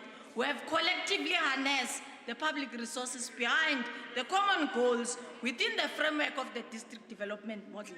We will give now quality assurance, which is led by the Office of the Premiers, to all the one plans, 39 in total, 10 which are still in the drafting stage, to articulate the drive of delivery at the local government level. eThekwini, for example, is expected to be a key export hub led by Transnet. OR Tambo, together with the Department of Environment, Forestry and Fisheries, has launched a green economy and an ocean economy master plan in March 2020. Where was the one who was speaking before me, not knowing that your funda data? The plan is aimed at aiming and unlocking the full potential of the ocean economy, and it focuses on connecting the proposed small rural beach towns to form a stride of beads to ensure connectivity and accessibility in towns. But to supplement this, we have moved beyond a stature of local government being dysfunctional, moving the 64 municipalities identified by cabinet as dysfunctional. We're providing skills, capacity development, and technical support, especially to low, medium capacity municipalities. As we are talking, Honorable President, 153 personnel of engineers, planners have been deployed to those municipalities for support. That is in line with our DDM plan. Recruitment and placement of graduates has already happened. 89 apprentices have been afforded an opportunity in various 89 municipalities. 39 experiential learners have been afforded an opportunity to deal and assist in municipal operations and maintenance. 82 bursaries have been awarded to civil engineer students and town regional planning to deal with spatial planning. 362 municipal officials are afforded an opportunity to refresh their technical skills. But listen where they're coming from. Solplaki, Midval Municipality, Bujanala, Khamahara, the city of Cape Town is a beneficiary. City of Tshwane, where you failed so nicely, is also part. Bapalamura and Batatie. Yes, what's the point of order?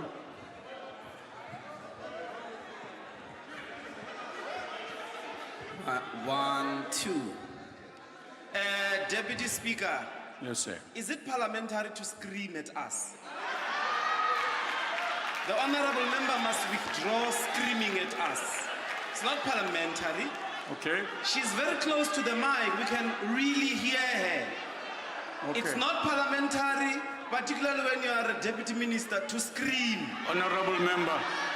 Don't scream. Honorable member, I would have expected you to understand what the point of order is, and you don't, clearly. Proceed. Thank you very much, Deputy Speaker. Ngomagujo ngosimelane ngompembe kalokotayo. Ngikhuluma ngendlela engifuna ngayo. 48 municipal officials enrolled for the recognition of prior learning. And this leg program targets mainly municipal general workers. We're re-engineering the shape of local government. From what we have, a general laborer will become a professional. We're targeting them in the area of electrical support, diesel mechanics, and plumbing. Emondlo Abakulusi municipality is already a beneficiary of his waste treatment plant. Ebokwe water in the Zululand district, the distressed Makana municipality from this same team received a dual 3.8-kilometer road. The labor-intensive program methods have been rolled out in KwaZulu-Natal, Umzimvubu in Alfred Nzo, JS Moroka in Mpumalanga, Mogalakwena in Limpopo, and the Honorable President has visited both of these programs.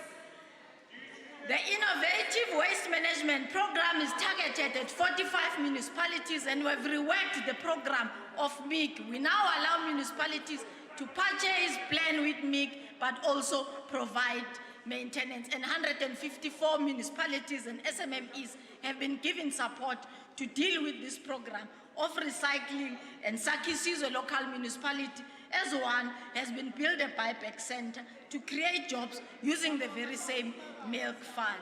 Research does indicate to us that, as led by MISTRA, that we have seen an increase in beyond the 2016 local government elections, dealing with the practical expressions of the people voters, which has given us coalitions which are moving from a 27 number of municipalities to close to a 70. But nothing amazes us, because MISTRA has warned us. This starts as marriage of convenience. At the end of it all, they become marriage of inconvenience. They are convenient to all those who think they would want to take the ANC out of power by starting their marriage with the sole intention, removing the ANC from power at all costs. Their intention is nowhere from there. No plan, no goals, no vision, no program of action. Stop and go. Can we elect committees? They take 6 months. Can we adopt a budget? They take 6 months. They've already started falling apart in Neguruleni. A statement has been out. They're falling out in Tshwane. From the previous term, Tshwane is one of the municipalities who should have been like Mhlambetin, because you could not even adopt ward committees, which by law, your budget should have been restrained. You talk about those who are buying at Pick and Pay, you are going to buy at Pick and Pay, just like those ones whose budgets will not be released. So it is very, very wrong to assume that your municipalities are. You talk about abolishing of cadre development. Honorable John Steenhuisen, see, Stellenbosch municipality was fined 750,000 by a court of law. Ha! For what? You deployed a matriculant over a colored, honors-bearing woman who took you to court and won. We are the best. The ANC does case development. 750,000. Melissa Nell, a matriculant, favored over a honors-bearing in your cadre deployment. How bad? Wait, 4 minutes. So it is untruthful that you don't do that. To deal with the municipal issues, early warning systems together with National Treasury for a provision of early diagnosis and treatment has been dealt with. Our community works program in partnership with NYDA has been made, and we have recruited 100 participants in tourism guide to deliver with Take a Lot in partnership of ensuring that our young people are ignited in getting this. It truly is a time that we all need to appreciate and accept that progress has been made. 105 towns are going to benefit from our small town regeneration program with bankable projects which have already been done. We have taken a setback with regard to local government elections as women. 9,470 councillors who won, 63% are men and 37% is women. To all of us, we need to be able to say this must change. To date, the ANC has ensured that 90% of households have access to electricity in 2020. 89.1 households has adequate water. 82.3% of households has access to flushing and pit latrine toilet. 60.5 has access to the removal of waste.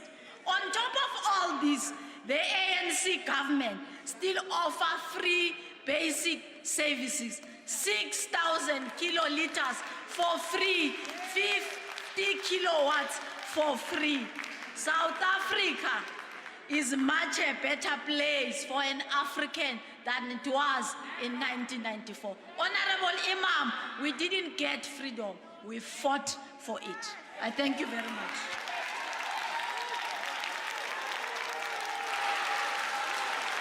Thank you, honorable member.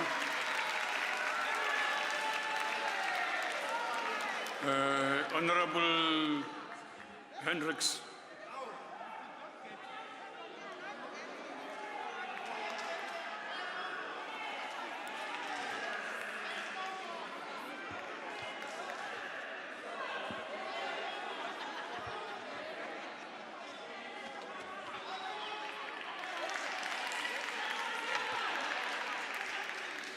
Honorable Deputy Speaker, South Africa signed the ILO Convention on Decent Work, and President Mandela was the first recipient of an award promoting decent work, and Winnie Mandela was the second recipient.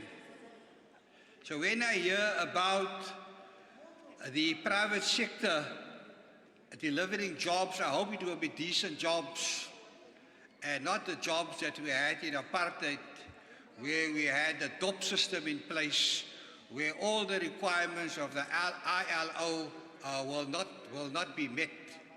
So those of us who support decent work, we are very skeptical that the private sector will deliver. How can you expect the allies of apartheid to deliver jobs? They don't want to deliver jobs and make African government successful. Honorable Deputy Speaker, the President in his first SONA address mentioned that it is one of his objectives that every family in South Africa shall have a warm plate of food. President Ramaphosa has delivered and is the first African president to ensure that everyone has a warm plate of food, and it's only going to get better.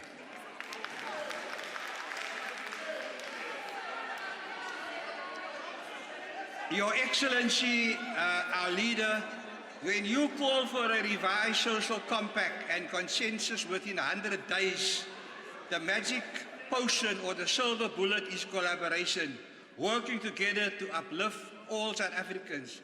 But the opposition parties will politic. You've had 2 days of classic politicking, and they will try to derail your programs. Al-Jamaa want our constituency to benefit from the programs. And I want to thank the NEC of the ANC for sending special envoy Jeff Radebe to meet with me.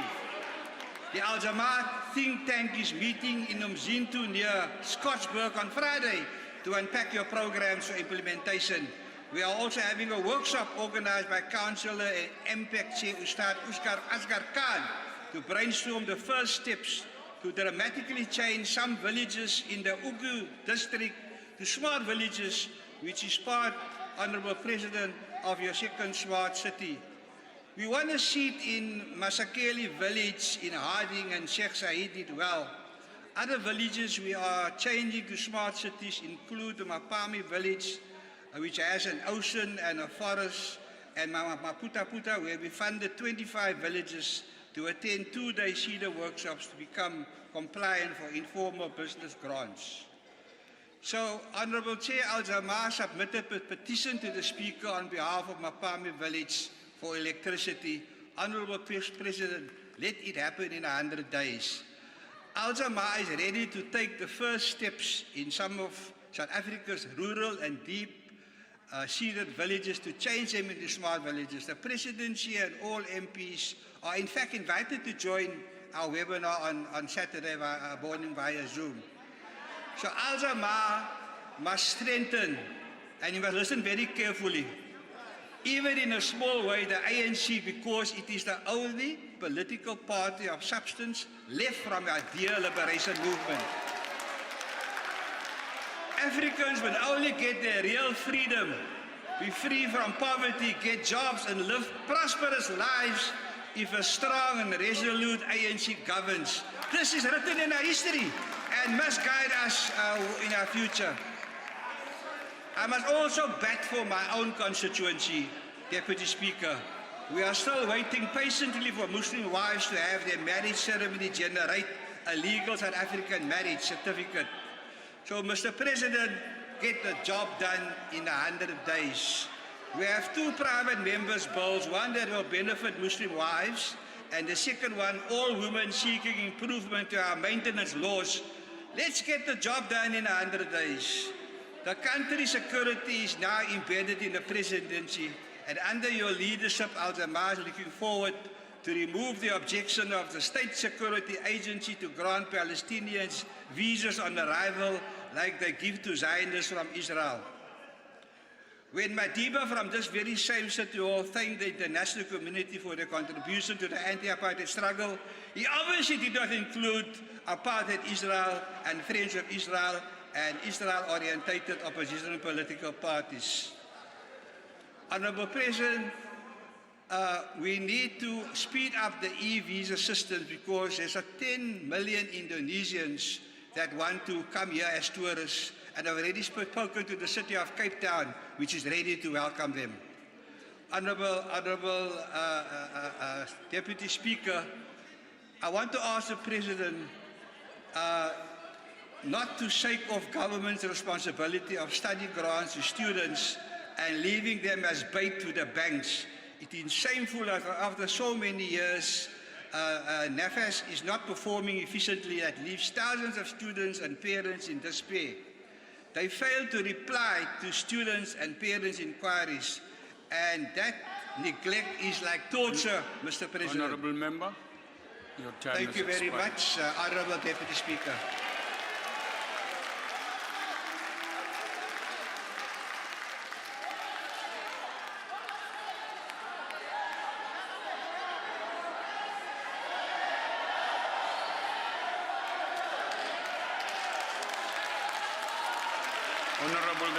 Minister of Agriculture, Land Reform and Rural Development.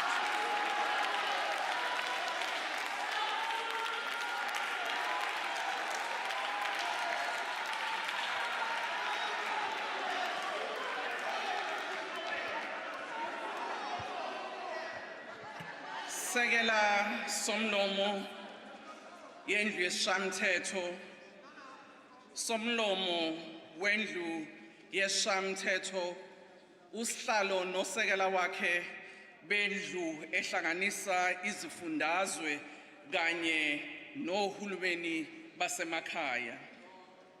Mongameli welizwe Mnumzane Ramaphosa, sekela mongameli Baba uMabuza, malunga ahloniphekile endlu yesishayamthetho, ngiyanibingelela kule ntambama namhlanje. There are moments in the life of a nation when all certainties are unsettled and new possibilities emerge. In these moments, there is both the prospect of great progress and the risk of reversal. Today, we are faced with such a moment. The path we choose now will determine the course for future generation, close quote. Mr. President, I decided to quote from your speech when tabling the State of the Nation address last Thursday. You reminded us of how, when faced with enormous challenges, we must respond, appreciating that whatever we do and whatever decisions we take today has implications for future generations. In June 2019, when we tabled the State of the Nation address following the provincial and national elections, none of us anticipated the emergence of COVID-19 in the following year and the devastation it would cause to human life and economies across the world. This challenge called for leadership and consensus on the response measures in our society to save lives and livelihoods. Khumbula ke mongameli, isithukuthunku senja siphelela eboyeni. Lokho kusho ukuthi noma wenze into enhle kwesinye isikhathi ayibongwa. Indeed, the old certainties were unsettled. New possibilities emerged as we build the nation from the scourge of COVID-19. The use of ICT and reorganization of work intensified in our country, in our continent, and across the world. Despite COVID-19, we had to continue to save lives and livelihoods. In solidarity with one another, we contributed financial and non-financial resources to Solidarity Fund in order to save lives and livelihoods.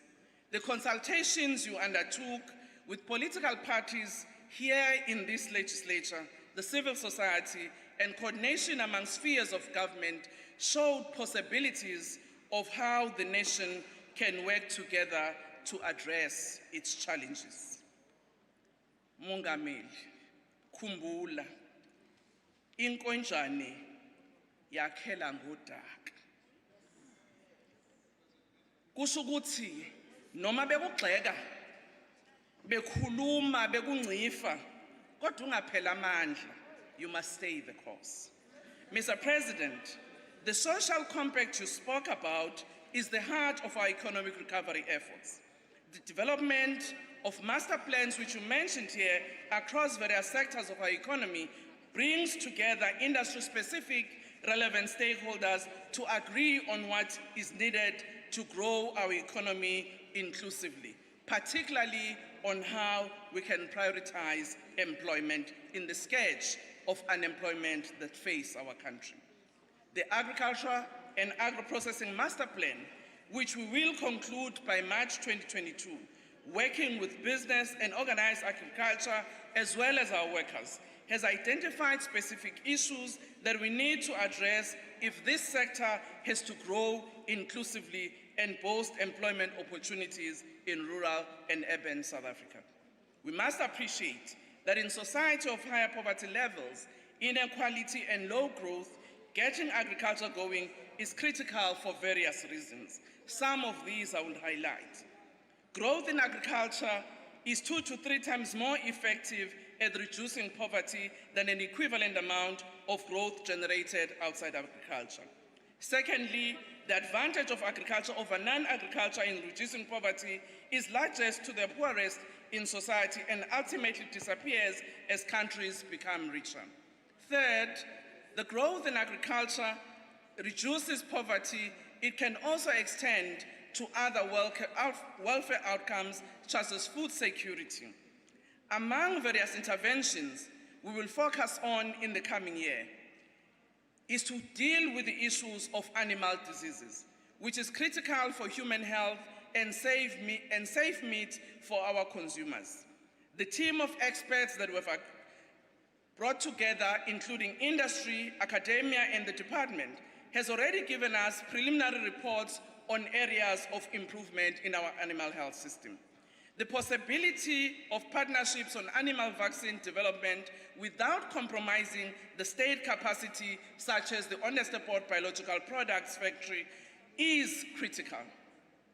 Babu Masipa, kuthiwa ngesizulu, ungaboyibambi inhlwa ivele ngekhanda. Kushiwo lokho ngoba uma ukhuluma into ungakabi nobuqiniseko bayo, kungenzeka ube ukhuluma mampunge. I just want to address the issue you have raised on two counts.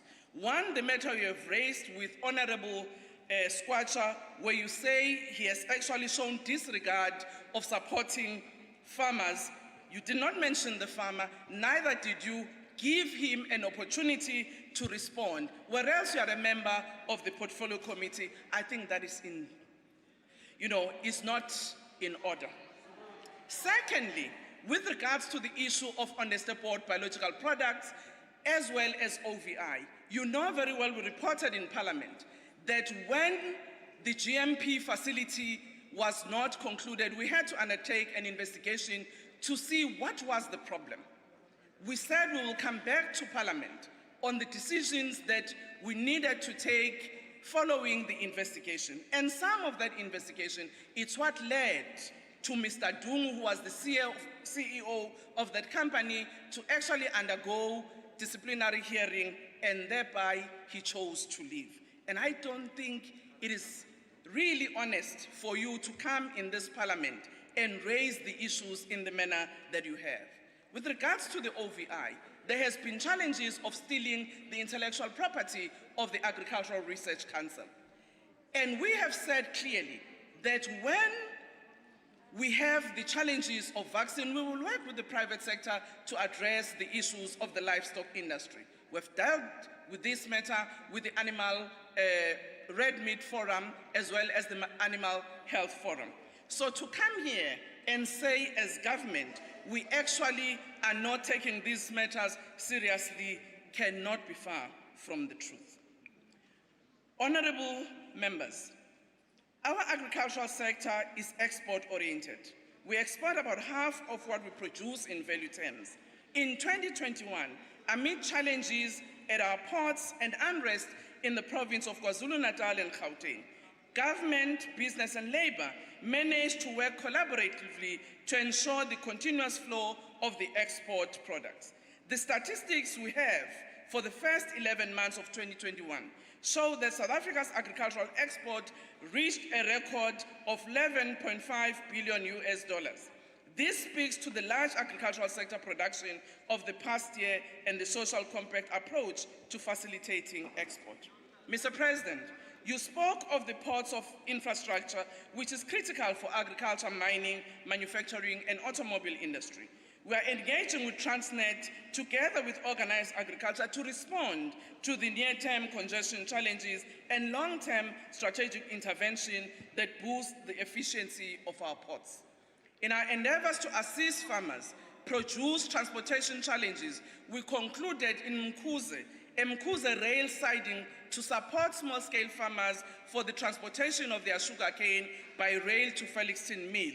This project is assisting about 1,900 Makhathini small-scale sugarcane farmers who are struggling to transport their produce after Tonga Juliet stopped the transportation subsidy. Working with Transnet and this commodity development organization, we made a good stride in completing a road to rail initiative to this farmer.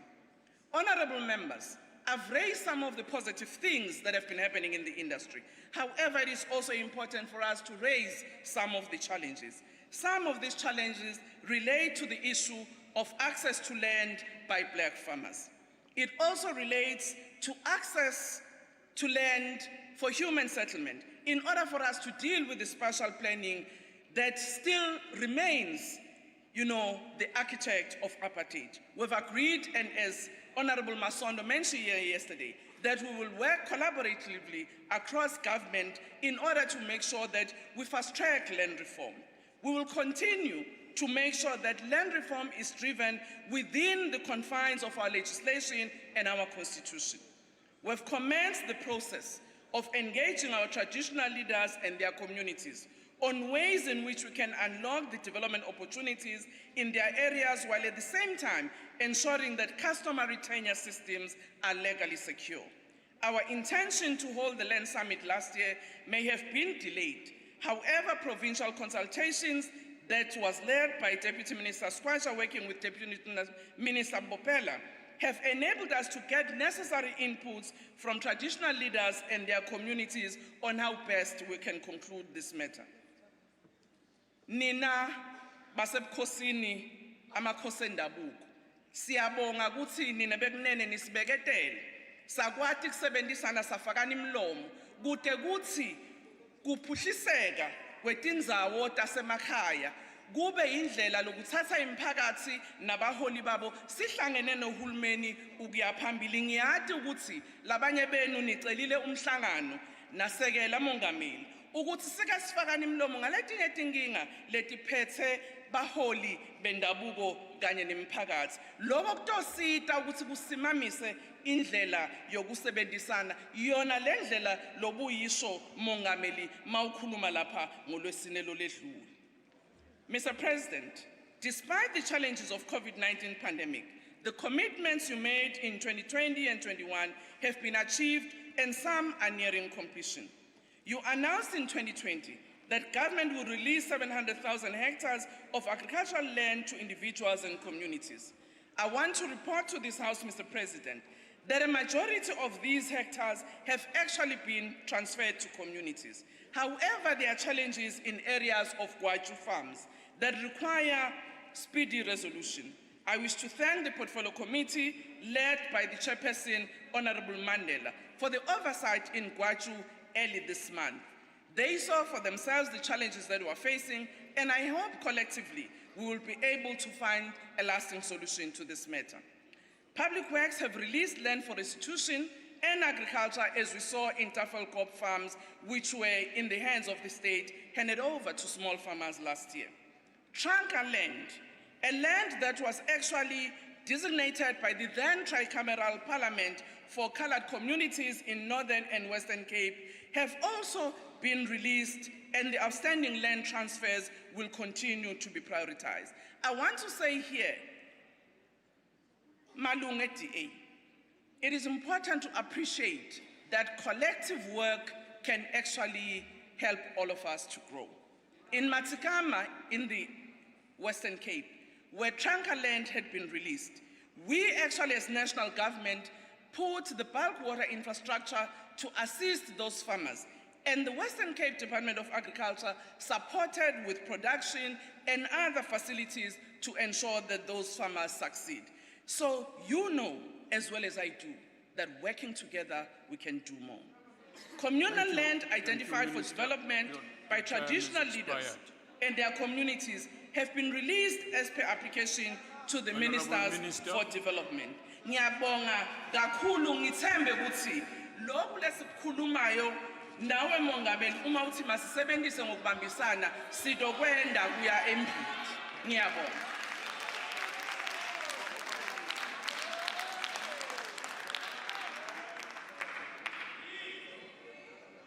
Honorable Shivambo.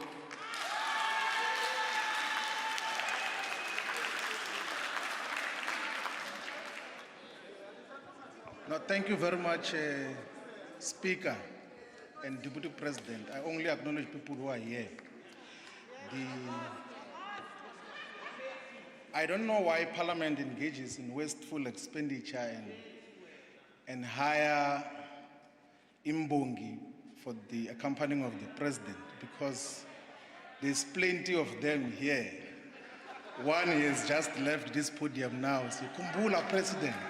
It can easily be a poem which can be utilized to accompany the president whenever he comes for SONA debates. I want to take this opportunity to again congratulate the commissars and the ground forces of the EFF who have brought the ANC below 50% in the 2021 local government elections. And specifically, I appreciate the ground forces in KwaZulu-Natal and Gauteng, where we have decisively dealt with the former liberation movement because it was misrepresenting our people. But if you listen to people who speak here, you will think that nothing is wrong. They are not even acknowledging the fact that they are now in their 30s in Gauteng. They are going to be in their 20s very soon. The Commander-in-Chief of the EFF is in Gauteng to attend to a case that was brought by a racist organization, AfriForum, to defend a song which was a battle cry to defeat the colonial and apartheid racist system in its entirety. And I'm sure that we will do that successfully. We are meeting here in the City Hall because Parliament was bent down due to the negligence of the state. And I think we must then treat this there's a silver lining that says that let us take this opportunity to relocate Parliament to a central place, to one capital city. Because the location of this Parliament, we all know, is a result of a colonial pact of white men only, who, when they were trying to share power amongst themselves, they said that the 4 colonies must have capital cities, with Orange River Colony having the judicial capital, Transvaal administrative capital. The Cape was still here more than 100 years later because of a colonial pact. Let us discontinue that as part of the decolonization project that we must then engage in. What this SONA debate has revealed over the past 2 days is that in the liberation movement, the former liberation movement, you have got a lot of opportunists, careerists, intellectually incapable and dishonest members of Parliament, both old and young. We have seen a lot of people come here to blow hot air and even try to contextualize things that were not said here. Of course, although it has been withdrawn, we are not going to entertain the childish accusations that were made against the Commander-in-Chief about the plot to remove a certain minister. But also, how do you as a minister come and badmouth your commissioner of police, whatever personal differences you have, and then you still expect society to have faith in the police system, where in Parliament you have got a minister who openly does that in press conferences, and then he repeats gossip as if it's intelligence. If we were to do that as well, we're going to spread gossip here and say that there are ministers who hire Nkabis to kill members of Parliament who are about to expose them of corruption. We are not going to do it today. We'll do it once we've gathered proper facts. We're going to give a critical analysis of the State of Nation address, which was themed around building a new consensus, which in any way the president said is not concluded. He said, amongst other things, that within the next 100 days, the social partners are going to finalize a comprehensive compact, which is going to grow the economy, create jobs, and combat hunger. That is what he said. And then he said something which is not true. Then he said that we all know that government does not create jobs, business creates jobs. That is conceptually and empirically false. So the correct statement should have read like this, that we all know that the ANC government will not and does not intend to create jobs and will depend on white businesses to create jobs. It is empirically, like, it's even from a basic logic point of view. You can't say government does not create jobs. You've got 1 million government employees. Those jobs were created to deliver certain services. You are trying to create lousy jobs called EPWPs. Those are jobs, so it's factually incorrect. And you come here to try to justify it. But the most shocking thing that I got to realize here is that on the 11th of February, the South African Careerists Party, the SACP, issued a statement to say that the president must withdraw an assertion that government does not create jobs. It is fatally flawed. But we had members here, Masondo, Mantashe, Tulas, everyone else, they never even repeated that in their own characterization. That is a fatal error. To say it's fundamentally wrong to even suppose that, to show that they even try to ascribe a developmental state and defend a developmental state to a president who never spoke about a developmental state. It's one of the things that we then have to deal with much more differently. Now let's deal with some of the factual issues. One is that currently the fastest growing economy in the world is Chinese economy, the People's Republic of China. And it's led by a communist party, it's centrally planned. The state plays a significant role in the creation of jobs and development of the productive forces. More than 133 big corporations in the world, the Global 500, are Chinese companies, and more than 100 of those are state-owned by the Chinese People's Republic of China in terms of what gets to happen. And China has elevated poverty of more than 800 million people under capable state leadership, which someone comes with a philosophical confusion here to say the state does not create job, business does.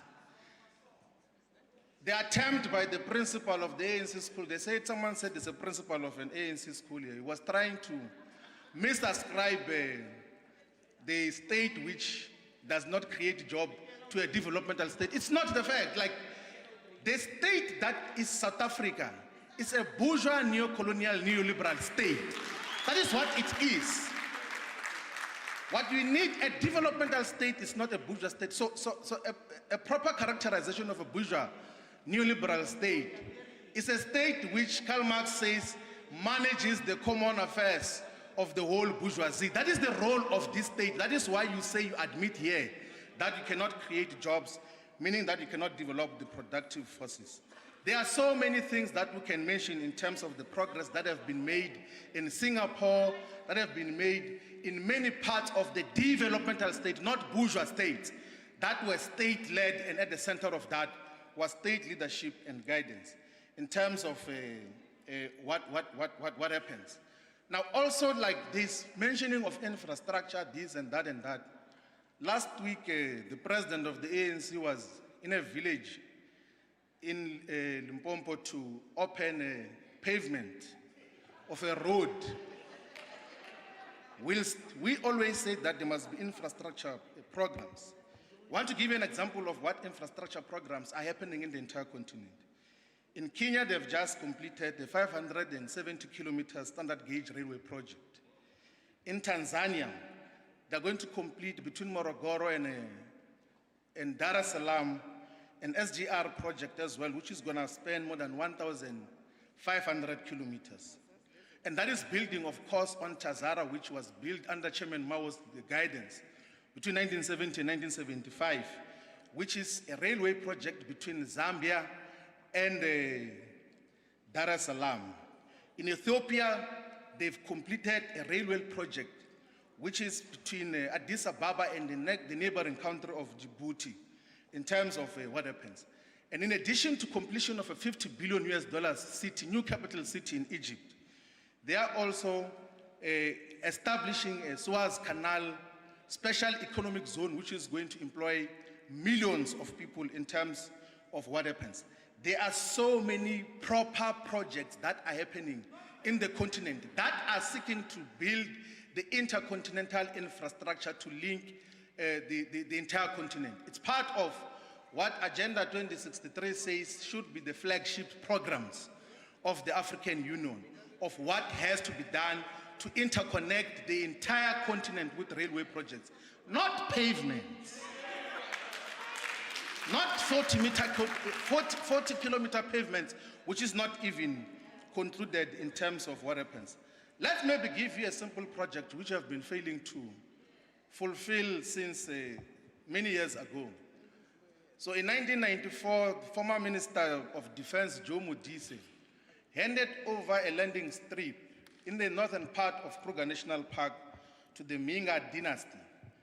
That landing strip has got potential to be turned into a commercial opportunity, into an opportunity that can turn the northern part of Kruger National Park into a tourism hub. Hosi Minga, Hosi Shilungwa Minga, Wabumbiri, has been pleading with the Sun Parks and different agencies to say that let us convert that landing strip into a proper commercial international airport and receive tourists there and have activities that is going to empower a lot of our people. In the same way, the strategic role is being played by the Kruger National Park Mpumalanga tourism corridor. And none of those things have been done in terms of what happens. We have spoken about this. I think we have illustrated enough. It's basic logic. It's not true that the state does not create jobs. It's not true that the state does not lead development, productive forces. In actual scientific terms, you must go home and study this or ask your researchers, ask everyone. There is no nation in the world in the past 40 years that has rapidly developed its productive forces without state decisive leadership.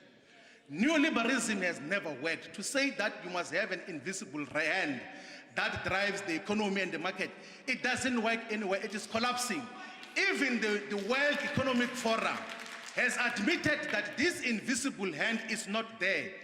All the economies that have caught up now had clear, decisive state leadership, and to want to disassociate the state from the people is not a proper philosophical, ideological system and approach.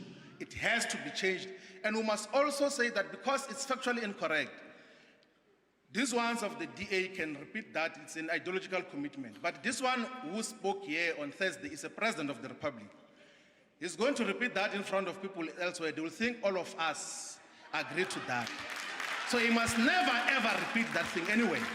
Because it's factually incorrect. People are going to say that it means that the people of South Africa are not literate. How can the whole country say? Because he says, we all know that government does not create jobs. He will go and repeat that in a BRICS forum. Then they will say, this is pure madness.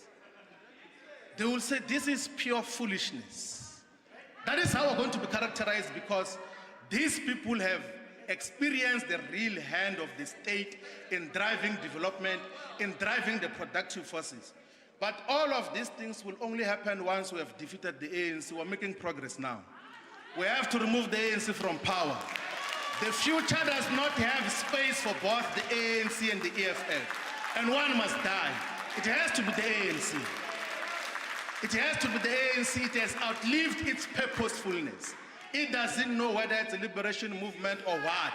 It doesn't know what it stands for. This nonsense that the economy is going to be grown by the private sector was superimposed by President Mandela when he introduced GEAR. Unemployment was 16% in 1996. It's 34% now. As GISA, you said that let's just accelerate growth. Maybe there will be some jobs and redistribution happening. It never happened. New growth path, NDP, all of those things. What you're basically doing is to see that we have got a crisis in your family, that there is a food item which has got poison. You continue to give the food poison, people are dying, and then you think the solution is to add more and more poison. This neoliberal conviction, it's madness. It must come to an end. You must study properly what has led to the development of all the countries, of all the economies that got to caught up with the countries that got to industrialize first. It is not neoliberalism. It is not the invisible hand of the state. It's a state that is decisive, that intervenes on the direction of the economy. It's a state that determines the form, the content, the nature, the direction of what development must take. Thank you very much. Thank you, Honorable Member.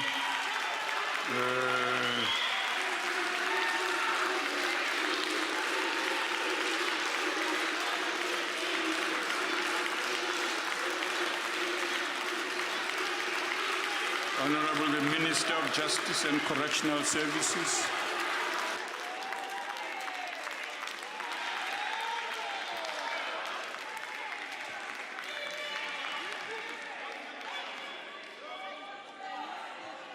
The Honorable President of the Republic, His Excellency Cyril Ramaphosa, the Honorable Deputy President, His Excellency David Mabuza, the Deputy Speaker, honorable members, and everyone in the House. The relationship between the National Democratic State and all private capital, including monopoly capital, is one of unity and struggle, cooperation and contestation. That is the strategy and tactic of the ANC that the President quoted when he was here delivering his State of the Nation address. What Honorable Sibambo has just said is the distortion of the highest level of the conceptualization of the role of the state in the economy by Honorable Sibambo. The President was very clear about the role of the state in helping creating jobs and also in helping for the creation and also for economic growth. What Honorable Sibambo has said about China, China has got socialism with Chinese characteristics. And the Chinese characteristics allow for private sector direct investment into the economy in China. In Singapore was also built by also the state allowing the private sector to invest and also international direct investment in Singapore. There was a role of the state, but there was also a role of the private sector. It's a complete distortion by Honorable Sibambo to say that it was only the hand of the state. Even in China, as we speak today, the big corporations in China, Alibaba and many more, are private sector corporations which also accept foreign direct investment. This started during the period of Deng Xiaoping, the opening up in China. So there cannot be a distortion, moving away and breaking away from the cultural revolution of Mao Zedong in China. So Honorable Sibambo must not distort the economic trajectory of the People's Republic of China. And this happened in all the Asian Tigers countries. Singapore, South Korea, and all of them. There is no country today that does not operate allowing foreign direct investment, also allowing the private sector to play a role in the economy. And that is what the President of the ANC said here by speaking about a mixed economy and the role of the state in that mixed economy. I want to come, Honorable Speaker, to the reality of conceptualization of us having a consensus as a country. And I want to call... Honorable Minister, just hold on, take a seat. What are you raising on, Honorable Member? Honorable Speaker, can I ask a question to the Honorable Minister about the role of the state in creating jobs? Okay, sorry. Honorable Minister, will you take a question? No, Honorable I knew Speaker. I'm not shocked of poor Josie, Honorable Speaker. The Supreme Leader has taken all the minutes. The only thing he can do is to disrupt the speakers. That is his only chance of speaking. Honorable Speaker, I want to quote from the former President of the Republic, Nelson Mandela, when he spoke about the role of the state and the Constitution. The authority of government comes from the people through the Constitution. Your tasks and responsibilities, as well as your power, come to you from the people through the Constitution. The people speak through the Constitution. The Constitution enables the multiple voices of the people to be heard in an organized, articulate, and a meaningful and a principled manner. I will dare add, attacks against the Constitution, disguised through revolutionary sounding phrases, remain counter-revolutionary. They are against the people. It is a language aimed to replace the people institutions with a personality cult, such as the Supreme Leader of the EFF, where only one person thinks, speaks, and acts on behalf of the entire organization. He now wants to act on behalf of the whole nation. We must not allow that as South Africans. The struggle is about the people. This, Mr. President, will be our war cry as the battle soul for our country. And we are armed with an incredible instrument, the Constitution, which is a culmination of battles and legions of South Africans of all races, Africans and the world at large. Our commitment to constitutionalism is a product of the blood and sweat of our fallen heroes. From the 1912, the African claims ready to govern, the Women's Charter, and all documents, the ANC has emphasized the role of the people, the role of the state in the economy, and the role of government in ensuring that the people participate in the governance of their country. A decade later, we are still standing on our constitutional principles. The Democratic Alliance cannot want to claim to be more constitutionalist than the ANC, because our founding fathers are the ones who taught us about the Constitution. The ANC is an organization deeply embedded in constitutionalism. Honorable Steenhuisen and Mazuni, they are new to these issues. We have always stood against the immoral nature of apartheid and replaced it with constitutionalism. Constitutionalism proclaims the desirability of the rule of law as opposed to rule by arbitrary judgment or mere declaration of public officials. It's a role we are continuing to play in this country to ensure and give all South Africans a right to participate in the governance of this country. Hence, they are also able to come here in this podium and speak a lot of things that do not relate to the building of a better South Africa, as Honorable Shivambu was doing now. Our Constitution is a transformative document aimed at changing the character and the nature of our economy for the people, for the benefit of the people as a whole, and to build social cohesion, and also to ensure that everyone plays a role in building the society that we envisage through the Freedom Charter. I know, the Honorable Deputy Speaker, that the National Prosecuting Authority is breaking the shackles which constrain it. Despite capacity challenges and budget constraints, our law enforcement and criminal justice agencies have achieved noteworthy successes. To strengthen the capacity of the National Prosecuting Authority, we will be implementing sections of the Reconstruction and Development Program Funding Act. Furthermore, to strengthen the human capital of the NPA, we will continue to invoke Section 38 of the NPA Act, which enables the NPA to acquire the services of persons who have suitable qualifications and experience to perform services in specific cases. The NPA is also prioritizing appointments at senior level.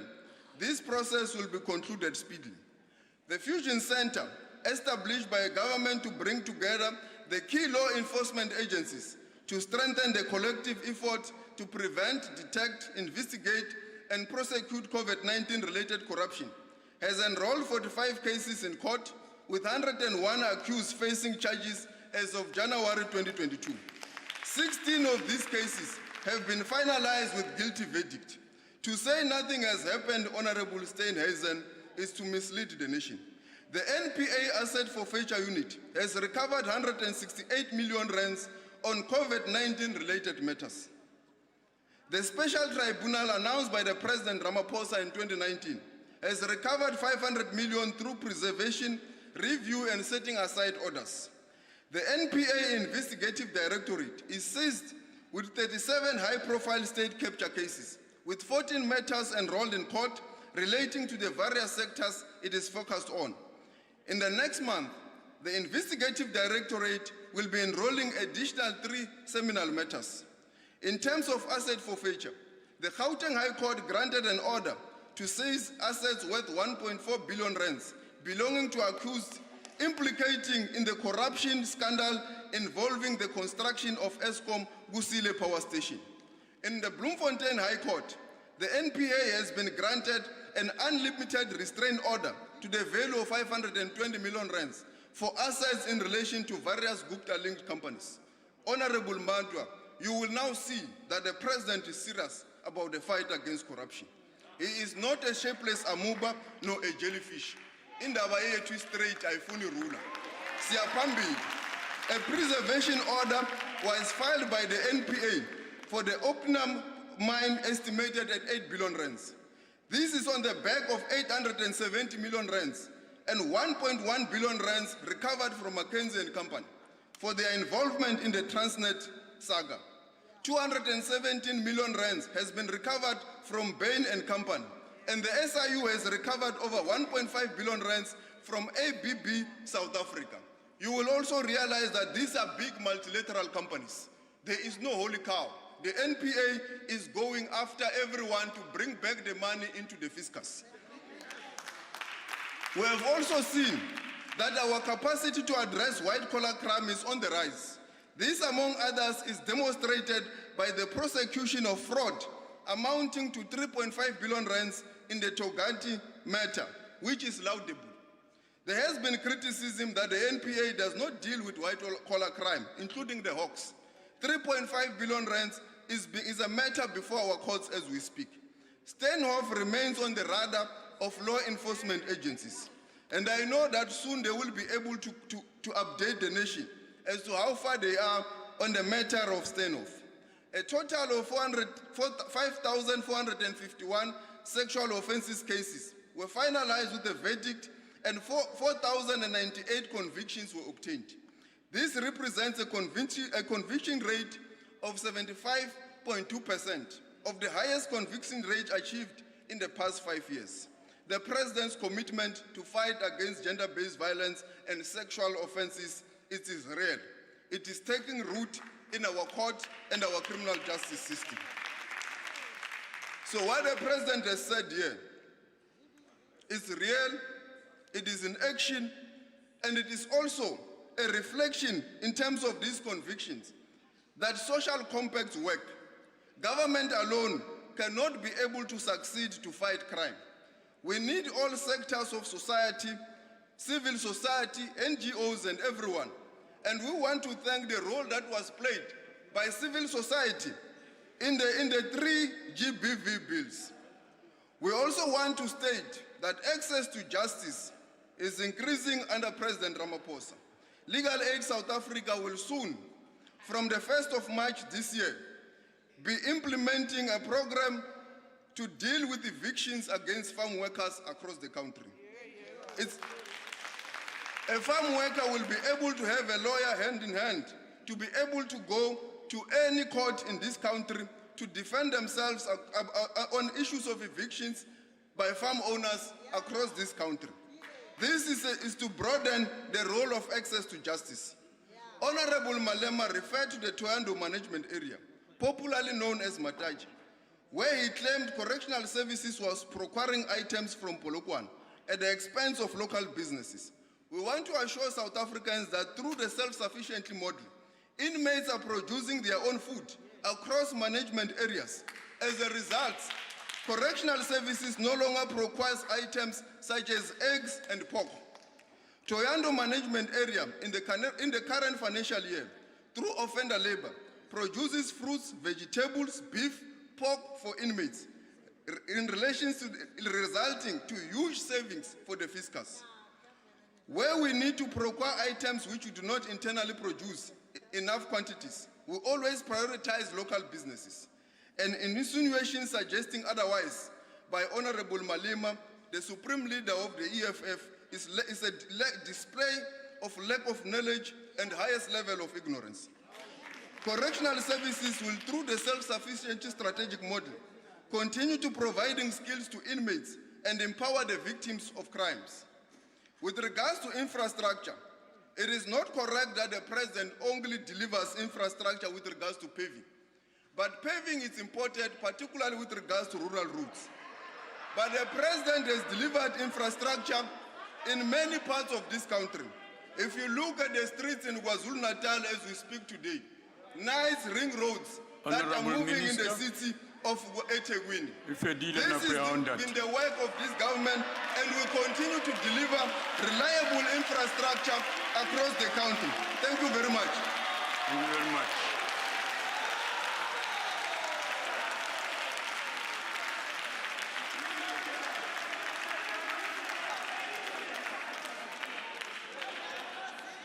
Honorable Sarupen.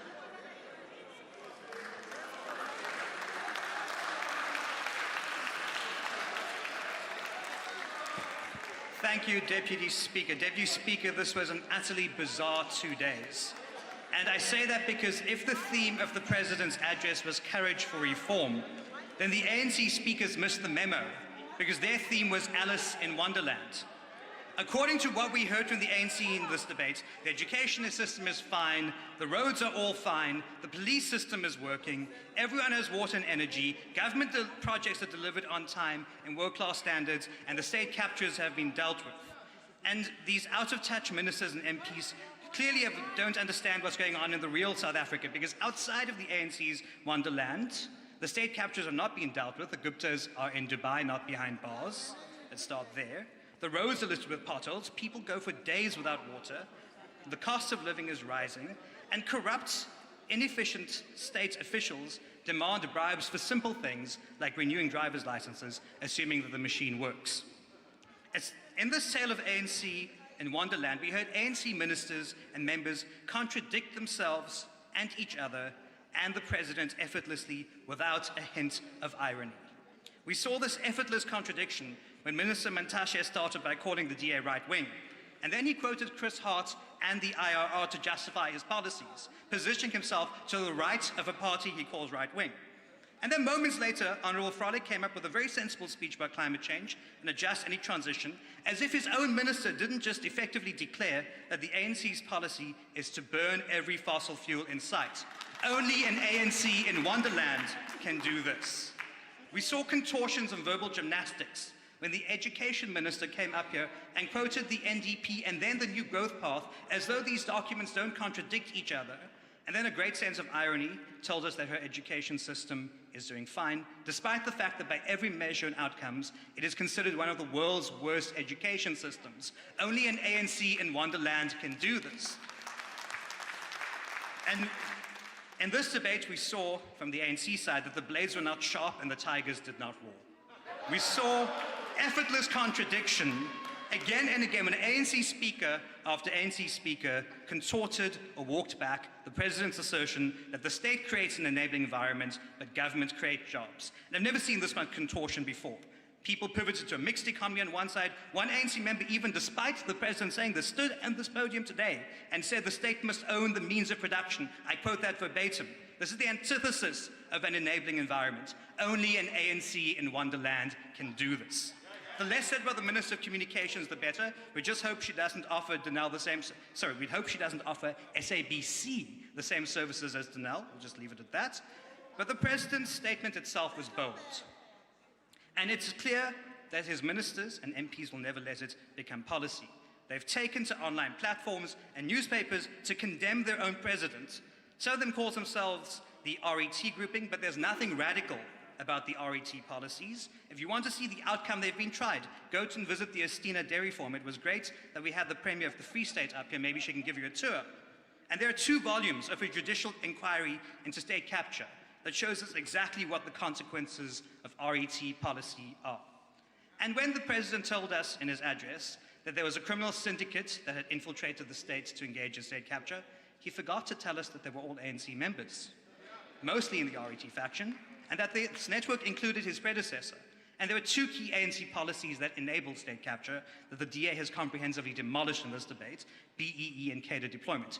BEE is an innocuous-sounding policy, but its real intention is to use race to enrich ANC members using government contracts. Cadre deployment ensures that you stick party members onto the tender committees and tell them who the tenders go to. That's corrupt network and system right there.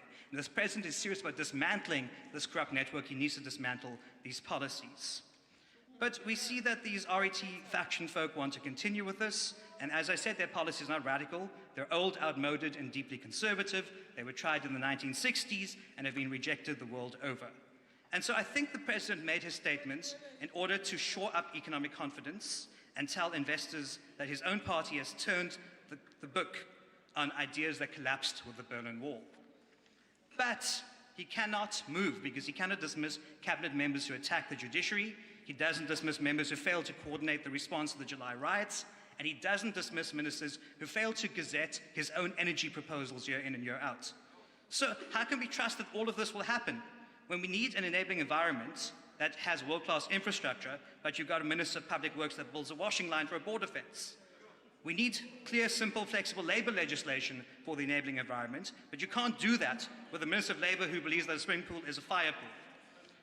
You cannot sort out SOEs when you've got a Minister of Public Enterprises who has such contempt for Parliament that he stopped answering most questions.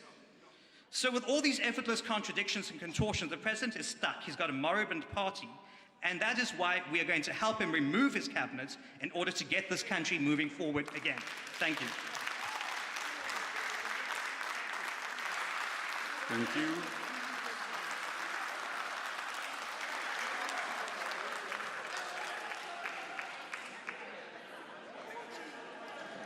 Honorable Janchi.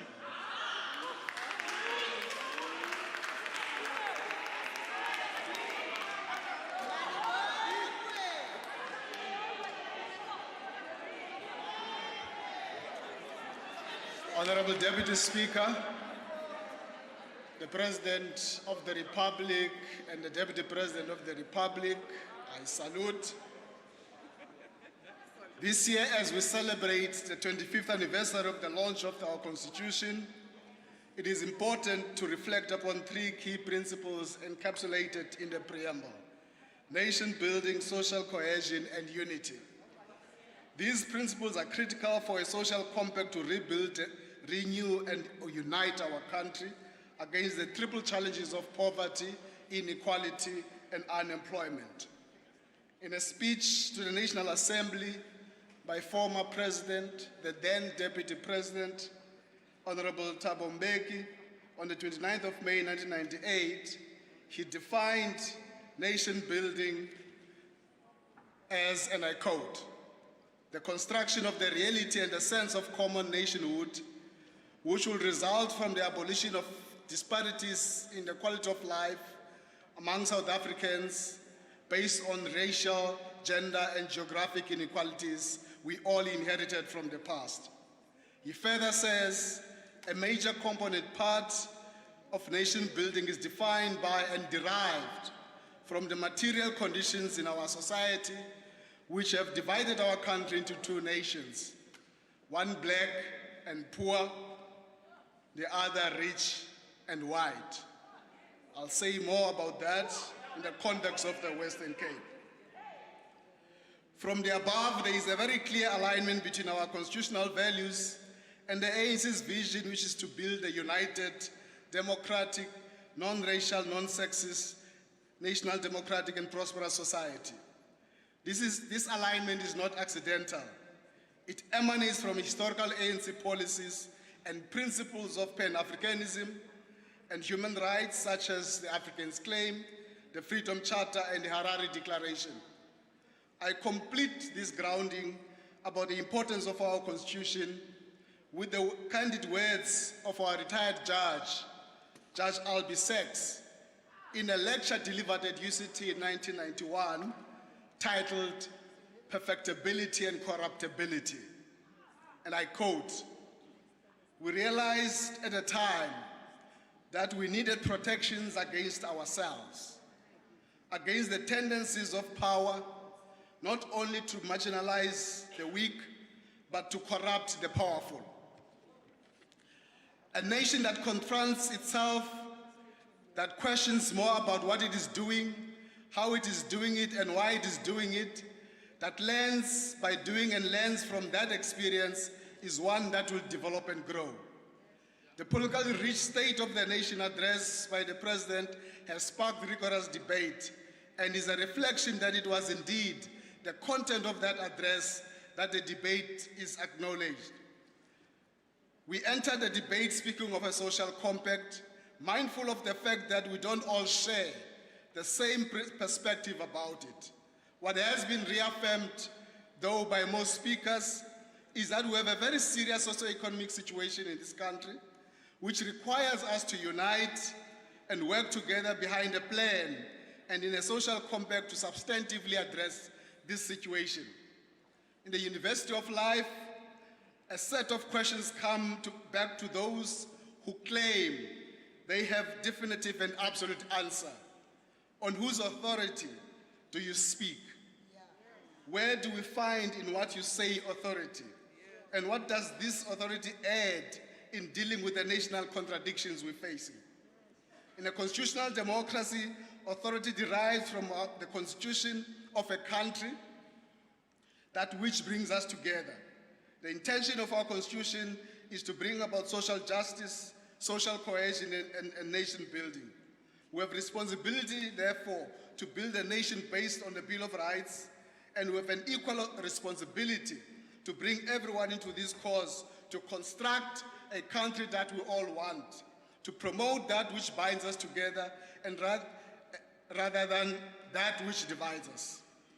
A new consensus based on what we broadly agree, which is the current conjuncture, is achievable and is within our grasp. As the President indicates, a consensus that is born out of common understanding of our current challenging situation and a recognition of the need to address the challenges of unemployment, poverty, and inequality. South Africa therefore needs a new consensus that embraces the understanding of the need to redistribute wealth and assets for the greater good of the nation, currently and in the future.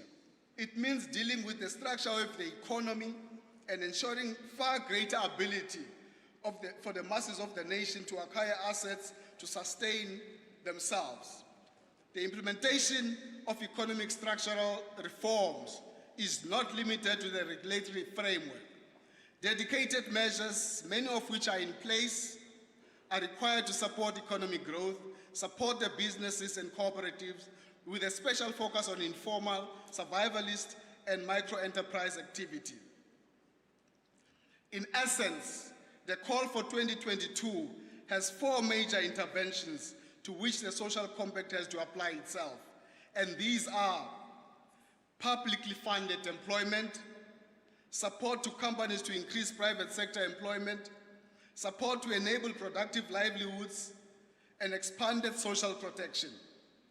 These initiatives must result in a new national employment policy that supports the employment-centered framework and retains the employment standards that the ILO has credited us with. In other words, and this is where the challenge starts, interested parties seek to arrive at a social compact with conditionalities, and this is where progress will then begin to stall. Political and economic history is littered with good intentions, but an inability of the stakeholders to work together in the interest of the majority as they cling to their sectional interest. I raise this because unless we're honest and frank with how we at times are the biggest stumbling block to progress, we're destined to repeat same political and economic history mistakes. Today we have over 20 million people who either don't bother to register or vote or don't exercise their right to vote. Fewer people vote than those who don't, and this should wake us up to a fundamental right in the Constitution that our people have decided to walk away from. As is the case in any country, the state must remain at the center and facilitate a new consensus and social compact. Consciously, opposition in this debate, both in the so-called pre-SONA briefings and the debate itself, have tried to drive a narrative that the center is the market and the private sector. Yes, some thought that a centralized office that will dictate to all, which is a typical of a Republican leadership style of insurrection against what you don't like.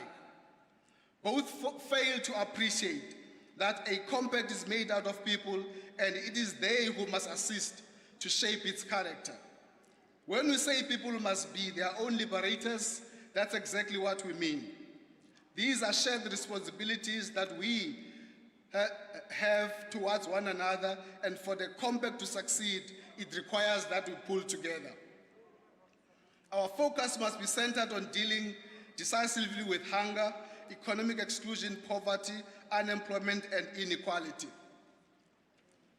As we build a new consensus and a social compact, the contradictions which are in themselves forces for change and development will confront us, firstly in the form of unresolved national question, the land question, and the consequences of the structure of the economy which drives an exclusionary pattern of reproduction. Our essential element is a common history, one of dispossession, struggle and liberation struggle, out of which a new nation emerged from the community of origins and community of cultures. We are a nation as a totality of peoples united by a common fate. In building the common consensus and social compact, it must be informed by progressive values that we find in our constitution of non-racialism, non-sexism, respect for human rights, and democracy. It means defeating backward tendencies, narrow nationalism, racism, and patriarchy. What essentially distinguishes a nation from an ethnic group is its political dimension, which is most obvious in a national political movement. Hence, a nation is led, and it does not operate spontaneously, and in this regard, the state must lead.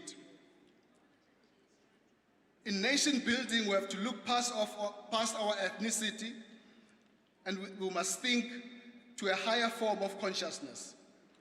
With regards to our particular role as Parliament, Comrade President, clearly, your message is one which will guide this government for the year. For Parliament in 2022, it's going to be a very extremely busy year for our constitutional responsibility in terms of oversight.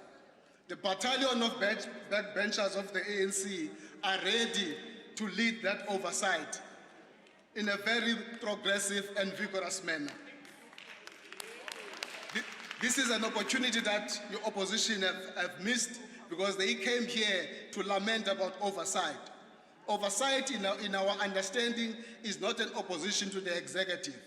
Oversight is about ensuring that there's an impact. It is about following the money. It is also about making sure that we hold the executive through to its commitment.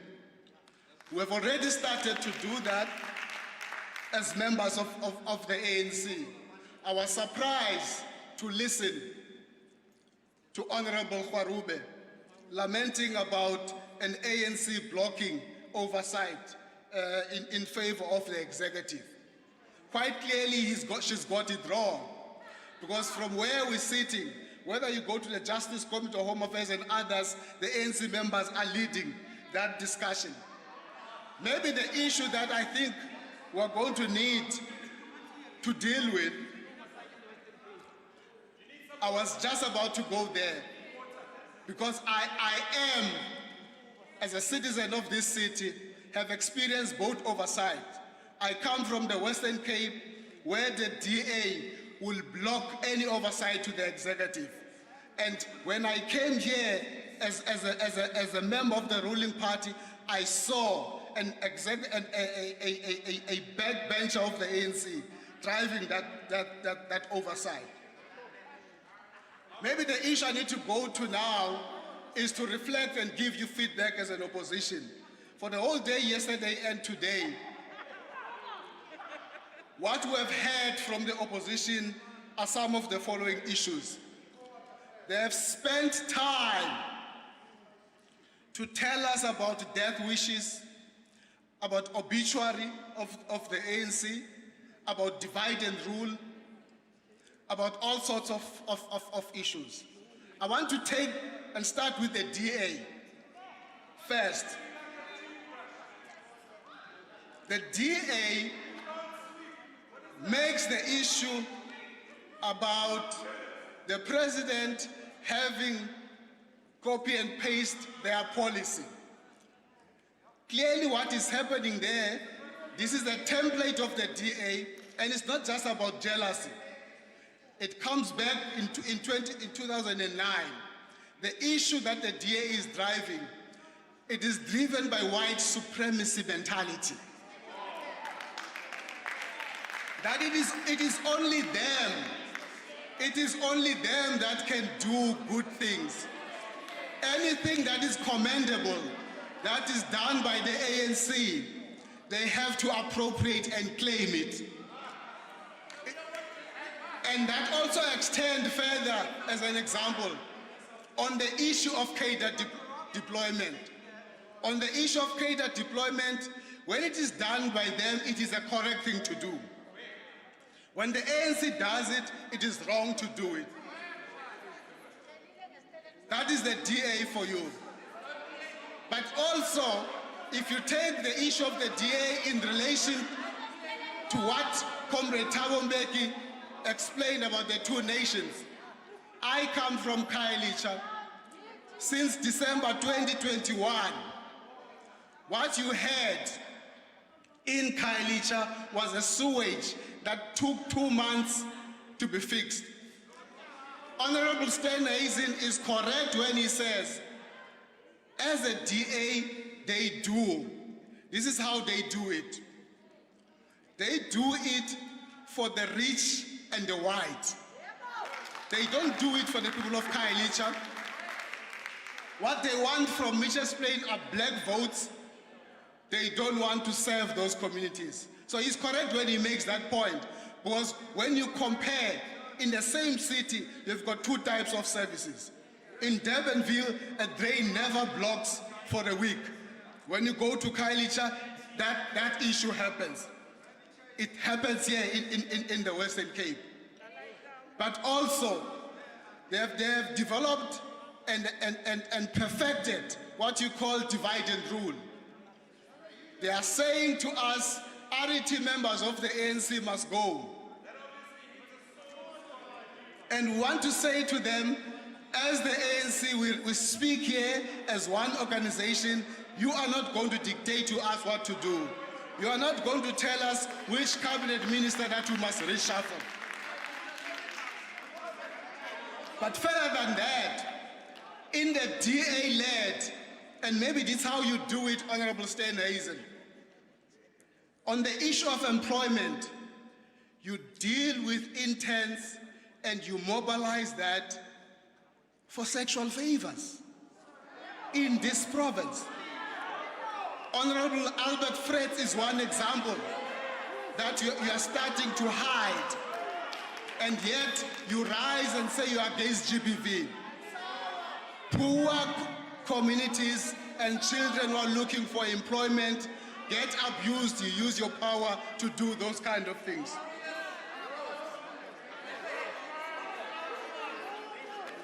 One of the things that I think both yourself and the EFF have gone around getting excited about, you moving from the premise that the November elections is a victory to yourself.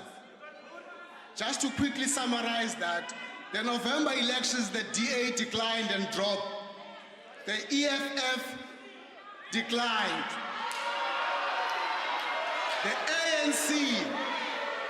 The ANC in November, our voters stayed at home. They did not vote for the DA. They did not vote for the EFF. They've stayed at home and said to us, we're warning you, please fix these kind of issues. This SONA is a beginning of us addressing that. You seem to have won the elections before the elections.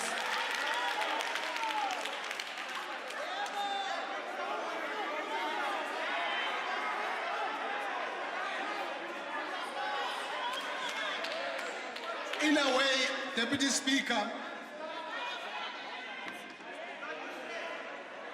what are you rising on, Honorable Member? Take your seat, Honorable Member on the podium. Thanks. Honorable Janchi, take your seat. Yes, what are you rising on? No, Honorable Speaker, I wanted you to offer the Honorable Member water because it's dry. The EFF didn't decline at all. Honorable Member. Drink some water, man. That's not a point of order. It's That's very not tough. a point of order. You're supposed to sweep. Drink water. Honorable It's very Member. difficult. No, It's very tough. EFF didn't decline. That's a fact. Go ahead, Honorable Member. Thank you very much, Honorable Deputy Speaker. Let me just conclude on the issue of unanswered questions and oversight, Honorable Kharube. This is a matter that we have attended in the Rules Committee before we close and rise in 2021, that this matter was concluded in the manner that gives a process that say for every quarter we're going to get a report. I don't know which ministers that you are talking about that have not answered questions, because we have not received that report. that indicates to us that these are ministers that are not. I think you're playing to the gallery in raising that particular issue. We are also leading that as members of the ANC. Thank you very much, Deputy Speaker. Thank you very much. Honorable members, that concludes the speakers list. The President will reply to the debate tomorrow. The joint sitting is adjourned.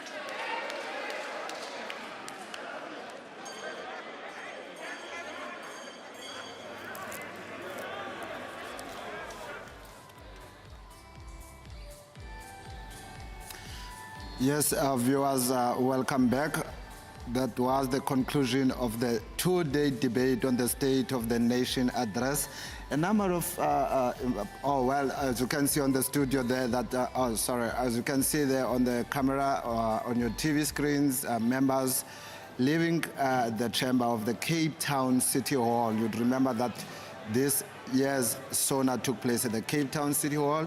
We are still continuing at the hall, and tomorrow the President will be replying here, and the members are now starting to leave the chamber.